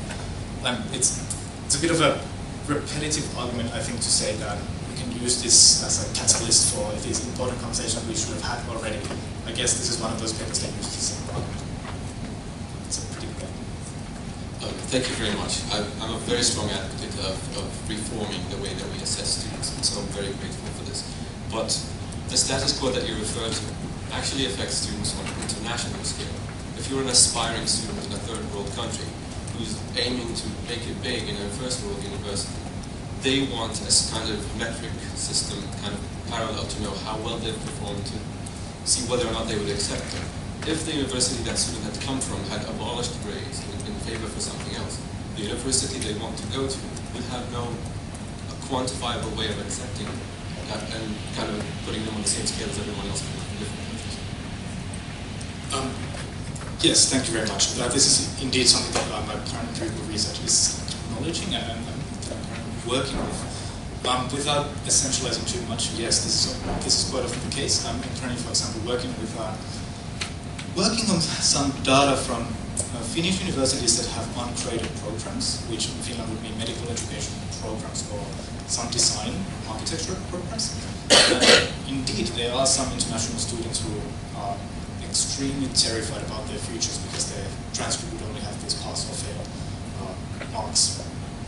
That's a very good point. And exactly something we should be thinking of. And there are many other reasons. In fact, this morning we had a very good conversation with someone who might be in this room about trading reforms in contexts that are extremely competitive. Some law and business contexts, for example, require students to reach a certain GPA.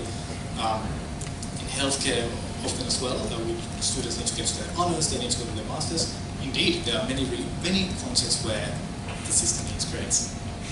So what do we do then? A very tricky question. I'm not a person who gives you easy answers here.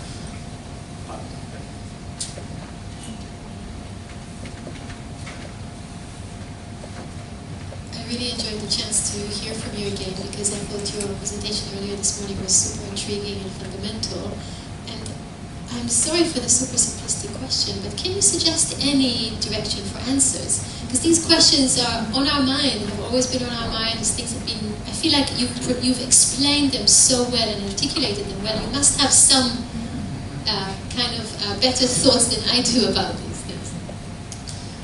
Well, yeah, I'm not sure about that. I have never worked in an institution myself that would have done anything really radical in this institutional scale. The more radical stuff that I've worked with as a teacher has operated at the course or unit level.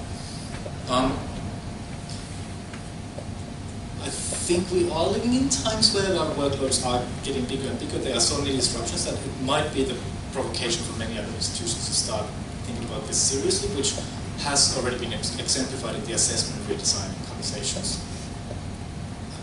The question is, how big is the leap from the rhetoric of we need to completely transform assessment to let's also talk about grades? I didn't answer your question in any kind of way. I might take, I'll take one, I'll go right down the back. When it comes to practicalities, maybe one thing I could say is that we already have many programs, some institutions who use more narrative forms of our representations of what students can do. Again, there are already many contexts who are doing something a bit different, maybe even radical. One option would be to learn from them, see what they're doing. I think I said the same thing this morning, not trying to replicate exactly what is done there, but using those contexts to understand what happens, how they dealt with these issues, how they changed their policies, practices. But this is not one of those papers that offers answers. It's almost saying, if you're trying to change practice in your own disciplinary context, we are there to help. So maybe send me an email. Continue the conversation. The microphone's here, sorry, behind the pillar. Hi, sir. Hey. I have a question. Tamara, I'm University of Applied Sciences. I work in a program that has no assessments, has no grades, has nothing. But I'm not sure, because you said on one of your slides you mentioned grades, and you said, what does a B+ or 8.7 or pass-fail mean? We do have pass-fails because there are learning outcomes, and at the end of the learning period we have to tell if the student masters the learning outcome. So I was wondering why you put the pass-fail on that, and if you think we also should transform that. So first of all, you should go talk to Tamara for any practical advices on how to do these things. So it's mentioned there because if you would change the numbers in my transcript to either pass or fail, well, would that have more information in the transcript? Oh, yeah, sorry, then I just... This is simply misread that, yeah.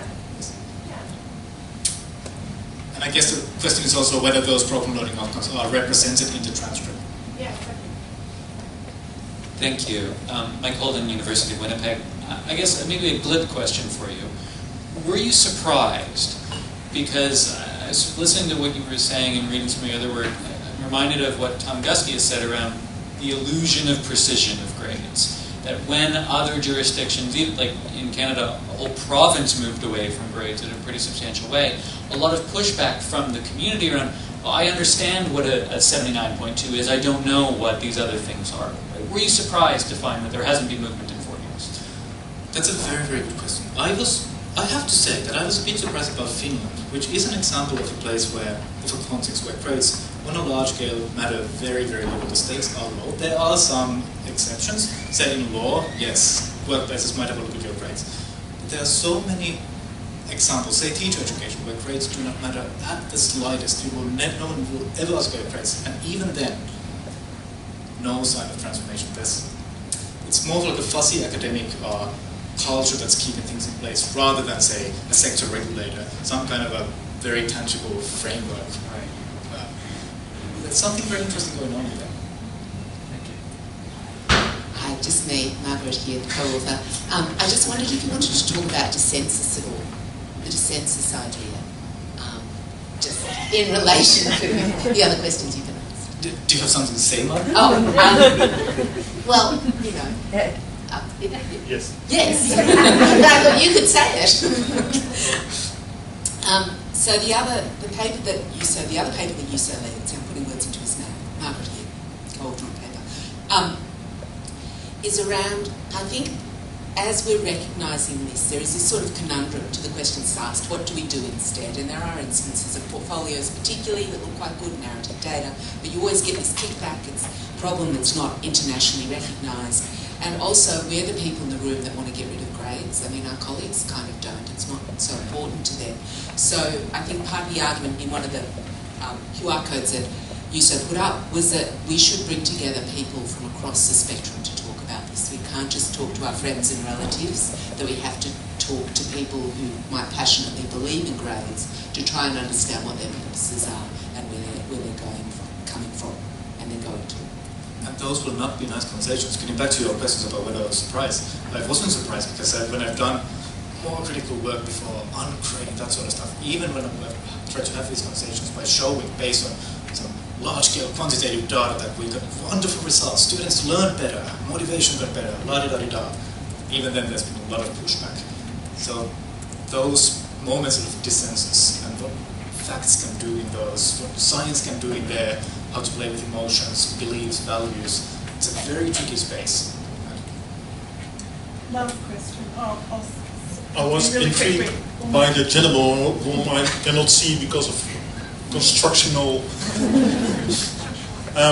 about comparing. One of the things that you mentioned on the slide was PhD programs, and I'm not familiar with the PhD programs in different countries, but I'm coming from the Netherlands. And when I did my bachelor, I was graded. When I did my master, I was graded. But I did not receive any grade when I did my PhD. However, no one ever has asked me in whatever country yet why I'm not comparable because I did not get grades. Is it different in different countries? Do you get a grade in the PhD? Because the strange thing is, the bachelor level and the master level, it's very common to get grades. You think you're safe, then you go to another context. I've had a situation where in a different country, my low grade for my PhD thesis will not look very well. So they do carry currency, value. Getting back to the previous question about international students, I wasn't such an international student, so that's one of the things. Grades, they are currency in the networks where they operate. But it's not common to give grades to PhD thesis in the Netherlands. So. But in some contexts, yeah. I'll have to bring it to a close just because of our timing and keeping the schedule. Thank you for your questions. I'd like you to thank Yuso again for the presentation. I encourage you to keep the conversation going. I know at my institution... Hi folks, shall we kick off? Sharon's sitting comfortably. I'm going to hand over in a wee minute to Katya Dowdle from UCL. Katya's going to talk about oral essays and map structure and authentic portrayals of responsibilities. We've got half an hour, so we've got 15 minutes to go into a presentation, and then we'll have lots of time for discussion. So thank you, Katya.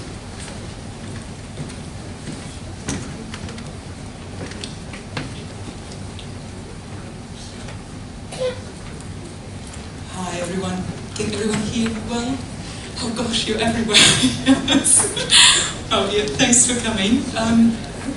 My name is Katya Dowdle and I'm a lecturer in academic writing at University College London, and my background is in theoretical and applied linguistics, as well as simultaneous interpreting. And today I'm going to talk about the oral essay, an assessment concept that I'm developing and researching. And my main focus is going to be on one of the recent stages of data collection, expert appraisal, and the concept, the theme of authenticity that I noticed there. I would like to start with these questions. There's no need to answer them yet, just food for thought. How does a genre that you assign invite students to be in the world? How does the genre dare them to be in the world? How does the genre insist that they inhabit the world? In contemporary higher education, where oral assessments are frequently mediated by slides and assessed as polished products, do we still give space for live construction of disciplinary thought, with pauses, disfluencies, and exploratory reasoning? And when prepared manuscripts and slides are removed, what knowledge can our students still carry into speech? So I started wondering if an alternative study practice, the oral essay, can provide structured space for practicing live construction of disciplinary thought that is not memorized, not rehearsed, and not pre-written in advance. And this is how the research on the oral essay began. This is how I currently define it. It's a spontaneous, structured oral monologue without slides or prepared manuscripts, where students are given the floor and an uninterrupted stretch of time and minimum preparation time to construct a critical academic argument combining personal stance with expert ideas. At the moment, it is positioned as a study practice, experience valuable in itself, or a formative task with the potential to become summative over time. It's an example of what was called in the past speech in the making, or shaping at the point of utterance. Here you can see my motivation and my inspiration. I do not design in the name of authenticity. The design is mainly influenced by the following factors: the need to develop students' oracy skills and deal with academic integrity or potential issues connected to the academic integrity in the age of generative AI. And also, it is motivated by the need to revisit the purpose and value of essays that, as we know, are often under attack. Also, one of the motivational points is to create space for students to grapple with disciplinary thoughts and engage in the embodied process of meaning-making. As you can see, I mainly draw inspiration from exploratory essaying, the one that was used by Michel de Montaigne in the 16th century, the type that reflects the French origin of the word essayer, to try, to attempt, and the type that has been advocated quite vigorously in the last few decades by some scholars, advocated as a form of thinking in process, as a mode that resists definitive closure, and as a genre that foregrounds the presence of the thinking subject. You can see a couple of quotes there that also inspire the design. The one on the left is from Pierre Bourdieu, when he talked about embodied culture and capital, like the acquisition of a muscular physique or a suntan. It cannot be done at second hand, so that all effects of delegation are ruled out. And the one on the right from an English author, Edward Morgan Forster, or how can I tell what I think till I see what I say? And using the theory of the British anthropologist Tim Ingold, oral essay is envisioned as a type of wayfaring, intellectual wayfaring, where the path itself matters, and where students learn by moving through the task, responding to what appears in their mind along the way. And this intellectual wayfaring was beautifully articulated by Denise Landrum-Gaia, who wrote, "When I essayed, I learned about process, struggle, learning. Things got messy and uncomfortable, and it was okay. I was holding on to see where I was going. I just needed to push along, to essay my way." So we can see that she uses it as a verb, to essay, as working through the thought process, instead of presenting neat and tidy linear arguments straight away. So, how exactly does it get reflected in the actual oral essay tasks? Students get a question connected to something that they've been studying in their discipline, and they get a stimulus. It can be a series of quotes, a series of artifacts, a series of case studies, a series of data points. They're given minimum preparation time, which we're still exploring what minimum exactly means, and they're asked to construct a critical academic argument, combining personal stance with those data points, quotes, etc. To reflect the exploratory nature of the task, several things are allowed. Different structures, personal experience, anecdotal evidence, and more importantly, digressions, disfluences, pauses, lost lines, repetitions, inconclusiveness, and changes of mind in the middle of their oral essay. And we can see that some elements are removed because we believe that they are already assessed in PowerPoint presentations. For example, eye contact is not necessary, standing is not necessary, voice projection is not necessary, rhetorical flair and confidence are not necessary. We're engaging in live disciplinary thought. And the aim is to try and to push along through live academic reasoning, relating knowledge to personal experience and to personal views. The research that I'm conducting at the moment is using design-based research methodology with several cycles of prototyping and researching. It's a never-ending journey.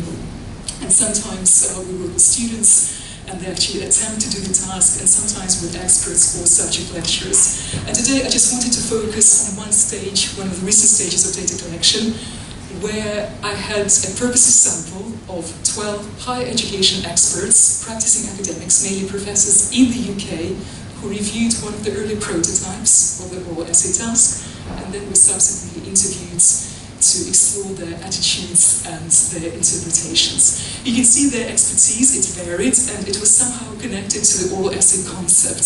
For example, their expertise might have been in oracy or assessment or higher education policy, curriculum, of course, students' mental health, inclusivity, etc.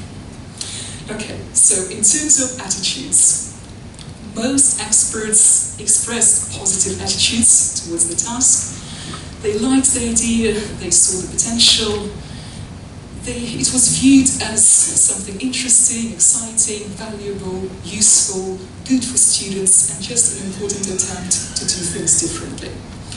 However, it was also acknowledged by most experts that it can be challenging, hard, difficult. It can create a struggle, and that's why it can scare people. A couple of experts called it luxury, brave new world, or even madness, potentially referring to the arguably utopian or dystopian nature of certain expectations, for example, giving students an uninterrupted stretch of time, or expecting a coherent argument to be produced spontaneously. Apart from attitudes, there were a series of interesting interpretations. Several interesting themes were noticed in the data. For example, inclusivity as empowerment, or lack of time in the model of academic capitalism, our fixation on time in the model of academic capitalism, and also interestingly the dialogic nature of the essay. Today I want to focus only, just because of the time limits mainly, and because this theme is connected to one of the conference's themes, so authenticity of the oral essay or in the oral essay. We know that theoretical and empirical scholarship has recently started to broaden our understanding of authenticity beyond its association with employability or the world of work.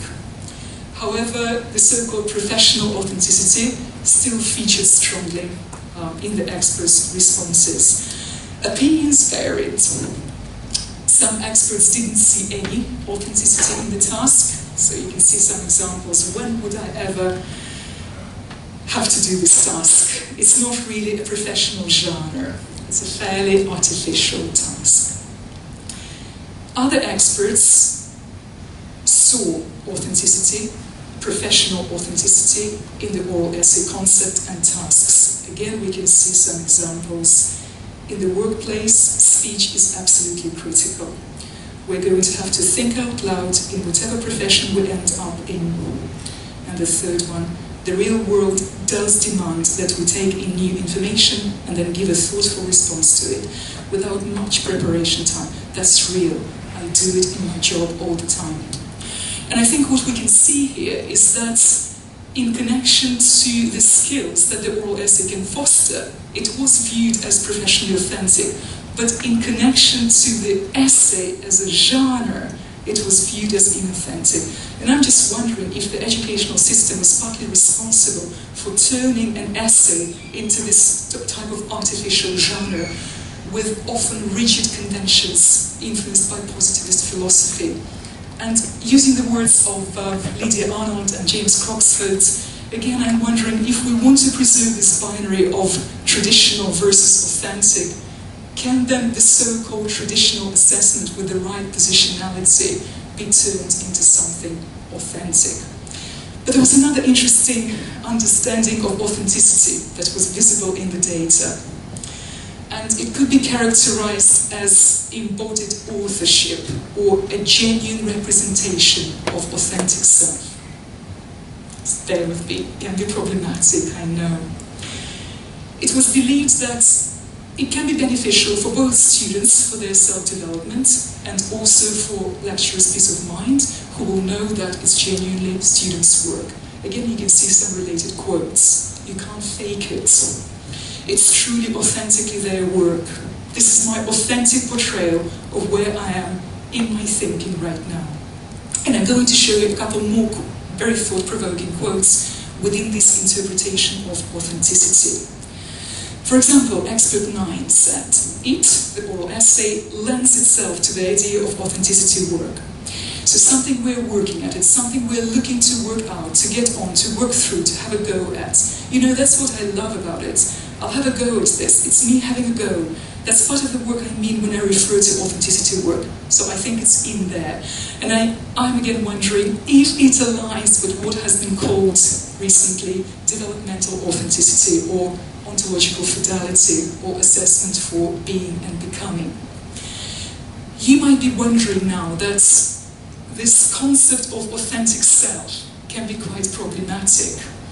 And one of the experts acknowledged that, saying that drawing from Goffman and the ideas by Goffman, his famous book, that authentic expression doesn't necessarily mean uncovering that one stable, essential self. It can mean having the space and freedom to express multiple selves while still preserving the voices organically and genuinely your own.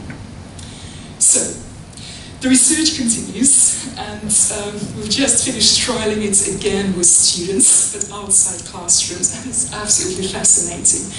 And we're planning to move on to what we call in design-based research ecological validity, taking it to actual classrooms, to actual modules, and see if it survives.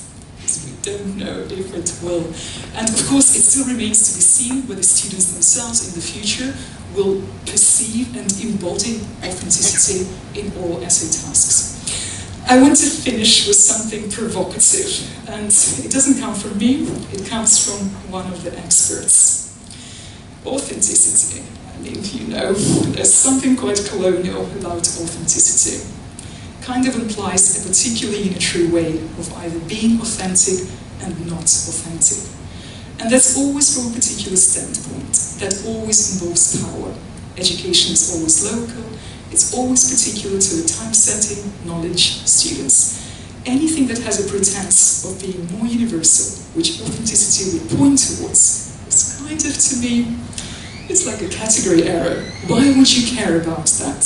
The question is it part of the design you feel is effective in enabling students to develop understanding? And if it is, who cares whether it's authentic or not? And I'll stop there. On the next slide, so I welcome your questions, and on this slide you can see some links to just a couple of pieces that I wrote about the initial conceptualization of the oral essay. The one on the left is our Institute of Education blog, and the one on the right is a journal article in the Educational Philosophy and Theory. That's it. Let's discuss.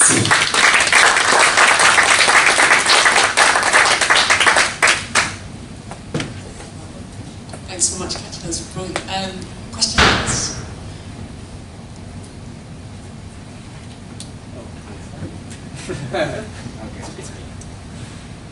Okay, yes. So it's nice to see a fellow UCL IOE person here. So that's lovely. I have some annoying questions. And I think very much from sort of a practical person who might want to do this myself, for instance. So you're talking about giving students sort of the floor and letting them speak for an extended period of time. We don't need to define how long that is, but you know, again, let's say that was tied to assessment, so I had to in the end give some kind of mark, because that's what we have to do when we work in modules, and we can then question that in another discussion, but let's say I had to do that. What would you do when a student, for instance, went completely off topic? What would you do if a student didn't speak? Again, an extended pause, and stopped. Because you could argue that's part of what you're talking about, you should allow for that, but when do you intervene? When do you course correct? When do you decide? And you talk about power relations. The moment you do that, of course, you are kind of breaking a little bit with what you're trying to achieve. So, of course, these are, so if you take it away from the sort of philosophical idea that we have doing it outside of the classroom, where we might accept that and it's part of it, how do you deal with those kind of things? Thanks. Excellent, yes, thank you very much. And in the early prototypes of the oral essay task, I was really resisting to define time. And I think it's only really the data from express appraisal that sort of forced me to give some sort of like me. limits. Why was I resisting? Because empirical, it seemed to me so arbitrary and artificial. And nothing really in cognitive psychology, for example, research was telling me how long exactly. But in the recent prototype, for example, in terms of speaking time, because you're right, this uninterrupted stretch of time phrase can almost work as a red cloth. And I've been told by my colleagues or asked, just remove it, Katya, because it's a trigger, it can really scare people, and it's still there, as you can see. Again, I'm refusing to remove it. I'm refusing to remove it because we need to differentiate this from vivers, from mini-vivers, from dialogues. And then the empirical data with students that we just finished. Because again, one of the pushbacks is, oh, they'll talk forever. That's one of the outliers. The empirical data shows that, no, human beings don't talk forever if they've got a specific question and a specific set of stimuli. What we see is something between 10 minutes and 20 minutes. And it's unbelievable how difficult it is for us academics to sit there, shut up, and not interrupt.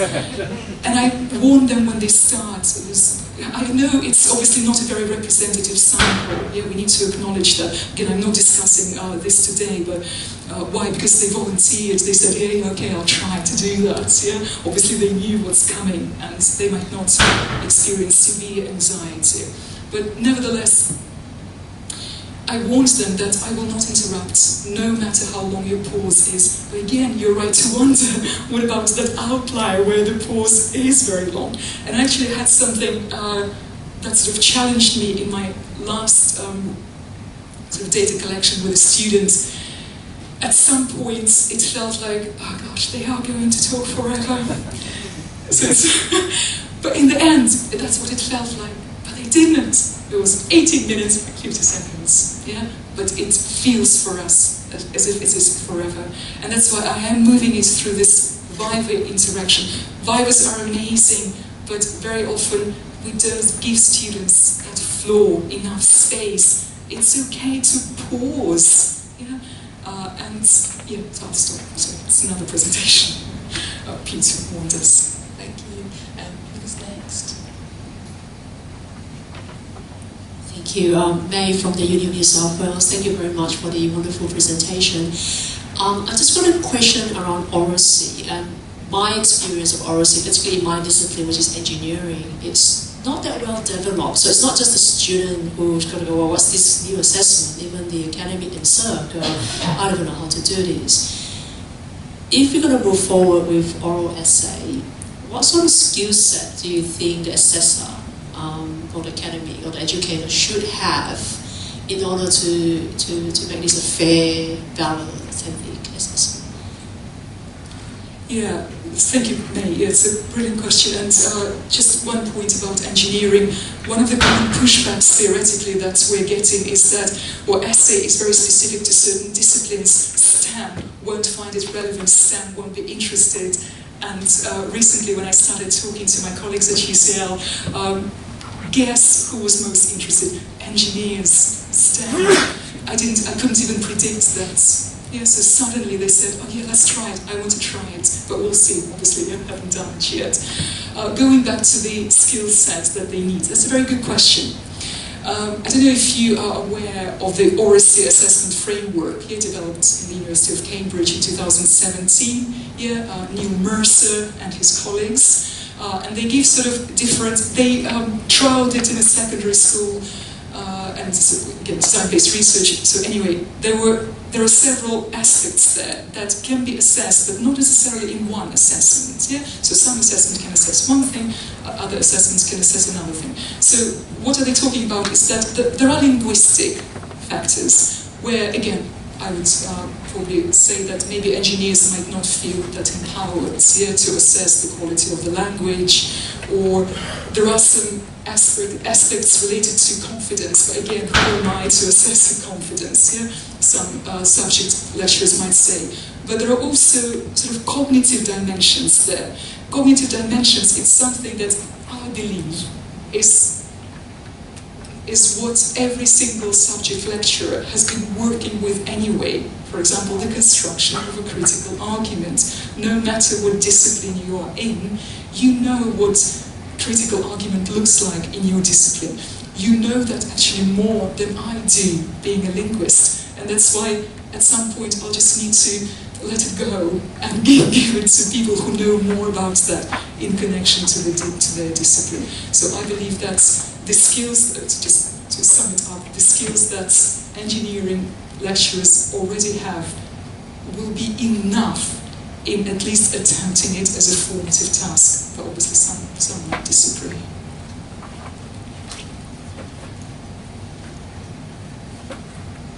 Thanks, Katja. Stuart Taylor from Edinburgh University.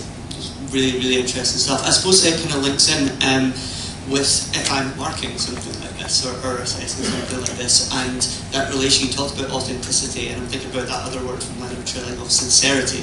And if we want, rather than authentic or this performance of what is real, something that's a more sincere connection between students and assessors, what are some of the risks and benefits for giving feedback on an oral essay? It might be, yeah, this is the next stage of your research, but like, how do you engage with that in a dialogue afterwards, I suppose, the essay event? Yeah, so the short answer would be remains to be seen, because we're not there yet, and it's not even positioned as summative yet, because we cannot start testing something that students have never done, yeah? And it can be quite unusual for them to grasp. But even when it's sort of evaluated formatively,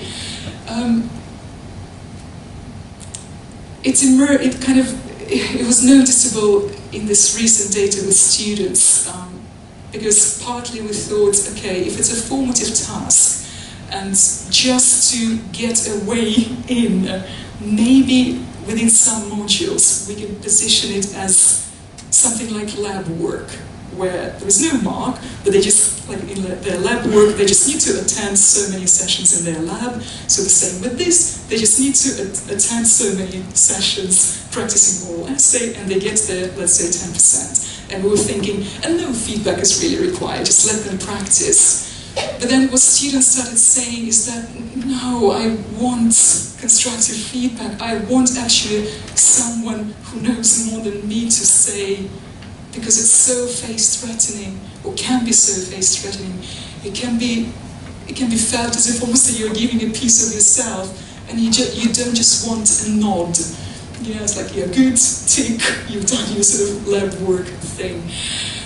I'm resisting now to give you any specific marking criteria, because I think subject lecturers need to step in and to start co-designing that. Yeah?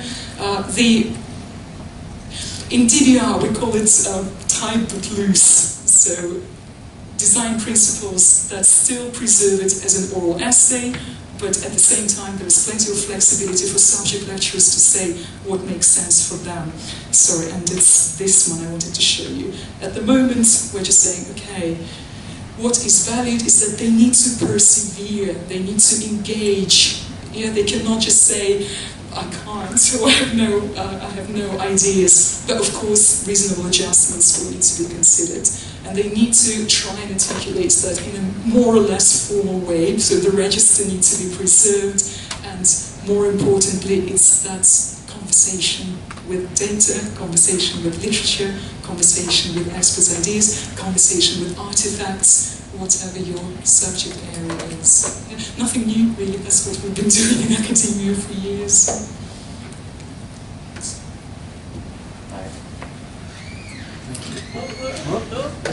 Nearly fell over.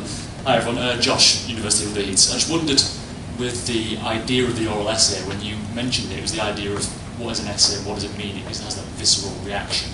And I like the way you talked about what an essay meant to you and why you used that language. And the answer to this could be a very quick no. I wondered if you'd consider any other language other than essay to describe this as an oral something that wasn't the word essay.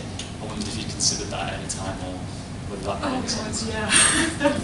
Josh, yes, thank you very much. And I think almost in every interview with our experts, some alternatives were suggested. It's like a solution, maybe an oral solution. Some experts didn't like the word oral, were suggesting maybe live, maybe spoken.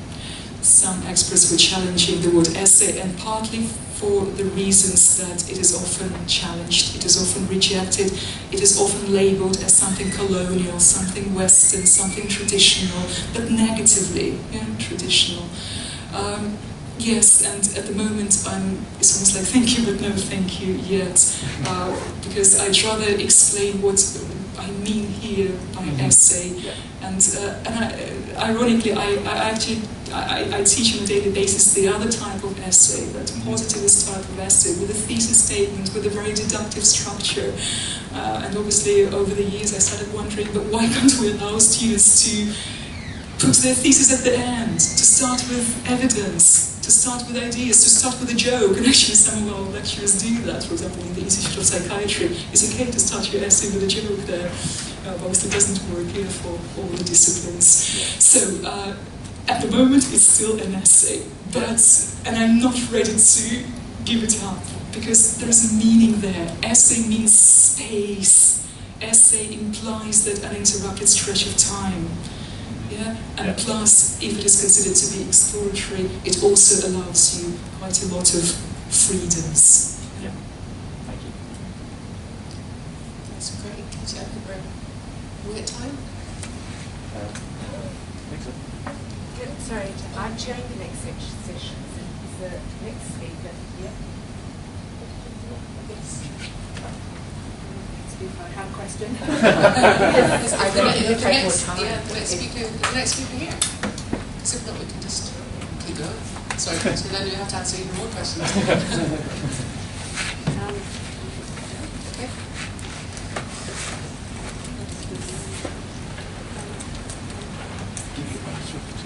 Thanks. First of all, I love this. I like the fact that it's an opportunity to bring in other knowledge-based traditions as opposed to the very colonialistic, written only. So I really, really like it, and it's really got me thinking, so thank you. But I did wonder about a couple of things. I know you've been asked about the word essay, but you also used the word like academic and formal, and I wondered how those are being defined, particularly if you are challenging that typical written essay structure. So it's one, how are those being defined? How have they been understood? And also, what challenges have you found around language barriers, of all different types of language barriers, from people who aren't verbal to people who speak, it's not their first language, English isn't their first language, for example, to people who process in different ways. You've touched upon that, where you talked about giving people time to pause, etc. But it would be good to just hear a little bit more about those two things. Yes, thank you. There are a lot of things that definitely need to be defined more clearly, and obviously there will be in the future. Formal academic at the moment just means that we're staying within that register. We're not turning it into an informal chat with a friend. But that's what is that register? Yeah. I mean, that could be anything from don't have an expletive every other word to, and this has come up because it comes up a lot from students in what I'm doing, please just define that specifically. I'm not expecting you to have now, but that's almost my point. What is meant by that academic formal register? How is that, even if it's quite broadly or loosely, being defined? That's an excellent point. Yeah, that will need to be clarified to students as well. Yeah, in the rubric, etc. Because, for example, just the fact that it's a speech means that there will be contracted forms, for example, but that's okay. We didn't even notice that. Yeah, so that can be considered informal in writing, but it's fine suddenly if it's an oral essay. It's a too big question to answer now, but definitely will need to be specified. Working on that. And in terms of students, we haven't obviously trialed it with a variety of students. Yeah, those who will say, no, I don't want to do it, those who really can't do it. But I would be careful again with this label, an international student. a lot of students in our samples are international students, and we actually purposefully asked them as an open question. The first question was, what's your first language? Open question. And the second question, do you consider English to be your native language? Open question. And it was, again, their answers were mind-blowing, showing that our expectations do not necessarily, or assumptions do not necessarily align with what they consider. And we had brilliant results, them doing oral essay, but being an international student. I think what we need to talk about is insufficient language ability. And we need to, and it's a big elephant in the room, that's in our contemporary higher education we might have, because we have to lower requirements. Yeah, and we do have students who do struggle to communicate even simple ideas, but that's developmental, that's just where they are. I would be the same if I started learning another foreign language. Yeah. Just one point, that it's not just international students that might not have English as their first language. I live in Wales. And it is a problem for students who go from Welsh medium schools into universities, because most of the teaching is in English. And it's a known issue, especially around technical terminology, discipline-specific terminology. So just a minor point there, but that's, and the same in other communities, Roma communities, Gypsy communities. It may not be. They may not be classed as international, but English may not be their first language, as it were. Yeah. So just thinking about that a bit broader. Yeah. That's why quite specifically didn't say international, like you said, language barriers. There's a lot to think about there, and it's easier just to reject it completely for us and to say, okay, let's not do it. But at the moment we're still pushing along. See what happens. Yeah. Real life and real context will tell us if it can survive or not. Yeah. We can hypothesize, theorize a lot about that, but really it does. Thank you.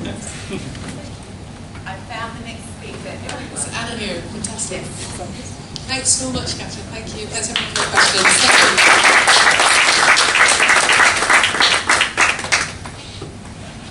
So I think we have 5 minutes for handover now. Sorry, I lost my phone in this room earlier. If anyone hears, I think someone found it and they were planning to give it to the organising committee. But, oh yeah, yeah, upstairs, near the house.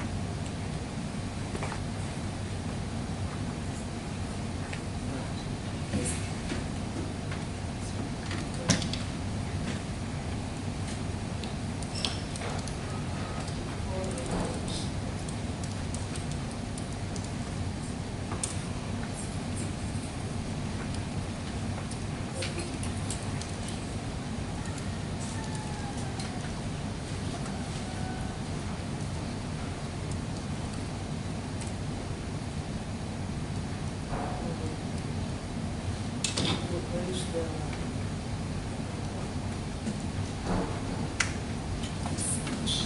Here, change.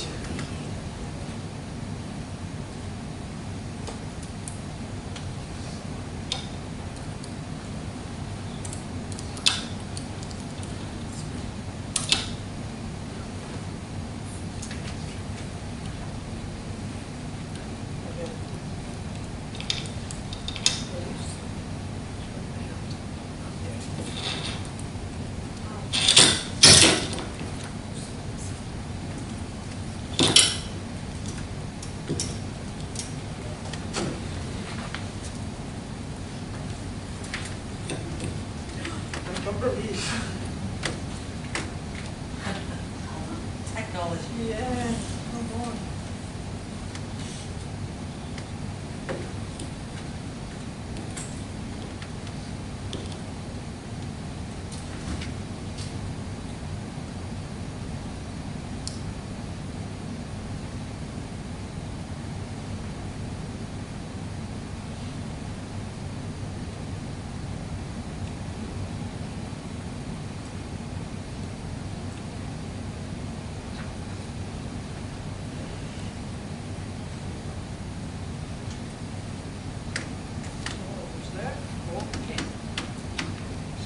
Okay, or maybe it's more better later down.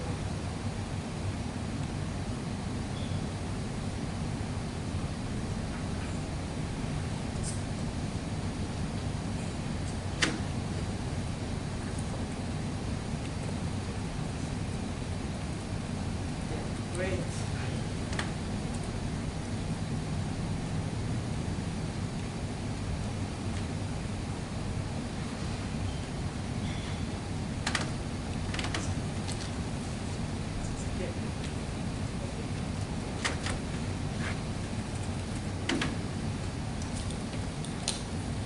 So believe it or not, we actually made it to time on the program, but the time on the program is a little bit odd, you might have noticed. There's actually only 20 minutes for this presentation, which seems strange.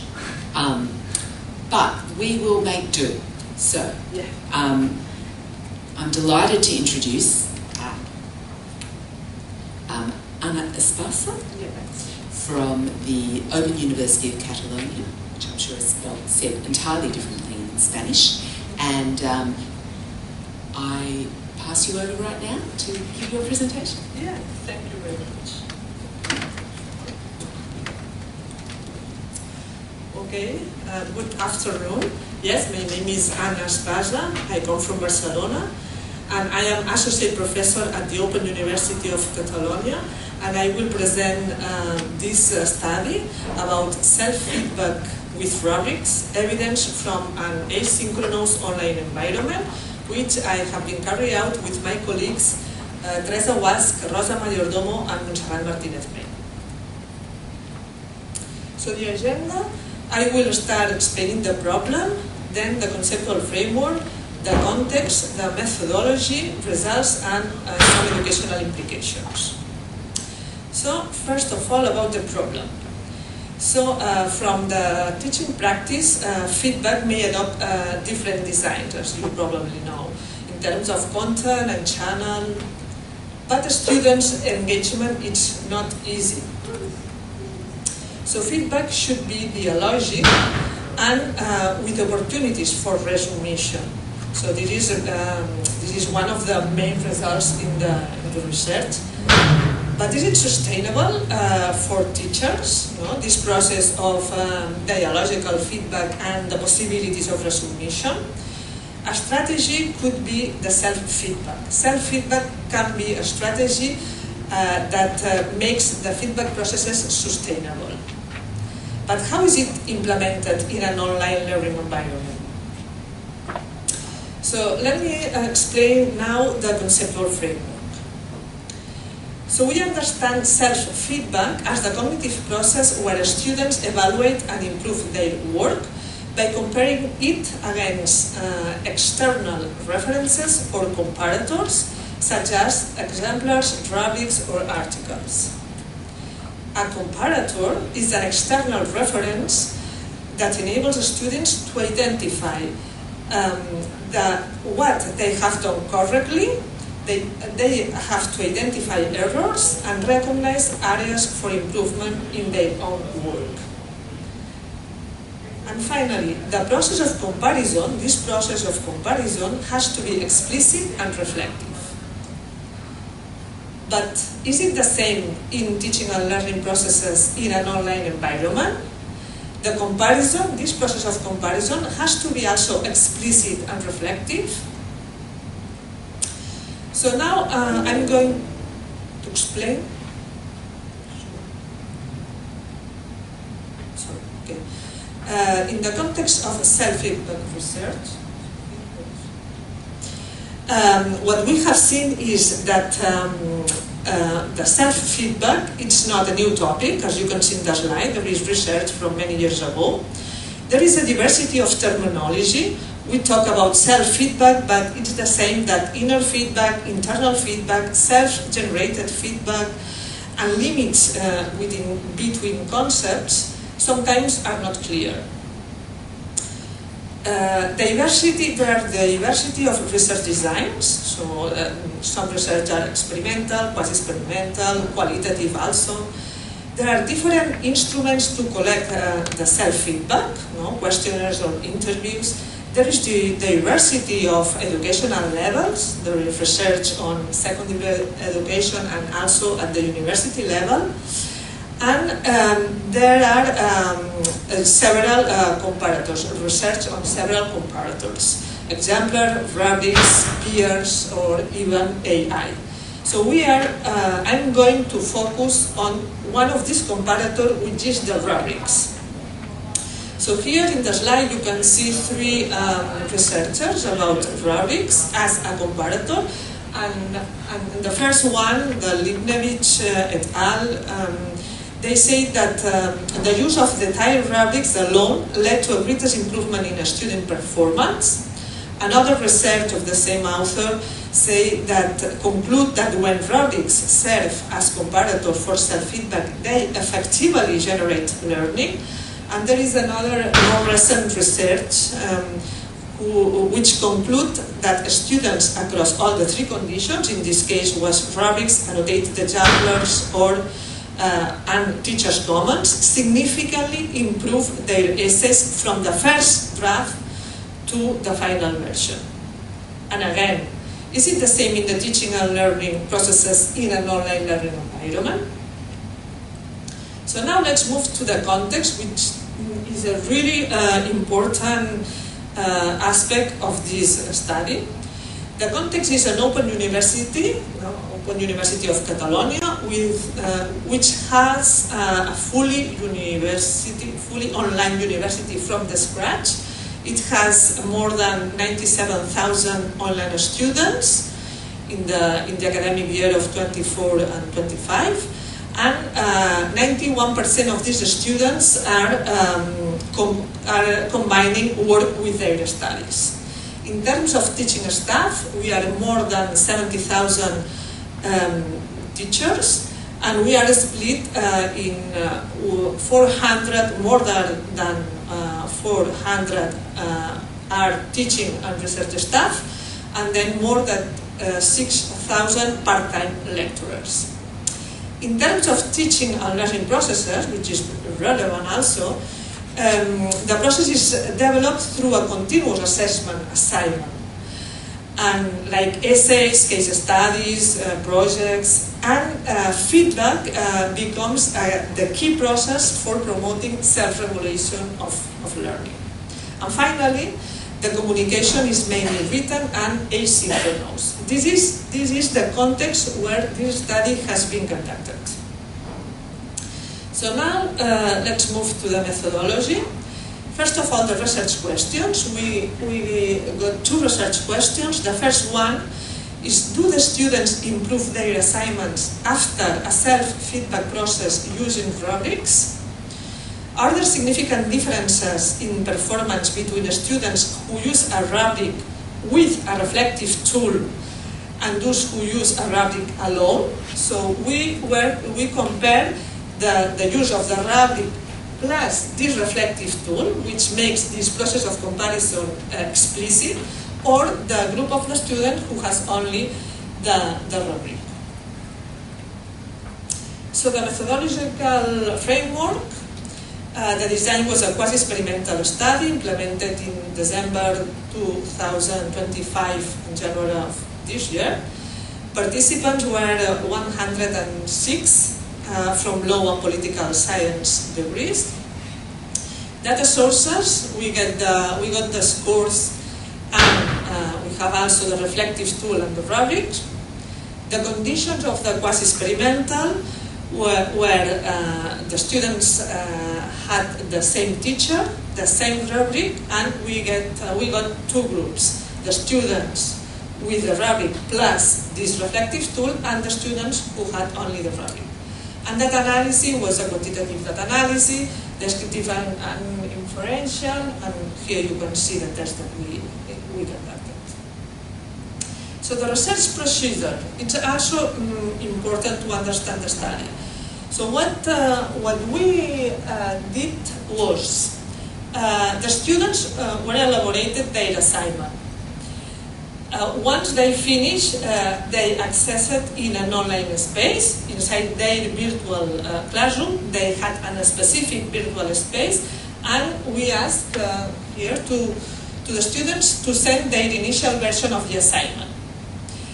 Then we are now here. We randomly assigned the students to one of the two conditions. One group of the students had the rubric plus the reflective tool, and another group of the students has the rubric alone. Then students make this process of comparison and generated their own self-feedback. Students improve in this process of comparison. We ask them to improve the first version of their assignment, and then they submitted it again, the new version. And finally, teachers blinded graded both versions. So now some details about the rubric. It had an introduction, and we, in this introduction here, we explain them what the rubric is. We know that they are familiar with the rubrics, but we need that the students stop and thinking about the rubric. Then we start explaining what the rubric is, how students have to use it. Then the rubric has 3 levels of achievement according to the grades, and it had 4 dimensions according to the 4 questions of the assignment had. Okay, now some information about the reflective tool. It had 5 blocks. The initial one, we asked the students to submit the assignment, then the process of comparison. In the second block, the planning, so we asked to plan the actions that they wanted to change in their assignment. In the next block, they have to make these changes to improve the first version, and then to resubmit the second one, and finally they had some questions about the process. Okay, the results very quickly. So for the first research question, do the students improve their assignment after a self-process using rubrics? As you can see in the slide, the average grade on a scale from 0 to 10 has increased. And in the other figure, you can see that the percentage of the students who improve the assignment. And the effect size is 0.7, which is quite good. So the use of rubrics as a comparative tool in the reworking process, reworking in terms that we got the first version and then the second one, improved significantly the grades. Concerning the second research question, are there significant differences in performance between students who use a rubric plus the reflective tool and those who use the rubric alone. And as you can see in the slide, in the both graphics, there is an improvement in both cases, but if you focus on the case of the rubric plus reflective tool, the improvement is higher. So the improvement is higher in the group of online students who use the reflective tool. And here there is the effect size, and also it's higher in the case of the group of rubric and reflective tool. The educational implications, just to conclude, yes. So here you have three as conclusion and educational implication and even a future lines. So findings in this study, which has been carried out in an online learning environment, align with existing research on making the comparison process explicit and reflective. So also in an online environment, it's necessary that this process of comparison has been explicit and reflective. The second point is the future, as a future lines. No? We should testing other comparators like, for example, AI. Does AI need a separate reflective tool, or can it act as one itself? So it's a future research line. And then the results also suggest that the comparator design matters. So the rubric, as I mentioned before, was carefully designed explaining what a rubric is, what they have to use, etc. And that's all. Thank you for your attention.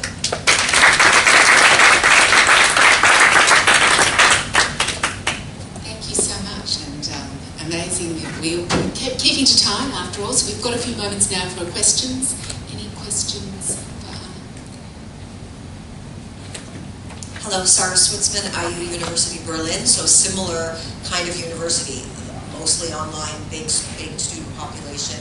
And my question is about the explicit teaching of how the rubric is used. Was that also done asynchronously online? Was it like a unit of study in the course? Well, in fact, so that explanation was inside the rubric. So we facilitate the rubric to the students, and then at the beginning we explain how they have to use, what is the rubric, and so this was the only training that the students have with the rubric. What is true is that at the university is quite common now, the use of the rubric, so it's not strange for them. But we wanted that they stop to check the rubric carefully, because this is not a very common practice, and then they make the comparison process. Any other questions? Any questions or comments? How about the self-reflection tool? How is that communicated? Well, the reflection tool was the same. So because we asked the student that they have to access to a specific space within the online classroom. There was a specific space, and in this space they can check the rubric and answer the reflective tool. So what we haven't done yet is to analyze the reflective tool. So now in this study we only compare if they have the reflective tool or not. And now we have to analyze. Other questions, thoughts, comments? So it's such a hard room to facilitate. I can't see. So I've got another question for you, because I was looking at that tool and I thought that one of the most, and I don't know if you've read them, because you said you haven't analysed them, but I wondered how important you thought the planning was in that phase, because I was looking at it. So you meaning the reflective tool? Yeah. How did students use that? Yeah. I would say that, I would say that there are different practices. So some students explain very carefully and in detail the actions that they wanted to implement to improve their assignment. but there were also some students that they don't do anything in this phase of planning. But probably it is related with the competences that they have, no, as a self-regulator of their learning, or so. But we still doesn't analyze this data. But more or less, I would say that this will be the way. Great. Any final thoughts or comments? Here we go. Hi, I'm Astrid Voigt from the Open University in England, Milton Keynes. We had a colleague who tried to do a similar study, but I think they failed to get students to actually engage with the self-assessment, as it was called. How did you get students to engage with this, and sort of inside the study, and how do you think you might be able to embed that as a practice for students, as in, because it's extra work basically for them, I think, even if they know that this will improve their work. Do you have any sort of feedback from the students themselves, or anything that gives that perspective? Thanks. Yeah, thank you. Interesting point. Yes, I would say that the students I think that it's really useful for them is to have the possibility of resubmit their assignment. This is not very common at our university because of the workload for the teachers. But once you offer this possibility to the students, okay, you have the feedback now. Now you have to compare, you have to work along with this feedback, and then you can improve the assignment and to resubmit, then they are very happy. This is and we are now at the university pushing the feedback practices in this way, but it's difficult, because of the workload, and yes, and some students also consider that it's more work for. But if this design is part of the assignment, for them it's natural. So it's not a problem, because it's a part of the assignment. Okay, what we have to do? Wow, in this case we have to do we have to submit a first version at the middle of the assignment. But then as they see that they can work the feedback and then resubmit it again, they have a good feelings about this practice. Great, thank you so much for a really interesting presentation about rubrics and self-reflection. Really enjoyed it. Round of applause, please.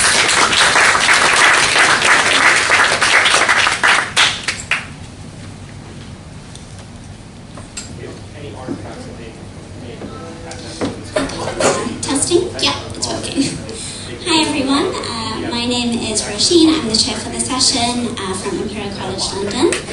I think we can make a start. So we have a 30-minute session here, 15 minutes to present, and then 15 minutes for a Q&A for your questions and comments.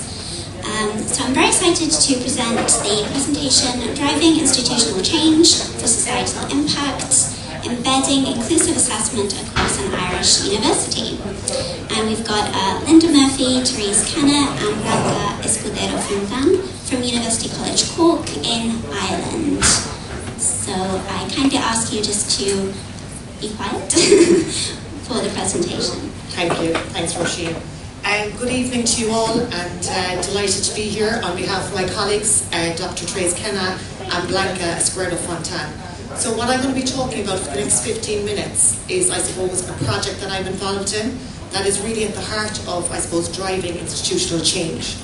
So today we've heard a lot about transformation and assessment, but transformation doesn't happen without change. And we all know change is really hard, particularly for universities. So I'm going to present a case study of a project that I've been involved in at my university, so University College Cork in the south of Ireland. And I suppose, first of all, I want to point out that this institution has been there since 1845, so you can imagine there's very rigid structures, processes, and there's a lot of emotional attachment to disciplines, okay? So I'm just going to say a little bit about myself. So I'm a lecturer in management in our business school, but I have been seconded out on a project that's been funded by the Higher Education Authority in Ireland. UCC was awarded 2.1 million a couple of years ago, and as part of one of those packages, there was a substantial amount.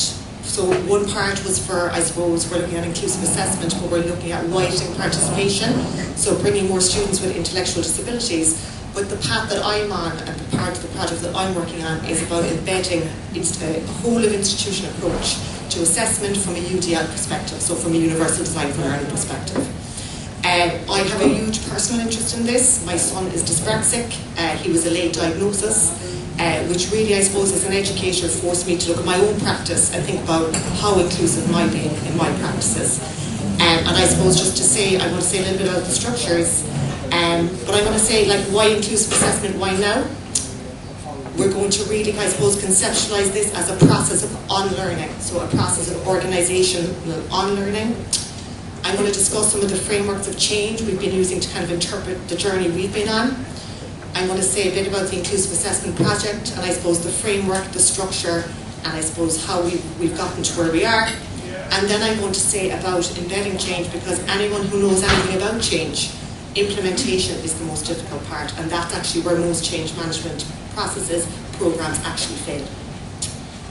So again, why inclusive assessment? It's great, I know I'm speaking to the converted at this conference. It's my first time at this conference, and it's been really enjoyable. But I suppose we are, everywhere we're experiencing a more diverse student body coming from non-traditional pathways.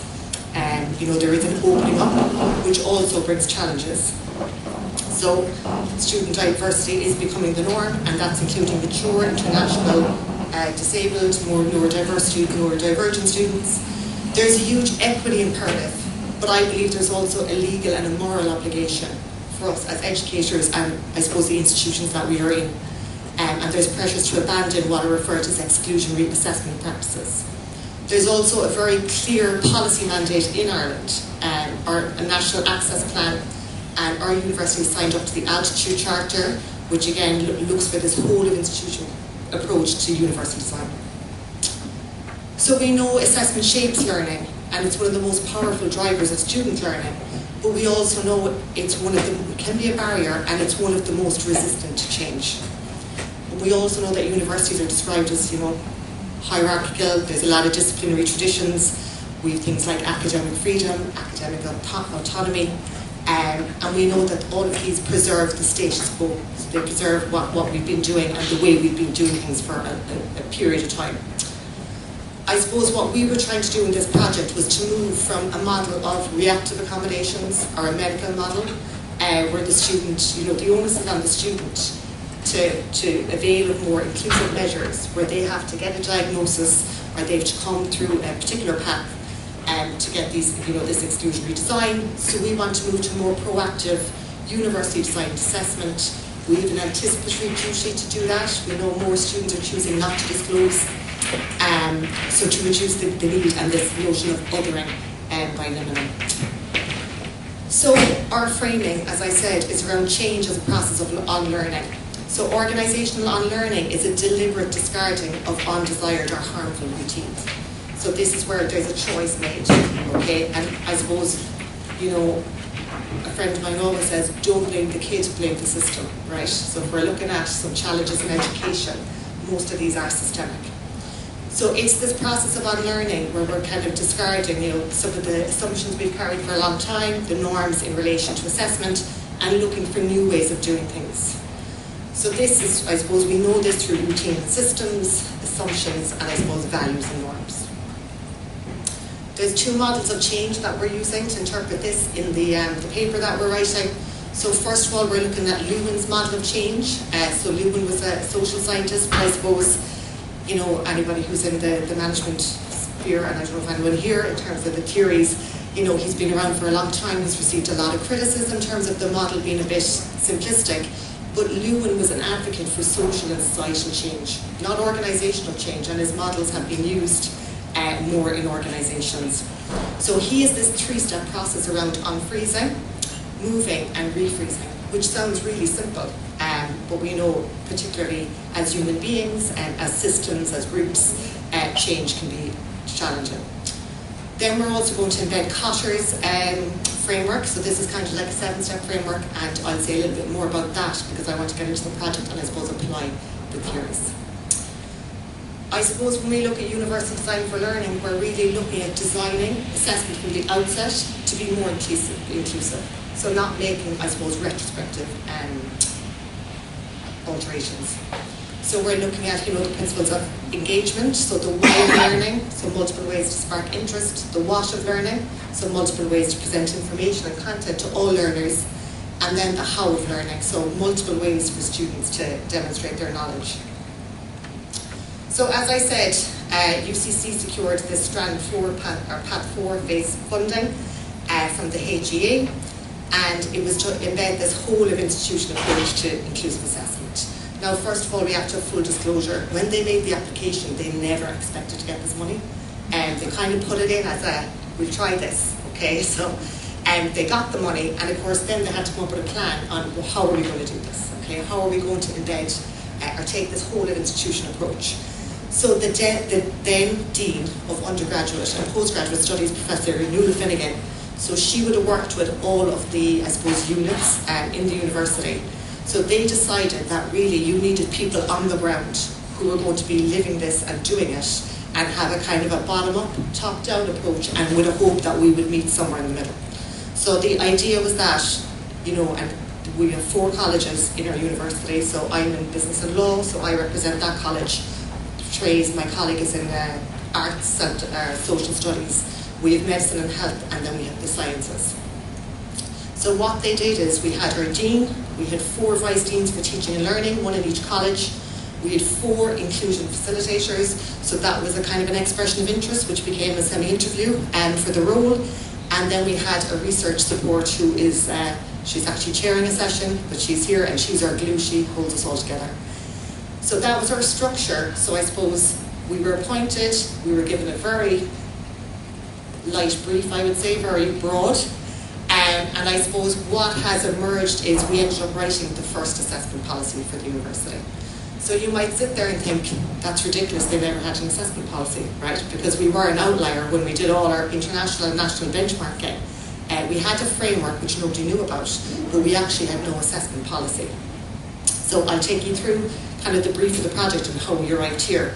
But the first thing we did was that we started mapping assessment in all first-year modules, because the initial brief was that we would take a first year and a year-by-year approach. So first-year undergraduate modules, so there was 477 modules across the university, and when we broke that down, there was 1,477 individual assessments. So that's a ratio, okay, roughly 3:1 per 5-credit module. We mainly use 5-credit modules. So that kind of says roughly 3, but in some modules for 5 credits they might have had 10 little mini assessments. So the first picture that we got is that there was a lot of over-assessment going on, okay? So this was our mapping. As I said, the mapping revealed inconsistencies and huge gaps in what diversity in assessment is. So when we looked at modules, it might have looked like, oh, there's a bit of diversity here. There was 2 types of assessment. But when you looked at it, one could have been an end-of-semester exam, and one was an in-class test. So there was an over-reliance on testing, okay, as opposed to being diverse. The other thing that we saw, and we kind of concluded, during COVID, we noticed there was lots of innovation around assessment because we had to, right? And I always take hope from COVID because we saw we could adapt, we could change, we went online overnight, we redesigned, we did all of these things. So we know change is possible, but we also know it's hard. So the mapping, I suppose, surfaced these inconsistencies, these gaps in diversity. But what became very apparent was across the university, in terms of what, for a student, what constitutes assessment for a 5-credit module. They're even within disciplines, across disciplines, it is the Wild West, okay? I suppose the trend towards more interdisciplinary programs, so we have our first, an undergrad that's bringing the 4 colleges together, that's being launched this September. So if we're moving towards more interdisciplinary programs, when we look at assessment, we really need to think about, transparency, what's valid, what's authentic. We then engaged in a process of consultation So we went out to our colleagues and we asked them. So we held a first initial staff consultation where we invited people to come and we talked about assessment. Okay, so we asked people, what do they do? You know, typically in your 5 credit module, what do you do? What are the types of assessments? What would you like to do? What are some of the barriers to change? And we got really good engagement. But I suppose one thing that was key for us was that we didn't just invite academic colleagues. So we had our colleagues in Access, we had our colleagues in the Centre for Digital Education. We aren't based in CERTL, which is our Centre for Integration of Teaching and Research. So all of our colleagues, so anybody in a kind of a learner support role, we invited everybody, okay, people from the library, and that was really important, and I want to come back to that. So in terms, that was our first process of consultation, which led us to writing a draft of the first policy, and we then went out to consult with the policy, okay, so this was, we were told to be ambitious.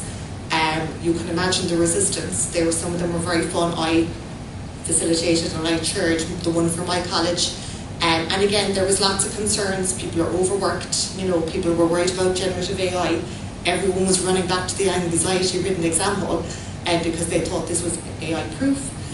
So there was lots and lots of resistance. And what we were trying to come up with was some baseline principles around inclusive assessment that as an institution we would sign up to.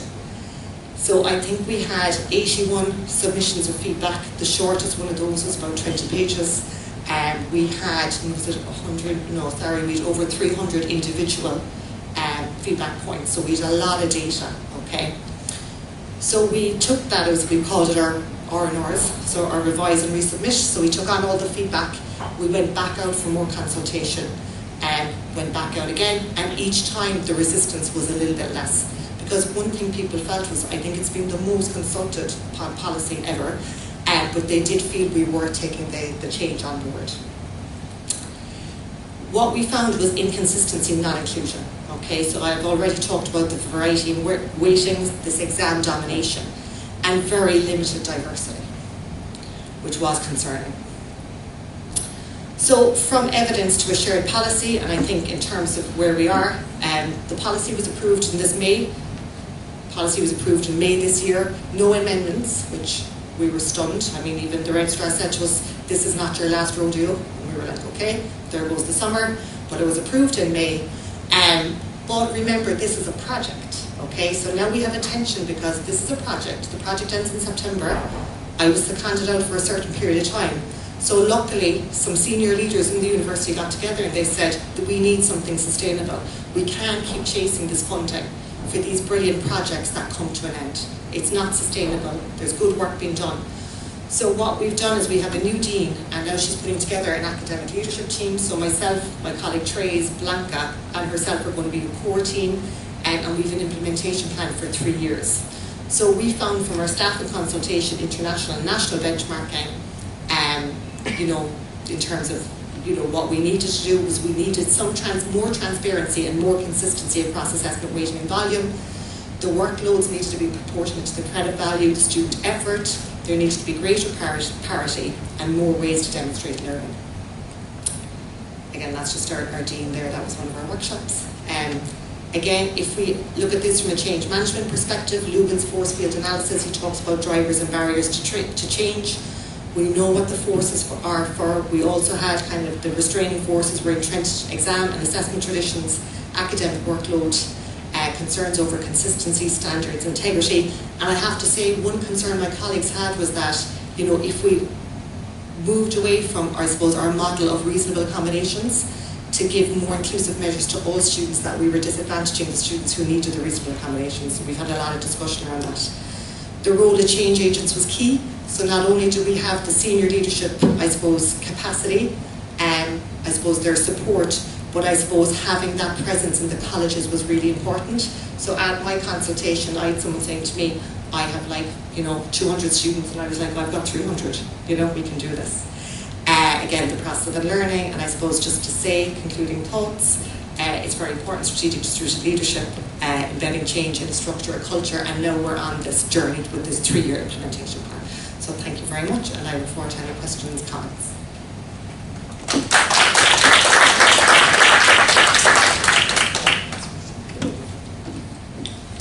Okay, we'll open up the Q&A for any questions or comments you have. Please raise your hand so I can see you because I'm quite short.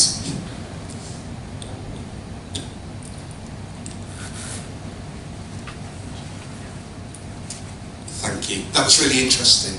I'm Jonathan Eaton from the University of Cumbria. You mentioned a consultation with staff and students. Were there any tensions or contradictions in the feedback from those two groups? Yeah, I think what was really interesting, Jonathan, was that, you know, we went in with this viewpoint that, you know, staff were going to be the sources of resistance and students weren't. Some students don't like change either, right? So I suppose that's in our implementation plan. We started with kind of first years and we'll go gently, and it will be incremental change. There was intentions. We did bring the groups together as well, but at different points. So for the initial consultation on the written policy, we did them separately. But as we moved through and, you know, the resistance got less, we did bring the student reps. So we've got a very good structures. We've kind of access ambassadors, student ambassadors, so they represent the different groups, the mature students, so they would have all been involved. And we're also, there's a research side to the project, so we're doing lots of focus groups and interviews with staff as well. Thank you. Any other questions or comments?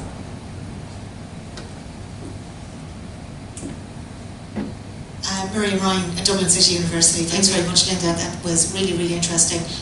We're in quite a similar situation. We have mapped our assessment as well, and we found similar ratios and not just huge numbers of assessment, but very parallel assessments as well. So, and perhaps it's early days, and you know you don't have an answer to this yet. But what did you move away? What did your staff move away from, and what are they moving towards in terms of those more inclusive UDL-based assessments? Yeah, so I suppose in the policy that was approved, we based it around there's 8 principles of inclusion, and there are some parameters. Now there's opt-outs because we have context of accreditation. You know, we heard earlier about different contexts.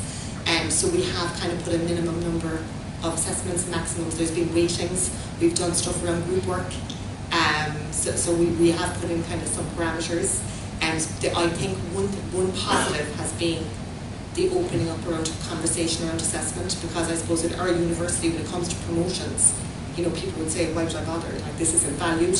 Whereas in the policy, we actually put the word in valued, that this work is valued, and now that it's in the policy, we're rewriting some of the promotion criteria to show the inclusive measures. And I think you have to show not just the why, the what, but the value for people in every sense, you know, because you know, you go to some of these, you know, we are Circle are brilliant in our place and they organise fantastic seminars. It's the same people going all the time. So for us, it's trying to reach the people, you know, who might want to, but they think, oh, I'm better off working on my papers or whatever it is, you know. One other thing that's really come across, that this might be something for yourself going forward, is where possible looking at cross-module assessment. So we have some really nice examples, and I'm very happy to share them with you. The other thing we've done is in tandem with the policy, we have a whole staff guide done up in terms of looking at, you know, performance-based assessment, because people were saying they'd love to hear more from other disciplines.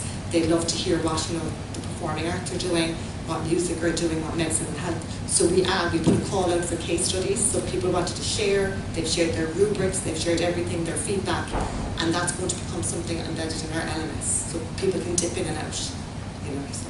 But I'm very happy to follow up and we can help them out.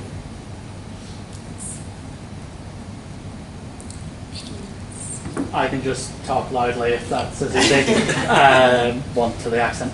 I was wondering if you could talk a wee bit more about what you're standardising towards, sort of in terms of whether it be the mapping kind of workload versus the credit rating kind of balance, mainly because a few of the talks today and some of the stuff we're working on at the minute, old assessments of kind of lab report every week being too much from my traumatic memory. But we would have learned critical thinking and engagement through those many little, which then by standardising down to kind of what we've got now puts a bigger risk. Yeah, I suppose one thing we've embedded in the policy is the programme level strategy of assessment. So where you're looking at, as you said, your critical thinking, but I suppose then the scaffolding across your programmes. So that's all been embedded. Now there's a lot of, you know, work to do in terms of the socialisation of the policy, but I think that programme level assessment piece is key, because it does allow you, as opposed to us all looking modular, so we have modules. So instead of us all looking at our own modules, if you're looking at a program level and saying in year 1 we're going to focus on whatever critical skills, but still we need to upskill across the years. So that's the way we're trying to move to more program level. But we haven't gotten there. Like, this is literally just being approved, so there's going to be a socialisation. I think what's really stood to us is those kind of relationships we've built up, the bringing everybody on board. Because sometimes with policies there might just be academic input, whereas actually some of our key learnings have been from everybody supporting students, and they might, they know a lot more than say me going in looking at 300. You know what I mean? So I think that with the relational capability throughout the project, that has really stood to us. So we've had lots of offers of help to help us socialise the policy. Have you had employers involved? Yes, through the accreditation. Yeah, we have. Yeah.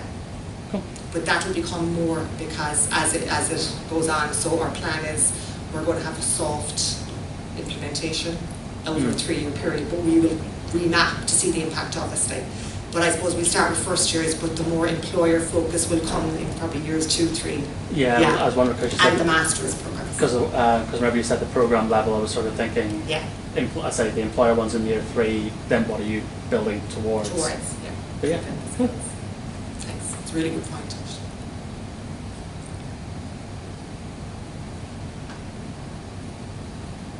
Hi. First of all, thank you for the presentation. It was really quite useful. My name is Asha from Kids and I'm for Global Academy for Arabic language.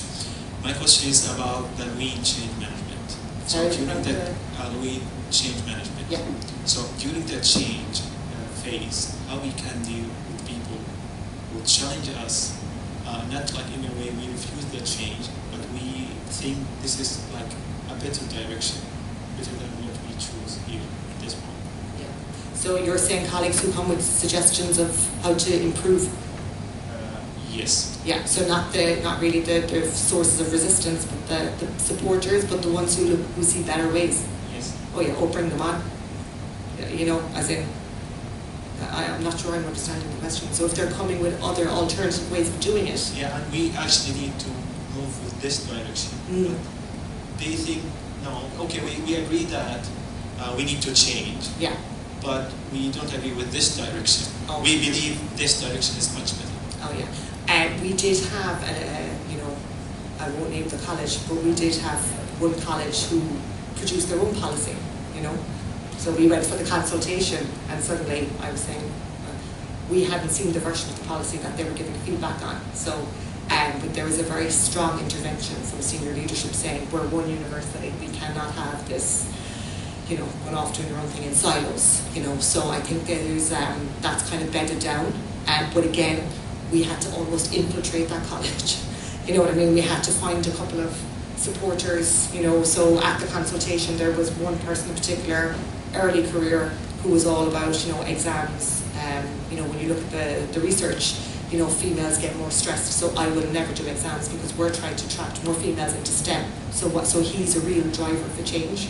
So having the little pockets and infiltrating, and it will take time because nobody agrees with the why, right? They all agree, as you said, we need to do this, we need to change. But it's the how and it's the effort, and the competing demands of our roles. Have I answered your question? Yes. Yeah, okay. Thank you so much. No problem.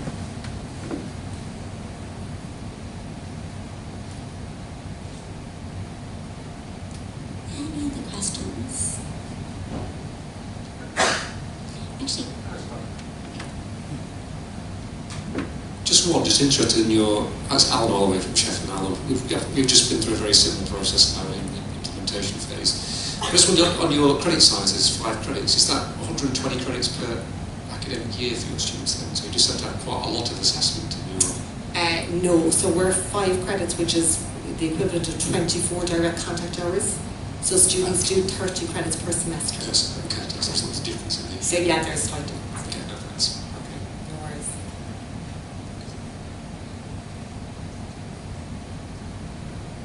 Words of the general, you mentioned a number of interdisciplinary programs coming up. How many of those are, I suppose in your parlance, inter-college?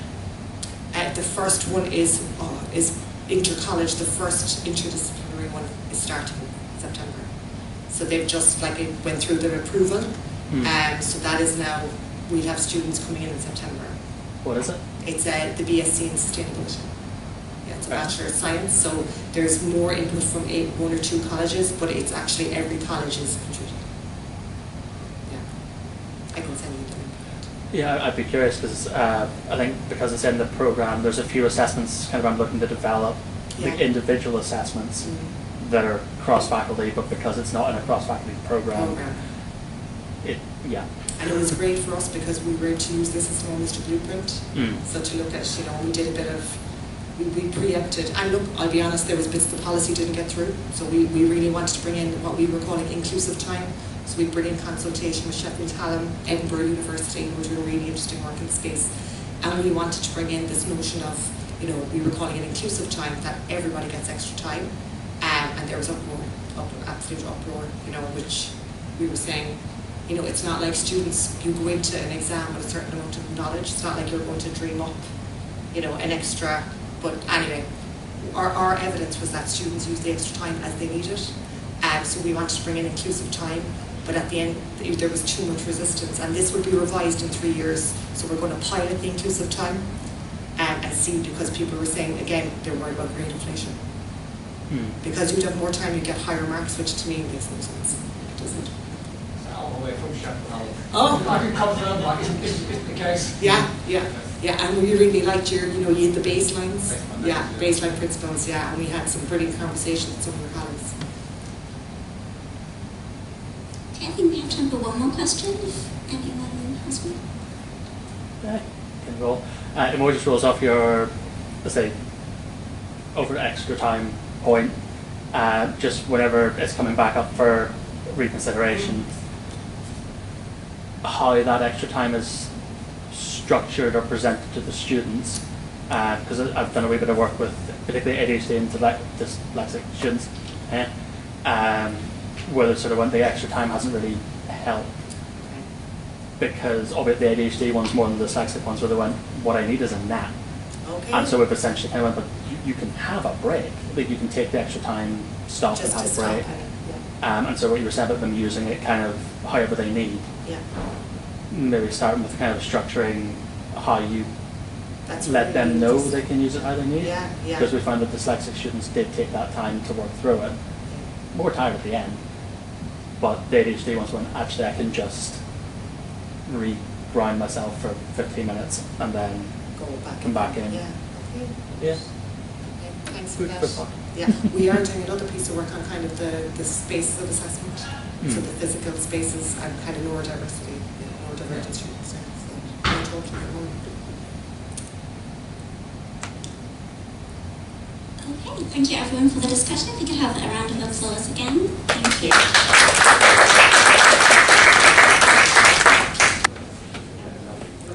Alrighty, on the hopeful assumption everyone can hear me okay. I'll kind of ramp through the first little bit to be open up for discussion. But essentially I'll walk through a bit of the introduction to what I'm actually trying to do with a lot of this, highlight some of the problem we face, and then I'll kind of rattle through what we're starting to do about it. So in terms of the kind of the concept still, the whole thing is basically being built off of this. The idea that essentially for all the institutions I've worked in, the number of students that actually want to enter their field of study, being chemistry, biochemistry, biology, has ranged for me from about 40 to about 85% depending on the year and the course.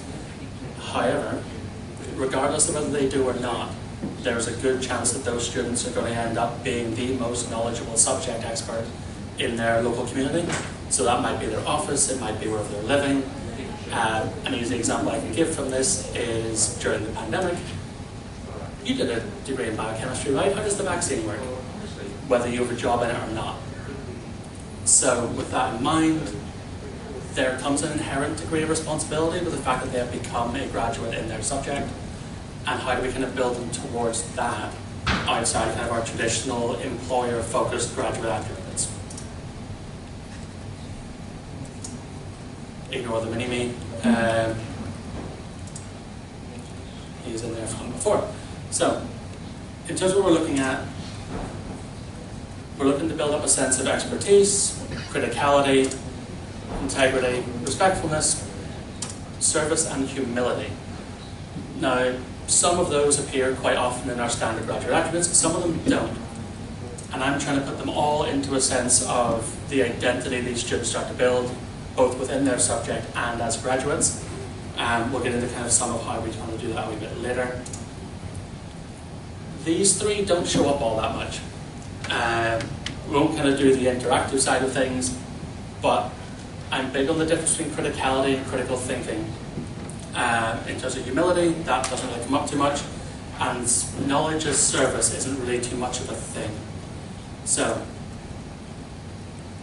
criticality, essentially setting up as what we'd like the graduates to be able to do is to show up their own understanding and to essentially be able to process, process and discuss their subject within the context of the wider community or the impact it's going to have. Again, I will keep cycling back to the Eurobiochemistry during the pandemic example, which makes for a really easy one. Humility, we'd like them to essentially know and acknowledge what their knowledge is and only move beyond it when ready. So, again, keeping my usual during the pandemic bit, if you trap the right or wrong colleague of mine, you will get a very long rant about a lot of the virologists that ended up on the news and whether they were actually qualified in their subfield. Or is it a case where when presented with that opportunity, the response is more, that's not really my thing, but they know it better. I'm not really going to comment, I'll discuss it with you, but for the purpose of this discussion, I'm as student as you are. I'm not an expert on this topic, and acknowledging that willingly. There is a wee bit of intersectionality that came up during this, and we'll maybe touch on it during the discussion. But the other one is essentially, especially for the undergraduate level, where not everybody's going to end up in the research direction, start to see knowledge, or the knowledge they've gained, as a service, as a public good. So whether that can be my usual biochemist in the community, that could essentially be someone who studied art, let's say art history or music, being able to advocate for their field in the wider community as to why we still need funding for the arts and music, etc., whenever they are otherwise kind of, the first on the chopping block seems a reasonable way to put it. So are we actually embodying them as, I say, knowledge holders are people who see the knowledge not just as something you've gained, but the fact that you are knowledgeable becomes kind of, I say, an act of service or something you should be using for the public good. So, in terms of what we've actually done, long-term planning for this, I'm dealing with year one biochemistry students. So we're keeping kind of the big picture, not quite as forefront, because otherwise it will terrify them. Their task is reasonably simple. They are to identify a topic within biochemistry that cannot be fully understood without the physical chemistry behind it. They hate physical chemistry. They signed on for the biology bit, they signed on for proteins and DNA and the big molecules. They did not sign on for equations with letters in them. Not their favourite submodule. I deal with that on a yearly basis. Their topic is essentially to prove to themselves why we teach them it. My standard example is they are told from day one, high school, that double bonds don't rotate. The whole reason that your eye works is that one does. It's really hard to explain that without the physical chemistry. We will not diverge into that now. They are to investigate the physical chemistry and ensure their own understanding of it. Specifically within this, and within both the rubric and the assessment brief, they will not achieve full marks in the component relative to this if they have not learned more in that area than is taught in the course. So if they only use the lecture material around this, their chosen topic, so the double bonds rotating or the equation that's brought up, they can still do well, but their investigation is purposely meant to take them beyond that course content in their chosen niche area.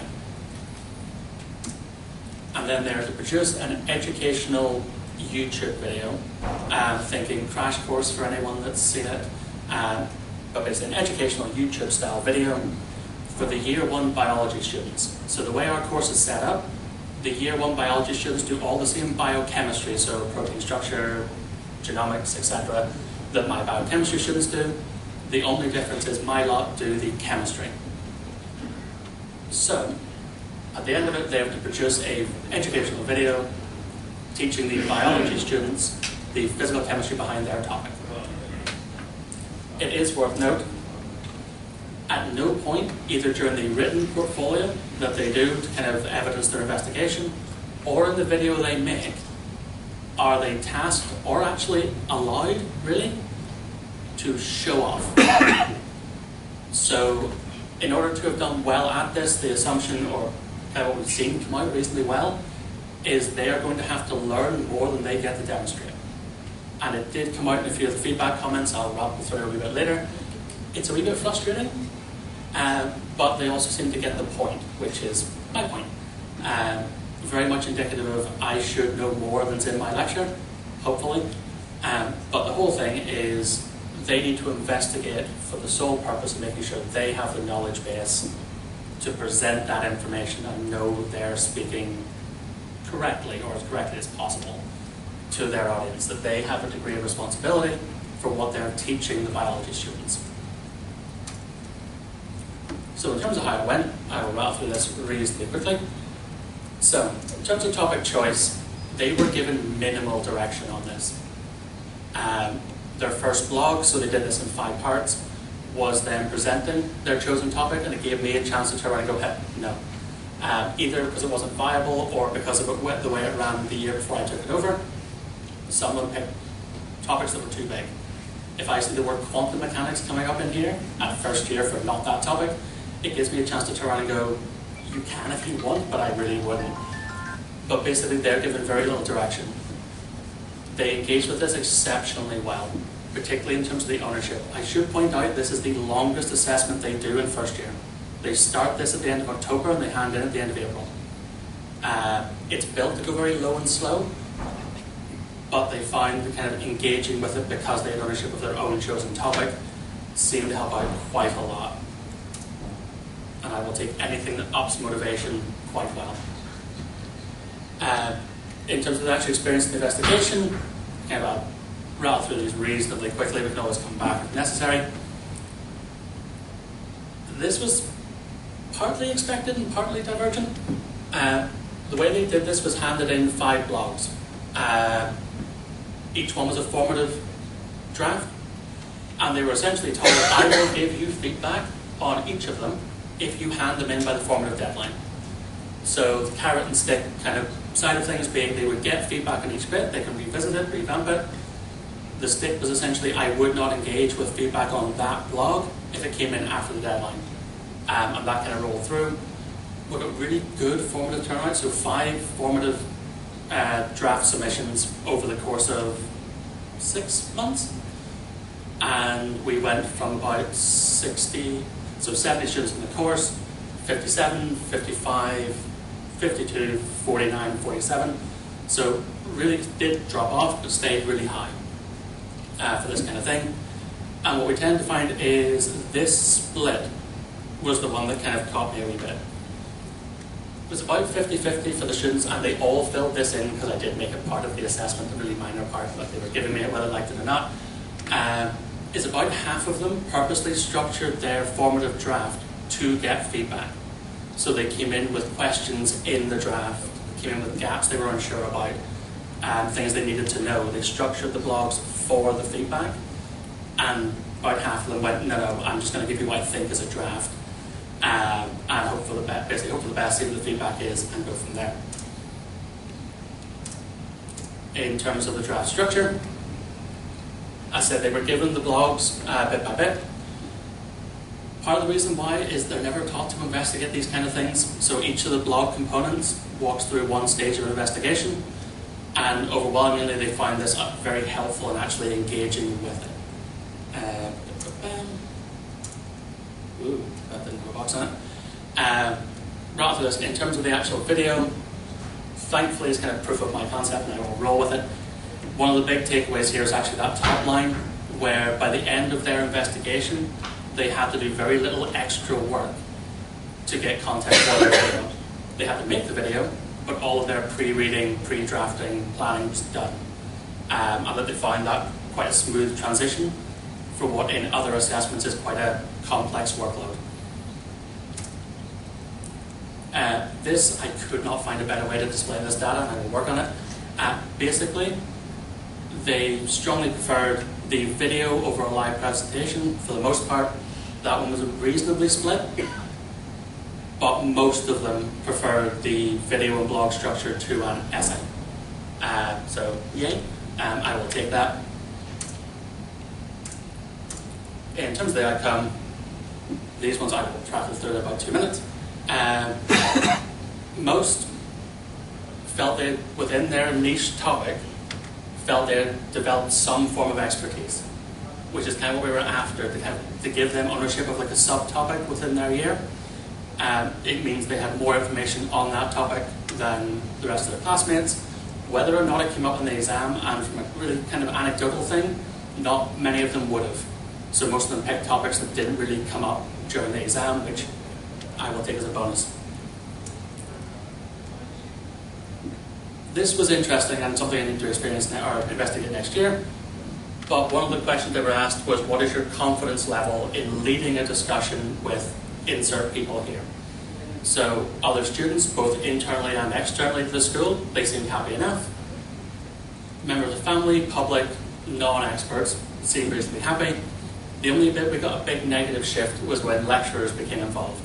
I don't really have too many feedback comments onto why for this, and I'll go into next year's questionnaire, but I can take a reasonable guess as to we're all exceptionally unapproachable and terrifying. In terms of the skills that came up, they were just blind asked which of these 6 they think they actually had to use, and we got some feedback comments on how later on. But reasonably speaking, the ones in blue are the ones they were meant to use. The data handling, the comments kind of came up with just, I had to read a lot and the reading became the data, which I'm not going to complain about.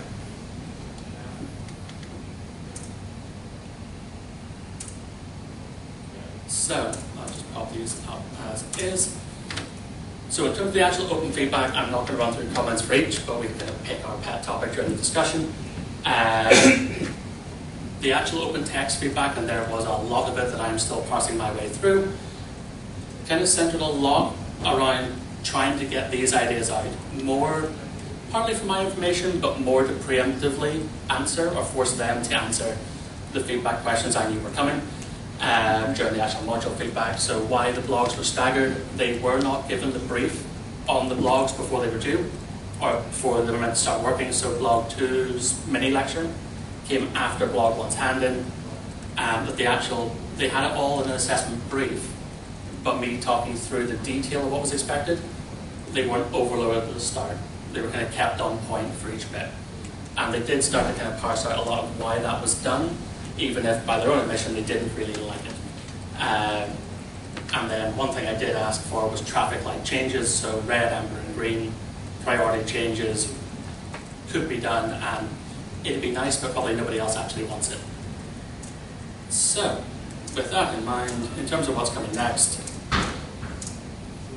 that's kind of about it. I can refine the assessment reasonably, but what I'd like to develop out of it is reflective bolt-ons for other assessments to help kind of this sort of iterative structure. And then I need to identify follow-up assessments for year 2. That one is also a pet thing of mine, but yeah. Other than that, thank you very much. Thank you so much. I'm so sorry that stair logistics prevented me from getting here. Amazing. Would you like to? Would you join if you'd like to? So, thanks so much. I think it was fascinating to listen to that, and I loved your a few of you said it was a difficult one to understand. That made perfect sense. So, we'll open it up for questions now if anybody would like to ask any questions. Hiya, that was very interesting, thank you. I like this concept of graduates as community knowledge holders. Where did it come from? Is there any literature or other institutions that work in that space? I'm a nerd. Primarily it did really kind of come out as a reflection on that pandemic bit, where, I say, every biology, biochemistry graduate I knew immediately got turned around to and went, is this vaccine safe? And I know from sort of following with a lot of past students, or a few past students, don't understand the number, they felt very pressured into having an answer because they were the people that had done it there. And it's kind of where that branched into like the humility bit, or being able to give them the components to turn and go, I'm proteins, don't talk to me. But no, it built a wee bit out of that. That and some videos online where essentially a lot of usually student content creators end up like their own pet wee bugbears, and sort of I wish people would know this or that. Linguistics tend to be a very big one. A lot of Tom Scott's videos doing little piecemeal bits, but the idea being that most people are never going to have access to us or levels of expertise beyond a PhD level. Yeah. And what does this look like at years 2 and 3? I will let you know in about a year or two. Feeding it through, so I plan to track some performance, but at the minute it will need to be semi-qualitative. But we've got things like their own critical essays, investigative lit reviews, etc. in second year. What I'm looking at there is whether they keep this same investigative structure, which is the main takeaway from this bit. Everything else is a nice, let's say, social bonus. But I can track that same investigative bit through. I was sorry if I missed it, but did you give the videos to the first year biology students? And No. Is there a plan to do that? So this is one that I will chat to one of the biology lecturers about as to whether we can make them not just an ad hoc resource, but one of the things I did mention to the students to bring their anxiety down was I would not be presenting them all. There are a few that I would more than willingly put up on YouTube as stands. Them I will likely approach to her and go, actually, would you mind, or would you want to, etc. Yeah. You know, when you talked about the videos and the blogs, and what's interesting is the long period of time, and it was almost monthly, wasn't it? Almost exactly, yeah. Yeah. Did you feel that was them practicing and rehearsing and refining as they went? In terms of the thinking. So did you see the difference between the first element? Not so much. So I ended up using Turnitin backwards for this. Okay. Because it didn't occur to me until I actually put the final submissions in, during the similarity checker. Right. It turned out the numbers were all inverted because they submitted their drafts. Yes. Which means the ones that made the most changes to their draft got the lowest similarity score. Yes. Which just had not intended it, but I will own it. Reasonably, they were still pretty high. So a lot of them, when they got their feedback, hadn't changed it too much or changed it quite minorly. However, what I did see was a better focus on each individual bit. As you go along. Because it kind of came out during the free text comments. They didn't like not having all the information, but they got the reason why being, I don't want you thinking about blog 3 when you haven't picked a topic yet. Yeah. So deal with that first. So the blogs were pick your topic and justify why it's good for this assessment. Orient yourself. So what do you know currently? What do you not know? That was just before Christmas, in week 11 semi. They then had a huge gap until the middle of February, which was their chance to go and read and learn and deal with their exams. But read, learn, etc. Blog 3 was have you filled the gaps. So it wasn't tell me everything you've learned. No. It was see all the stuff you mentioned in blog 2, have you actually addressed it? Yeah. 4 was audience appreciation or consideration. So take what you know, what you want to say, with a mind to your audience, so what you know about them, what you have to account for. So a lot of the good ones that came across there was, I can't put this equation in there. They're going to freak. So I need to present it this way, or I want to do it hand-drawn because it's a wee bit easier to understand this. And then blog 5 was just video planning, just to kind of get in that step. But it wasn't so much that their reflective thinking developed, but they showed a good bit of reflection while doing blog 2 based on what they'd written in blog 1. So they had kind of carried that thought forward. Interesting. Yeah. Can I ask you? Sorry. Come back. Thank you for the talk. It's really, really. I think the design is so well aligned and about each component, and it offers something beyond the learning outcomes. I just wonder why, your thoughts about why you want to add a reflective piece to this already well-needed process. So I have a bit of a bugbear about a lot of my colleagues will turn around and go, can we please get reflection out of my science? This acts, so there's not a dedicated traditional reflective component, but rather they are to iteratively reflect on the knowledge they're gaining in a kind of the same way you would design an experiment kind of thing, sort of what's just happened, how to make it better. So it's kind of a soft intro to reflective cycles. So blog 3 mentions Gibbs cycles, etc. And it's a very soft introduction to how to think about what you've just done, where you're going and how to get there, rather than sort of a traditional reflective element. Except for the questionnaire, and that's because I needed data. But yeah. Sorry, just a comment really there. It would be really interesting if you added in, your way, had what have you been assessed on, if you had kind of reflection or reinterpretation, whatever that was, it would be interesting to see how many recognise that, because it's done quite implicitly almost. Yeah, so I might add that in next year just to see.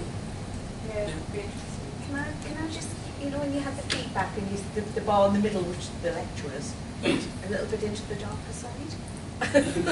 Yeah, so it had shifted down to, it was the only kind of pair that shifted quite strongly to, I wouldn't feel confident leading that discussion. Yeah, but you mentioned family, men's family, that's really interesting. Could you tell us a little bit more about how they were involving family into?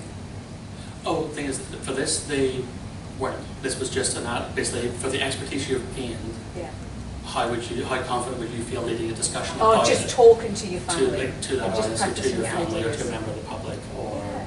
It's almost like scholarship, isn't it? Making it sort of your voice public, really. Yeah, or I suppose the easy example would be if you find yourself sitting at the bar, and sort of going, oh, could you talk about this? And for anybody that wasn't a lecturer, they're going, yeah, it'd be okay.